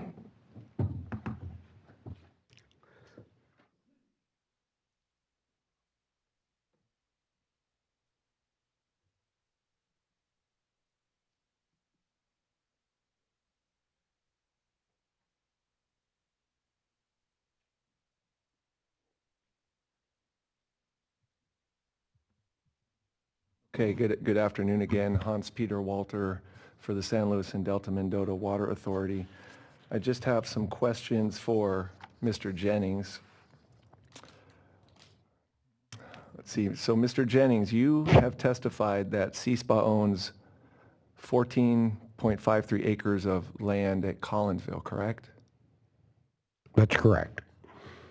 Okay, could we please bring up San Luis and Delta Mendota Water Authority Exhibit 9 on the screen? And while that's happening, I'll let you know that that is CSPA's protest filed in this proceeding. And if we could we scroll all the way down? I know it's a lengthy protest, but there's an attachment B that has an aerial photo. It's quite a ways down. I don't know if the table of contents will let us know what page that's on.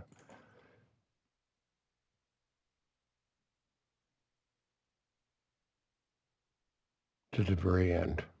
Yeah, keep going down. Not ours.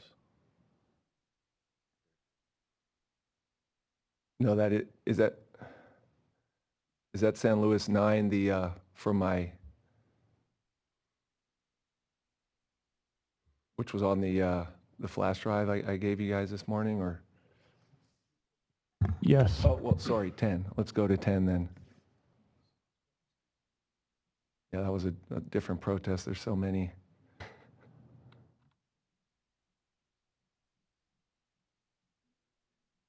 Okay, could we zoom in on that that aerial image there? Okay, Mr. Jennings, does this image depict the 14 and approximately half acres that you're referring to as CSPAs? Approximately. When did CSPA acquire this land? When did we acquire that land? Can you recall, Mr. Jennings? You know, it's an interesting question. I mean, I've a decade ago, perhaps, that was it was actually a gift, and Jim Crenshaw, our president, handled that, and so I just know we have a tax bill every year. Okay, so about, let's see, it actually consists of 3 parcels of land, 3 separate assessor parcel numbers, but those are not depicted on this. The red line presumably encompasses all 3, but you don't have the individual parcels delineated on this. I'll be happy to provide that information if it's needed. Well, I'm just curious, are all 3 parcels adjacent to the water bodies on the map, or is one, you know, up on the other side of the, I guess you've mentioned a levee. I'm assuming the levee you mentioned was kind of along that, what looks like a road here in the photo?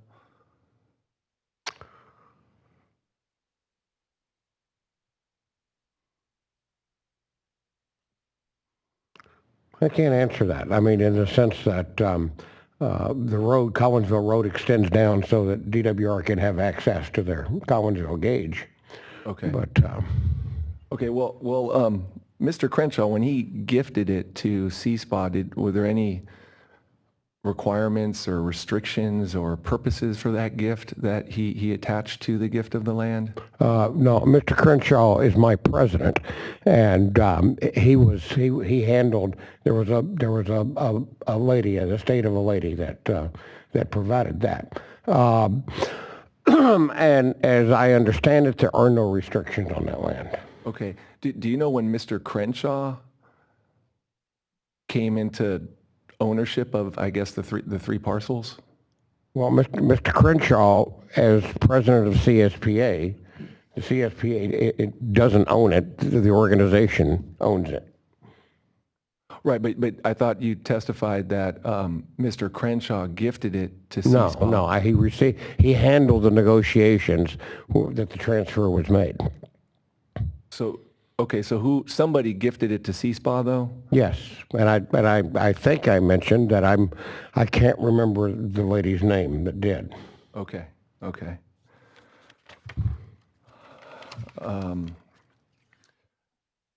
You testified earlier, I think, to Mr. Berliner that you're not making any use of the land now other than the, I suppose, the lease to DWR for the Collinsville gauge. Do you know when CSPA will make a decision? Well, we've discussed it. Tom and I have discussed the possibilities of a mitigation bank of several options there. That is good riparian habitat on the outside of that levee, and so there is some beneficial use occurring. Okay. And you have testified, or in your oral, and I think here today also, or in your written testimony and orally today, that you're claiming riparian water rights to all 3 parcels of land? I don't think I clarified that I'm claiming to all 3 parcels of land, since I'm not prepared to identify the specific parcel boundaries. But I will be delighted to get back to you with that information. Okay, so as we stand today, though, you have not presented any chain of title documents or any other documentation, even a deed, to these 3 parcels that might confirm a riparian right on any of the 3 parcels?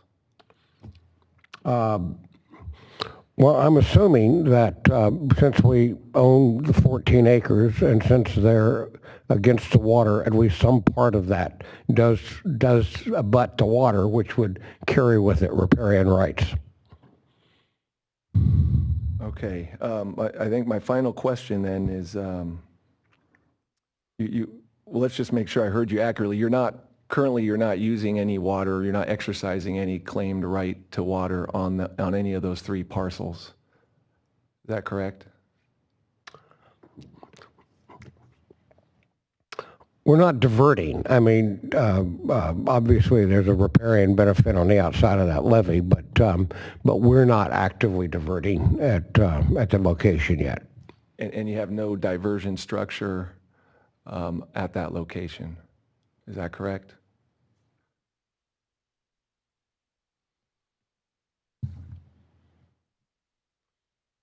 I don't know that I can answer that as to whether there was a historical diversion structure that we've not noticed that's been obsolete or not used. So I don't know. Okay. You've made no plans to construct a new diversion structure or anything like that, or embarked on any proceedings or processes to do that? Well, yes. I mean, if in fact we use it as a mitigation bank, or if we use it as there are a lot of options that we've talked about that would necessitate if there's not one there, establishing a point to convey the water. Well, I guess what I mean is, for instance, you haven't approached the California Department of Fish and Wildlife to seek a streambed or lake alteration agreement that would allow a new diversion structure to be constructed somewhere on that property, or taken any other real tangible steps to build a diversion facility to use this claimed riparian right? Well, I wouldn't build a diversion, assuming that there's not one already there. I wouldn't think that we would expend resources to build a diversion structure before we had a purpose of use for the water. Okay.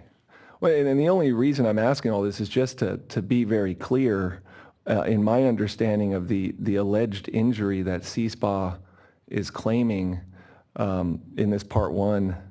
And so let me just try to paraphrase what my understanding is of your claim of injury and see if you can confirm that. You're in effect claiming that the current injury is that CSPA is unable to decide how to use its claimed riparian rights because of the uncertainty created by the Waterfix petition? Well, the uncertainty created by the water quality conditions, the impending long-delayed water quality control plan update that we presume will make some changes. The Waterfix project has confused that. Before we make a firm decision on how to best use our property, we would like the quality of the water surrounding that property to have some reasonable stability that what we can expect going forward. Okay, I have no further questions. Thank you. That concludes any questions for the panel. Mr. Herrick. Is it okay? Actually, Mr. Herrick, would you mind if Mr. Keeling goes first? Mr. Keeling, since you said you had maybe 5 minutes at most. Yep.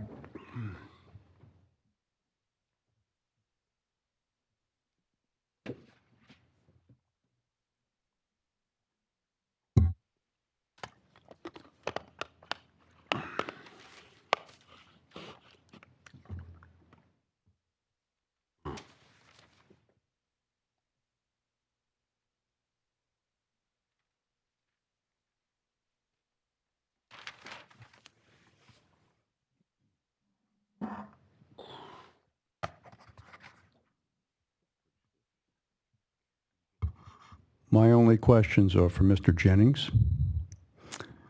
Mr. Jennings, good afternoon. Tom Keeling on behalf of the San Joaquin County protestants. Do you recall that earlier when you were being cross-examined, I believe by Mr. Berliner, you were asked about relative loads of certain contaminants and of ammonia, for example, on the Sacramento and the San Joaquin. Do you recall that? Yes. I was a little confused. In your responses, were you talking about concentrations or absolute quantities? Could you explain your answer there? Well, for ammonia, I mean, certainly the Sacramento Regional Wastewater Treatment Plant has been targeted as a major discharger of ammonia, and are under in their current NPDES permit are under requirements to significantly upgrade. They're going to tertiary treatment, nitrification, denitrification.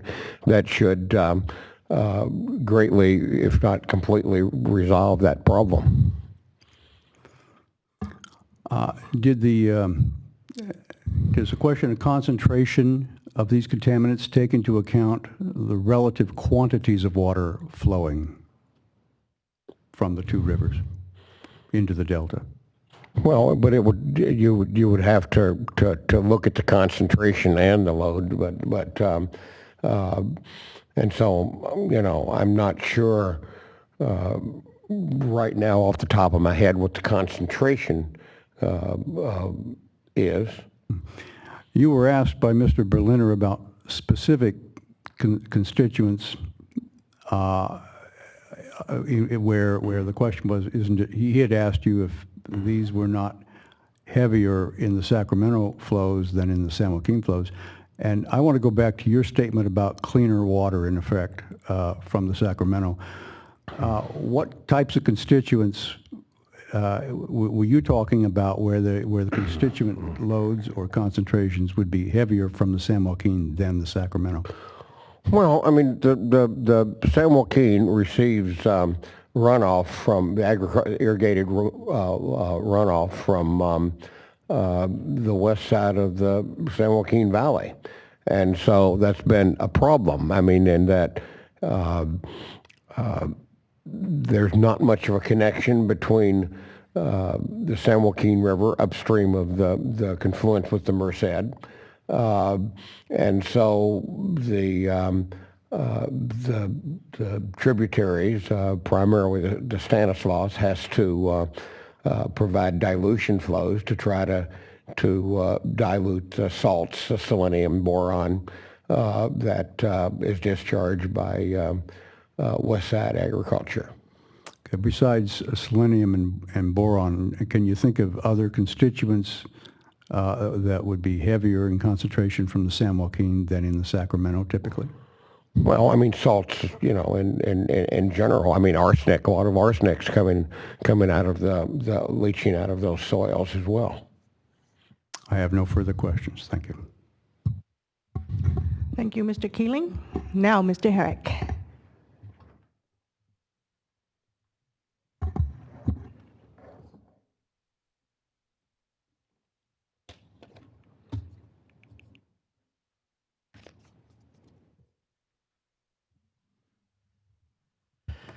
Thank you, Chair Dodak and Chairman Marcus and board member and staff.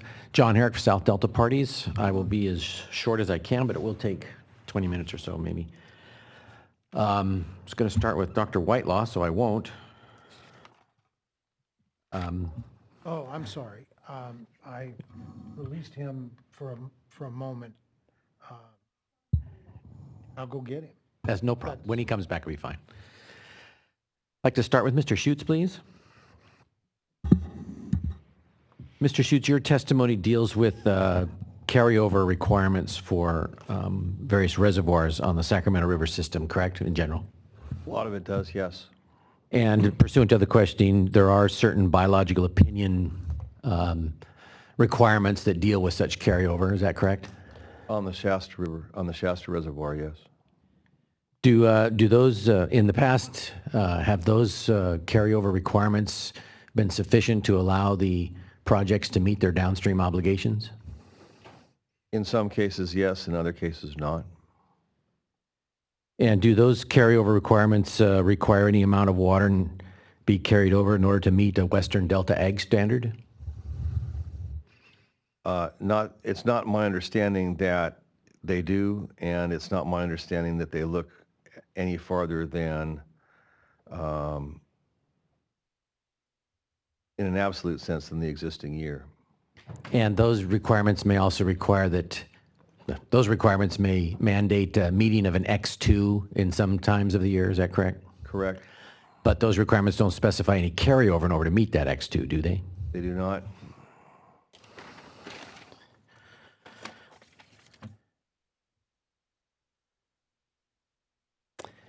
And have those carryover standards allowed the Bureau and DWR to meet their various water quality obligations in the Delta in the years of 2013 first? To your recollection? I don't recall about 2013. How about 2014? They did not. In January of 2014, the project sought a temporary urgency change petition, which was in effect throughout the year. And 2015? Definitely not another temporary urgency change petition. And you mentioned temporary urge change petitions, and you had a question that dealt with a necessary finding about whether or not that petition would injure other legal users. Do you recall that question, Ian? I do. Now, in your opinion, is it reasonable to conclude that a relaxation of a water quality objective for the protection of agricultural beneficial uses could be found to result in no harm? That doesn't seem to make sense to me. And in order to make that determination, one would first have to estimate what the water quality would be with the relaxation, correct? Both with and without, yes. And then you'd have to see whatever degree of, then you'd have to determine the projected water quality, what that effect on any particular user might be, correct? Yes. Are you aware that the TUCPs in the last few years did such an analysis? Excuse me. I didn't focus on that, so I don't know the answer to that.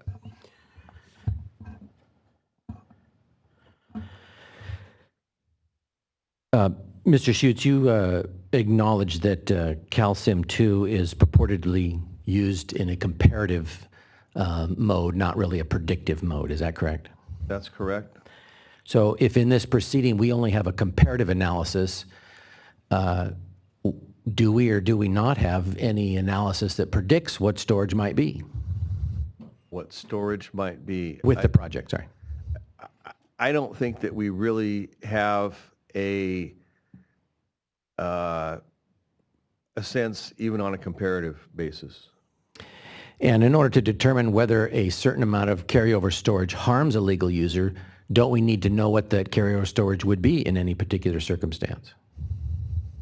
I think you would need to know what the rules are that govern carryover storage, and you would have to look then at the application of those rules over a series of water years and evaluate what happened or what would happen given those levels of carryover storage. Yes, and the question I was trying to get to is a comparative analysis might tell you that there will be a difference, either more or less, but that doesn't tell you what the amount of water is available and thus how much water is available for the users, correct? Correct. So we don't really know from the analysis presented by the petitioners what carryover storage effects are on legal users. I think I follow you, and I think that's correct. Sorry for going fast. I see Dr. Whitelaw is back. Dr. Whitelaw, I have a couple questions for you, please.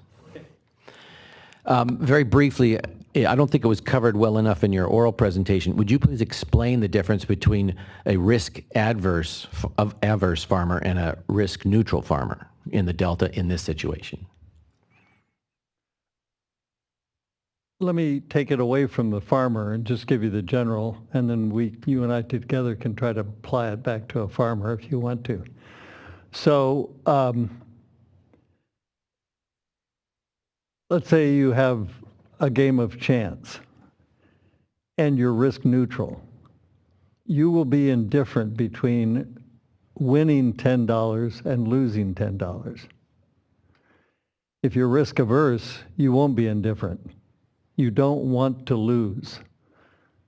Now, there'll be different weights associated with that, but that distinction qualitatively is unequivocal. So then change the game of chance. Well, actually, I grew up on a farm. So in any event, take it over into some agricultural production on either a very small plot or a big one. and the same principles apply. And when you provided alternate language for one of the paragraphs to your testimony, I think you covered that or tried to explain that in that, is it correct to say that if a project results in sometimes having a benefit and sometimes having a detriment, that doesn't mean it evens out, correct? Correct. And so in order to determine whether or not there's harm, you have to go through a series of analyses, which include, number one, identifying the change. Is that correct? Yes. And number two, you would then identify who might be affected by that change, correct? Exactly. Exposure and risk. And just to make sure we're communicating, uncertainty you and I haven't addressed uncertainty yet. Correct. I haven't gotten to that. Oh, okay. The next thing one would do is to say, okay, this change applies to this person, but then you'd have to determine what that change does to that person, correct? Yes. Good. And so a small change, one may conclude it doesn't have much effect, but a larger change might, correct? Yes. And until one does that sort of analysis, one does not know if the change harms a legal user, correct? Exactly. Okay. Have the petitioners done any sort of analysis like that to your knowledge? None to my knowledge. Okay. And we know that they presented evidence on average salinity changes in the delta. Do you recall that? Yes. Is that the same thing as going through the analysis we just had, which would determine what particular changes might affect what particular people and what the degree of effect would be? After the first 3 or 4 words, you're spot on. At the very beginning, it's not incorrect, but the averaging that took place at the beginning,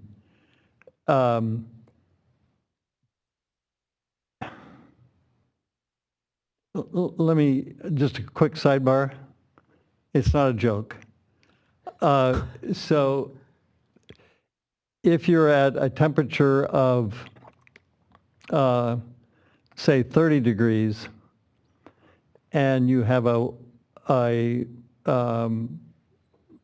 slight decrease in water, some amount of water, and now you double the temperature, and you have an equal decrease in water, those need not be the same physical effects. And so how and at what level you do your averaging can affect the outcome of the rest of your paragraph. And for purposes of this change petition, there are numerous different potential impacts that would need to go through the analysis we just covered, correct? Bingo. Not just salinity, but things like temperature, you just said, correct? Right. And then maybe other constituents that might be in the system that might affect somebody? Yeah, Dr. Lee's, he illustrated that quite well. And it can differ among types of legal users. And lastly, as you mentioned earlier, there's a factor involved. Is that correct? Yes. And so once you go through this analysis, or as you go through it, you also have to put some sort of number or something on the risk of any potential effect occurring. Is that correct? Yep. And have the petitioners, to your knowledge, done any sort of analysis like that? To my knowledge, nothing like that. Thank you.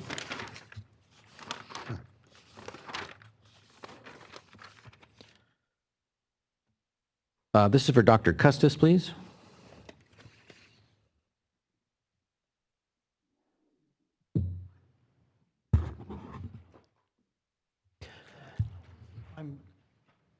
Could we correct, we had the problem earlier in the hearing calling somebody doctor who wasn't completely a doctor. Mr. Jackson, can you please use the microphone? Yes. Thank you. Could you call him Mr. Custis, please? He has a master's. I apologize for that. I wrote it down incorrectly. Mr. Custis, your testimony, sort of boiling down part of it, was that for water transfers in the Sacramento Valley, that when it involves substituted groundwater, 70 to 80% of that amount of the transfer is a depletion from the surrounding channels over time. Is that correct? That would, over time, that would be correct. Okay. Isn't that nuts? I mean, that you would pump water out of the ground for use to supply transfer and then have 70, 80% of that leave the river over time. Well, that's the current pumping that's occurred in the valley without a transfer, and that's what it's doing. And so that's just a consequence of pumping groundwater. Now, the fact that it doesn't come out instantly, as if you had a surface water diversion, is what sort of gives it the appeal, because you don't immediately see the water loss in the river. And then once you stop pumping, you assume that, well, I'm not responsible anymore for that loss. But in truth, you are. It just plays itself out over time. And what ends up happening, and why you see, the long-term average, is that every time you turn on the pump and then stop, you get this residual loss out of the river. But then you turn it back on again, and it starts up again. So those things actually accumulate over time. It's called cyclic pumping, and eventually cyclic pumping. Eventually, it ends up being 70, 80%. So and the difference also is the averages the averages that we've get from DWR reports and the CH2M Hill combine all of the wells into one number. Well, in truth, it depends on how close the well is to the river. Wells that are closer to the river have a much more rapid response in the river, but they also have a less residual time. So in other words, you're trying to get 95% of the water you pumped out of the river. Now, it could come from somewhere else, but it would have to be, above the natural condition. So the precipitation that you always see, that's not a bonus.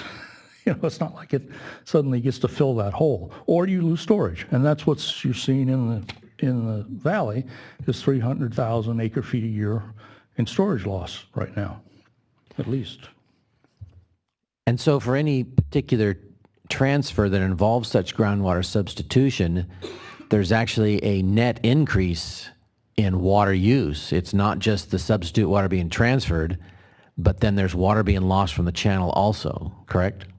So the person who sells the water still uses groundwater, and the sale water then moves to someone else. So there's a double use of that water. Is that correct?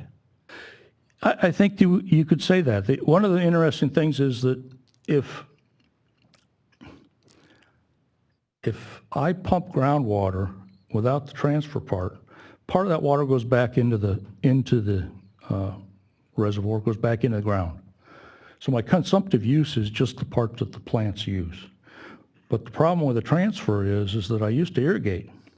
So now that infiltration water is gone, and I'm pumping. So I don't get credit for the fact that I've infiltrated groundwater, because I've taken it out by removing it as surface water. So in a sense, you get you're right, you get a double consumptive use. So hypothetically, if there were state and federal laws that precluded that increase in consumptive use in a transfer, such transfers in the Sacramento Valley wouldn't occur, would they? You would have to pay for it as a double, as a double use.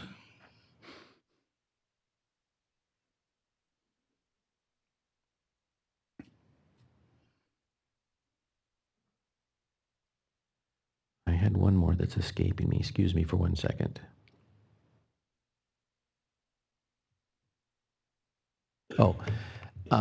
Do you know whether or not this 70 to 80% depletion of the stream is part of the calcim modeling?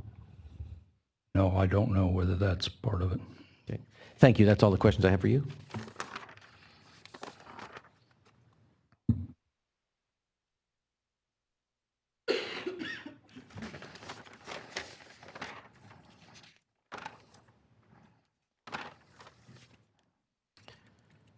Dr. Lee, I have just a couple questions for you, please.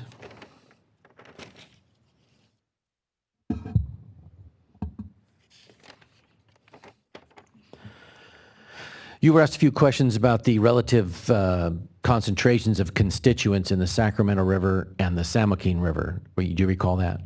Yes. And is it true that constituents of concern in the Sacramento River can generally pass through the system as the Sacramento River eventually reaches either the export pumps or the bay? Is that correct? I'm sorry, repeat that, please. Is it correct that the constituents of concern in the Sacramento River water, they eventually exit the system generally either to the bay or to the export pumps? Is that correct? Yes. And isn't it true that the constituents in the San Joaquin River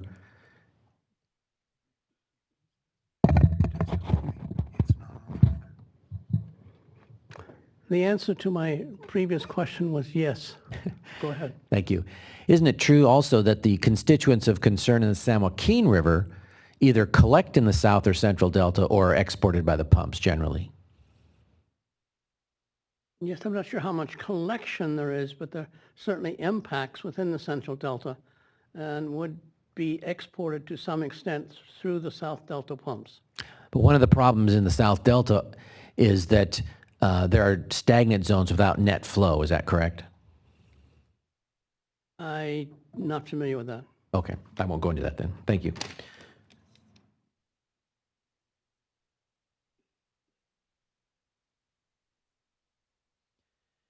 Now, Dr. Lee, you've testified that you're concerned that less water flowing across the delta to the export pumps will result in less assimilative capacity in the Central Delta. Is that correct? Well, it'll increase the concentrations of various pollutants that are primarily derived from the San Joaquin River that are mixed with the Sacramento River in Turner Cut.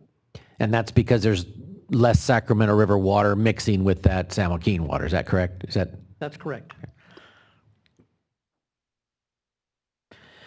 And is it, to your knowledge, isn't it correct to say that generally the San Joaquin River doesn't connect to the bay because its flow is either consumed locally or exported, and there isn't enough flow to overcome those two depletions of it? Yes, in general. Okay. Thank you. Mr. Jennings, please. I was feeling neglected. Mr. Jennings, are you familiar with the TMDL process? Yes. And we have 303 and small d listed water bodies in California for which TMDLs are implemented. Is that correct? Yes. And the TMDLs then require certain parties to undertake certain actions to either minimize or cease contributing chemicals to certain waterways. Is that correct? Conceptually. That was a good one. Now, Mr. Jennings, if hypothetically the California Waterfix has less Sacramento River water entering the central and southern delta, does that affect the ability of people to meet TMDL mandates? It certainly could. And so let me give you a hypothetical. If there's a farmer in the South Delta who's diverting water now, the chemical constituents in it that are related to a TMDL may get him in trouble if he discharges those back into the waterway. Is that correct? That could be, yes. And if the California Waterfix then provides less dilution in the South Delta, then the burdens on that farmer for discharging may increase. Is that correct? Well, yes. If there's less dilution, that farmer is going to be irrigating with polluted water as well. Now, you've heard the petitioners testify that they believe that meeting D1641 standards equates to not injuring any legal user, correct? That's correct. And I believe your testimony pointed out that regardless of any other level of success in meeting D1641, the level of success meeting the South Delta standards is, shall we say, poor. Well, poor would be an overstatement. Let's just, certainly certainly DWR and USBR have been under a long-standing cease and desist order that has expired now, and they've still not complied with it. And so, yes, I mean, South Delta agriculture has been the orphan stepchild of Central Valley. And you saw the presentation by the petitioners where they showed average yearly and average monthly data, or excuse me, modeling results indicating the effects on salinity in certain locations? Yes. And these are my words, not theirs. Their conclusions of their modelers where the changes are not significant, and so they concluded no harm to legal users. Do you recall that? If you average over a long enough term, you can minimize almost any problem. Well, that was my next question then.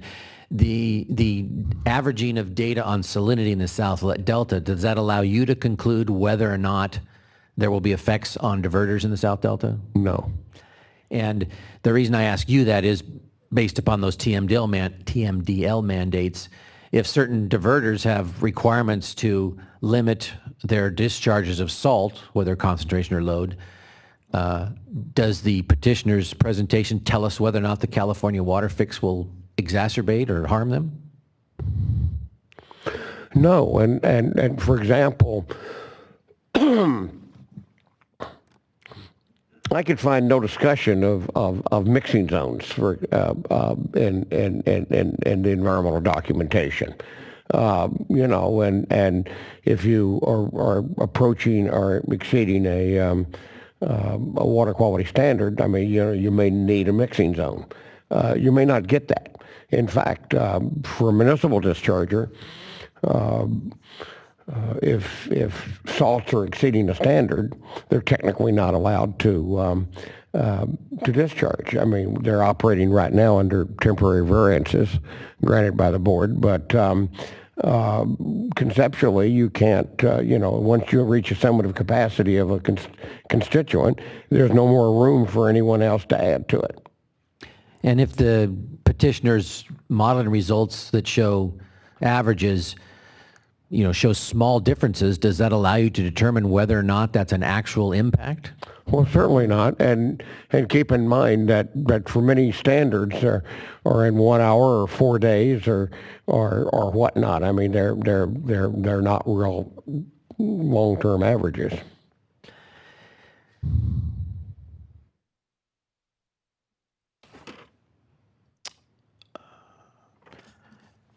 Mr. Jennings, does the Cal Spa property in near Collinsville have any weeds on it? Weeds? Yes. Yes. Are those weeds habitat to anything? Weeds are habitat. Some critters are luxuriant in our weeds. Are there any plants on the water side of the levee that consume water? There absolutely are. There's good habitat on that other side. Do you know whether or not the groundwater under your property is connected to the river there? I would presume that there's a connection between groundwater and the river. So absent some rain at any particular time, any tree, plant, weed, fungus growing on your property would actually be using water that derived from the channel, wouldn't it? Yes. I have no further questions. Thank you very much. Thank you, Mr. Herrick. Any further cross-examination by any other parties?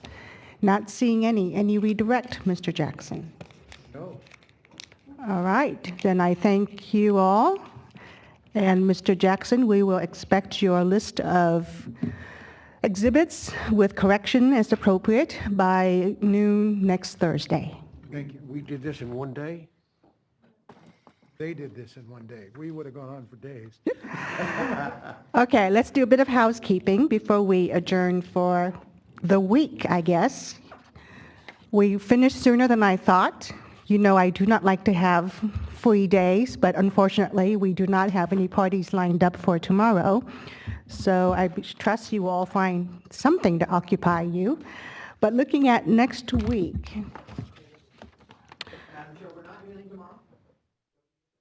I don't have a party available for tomorrow. That is my fault and my lack of planning, so I'm going to do better from now on.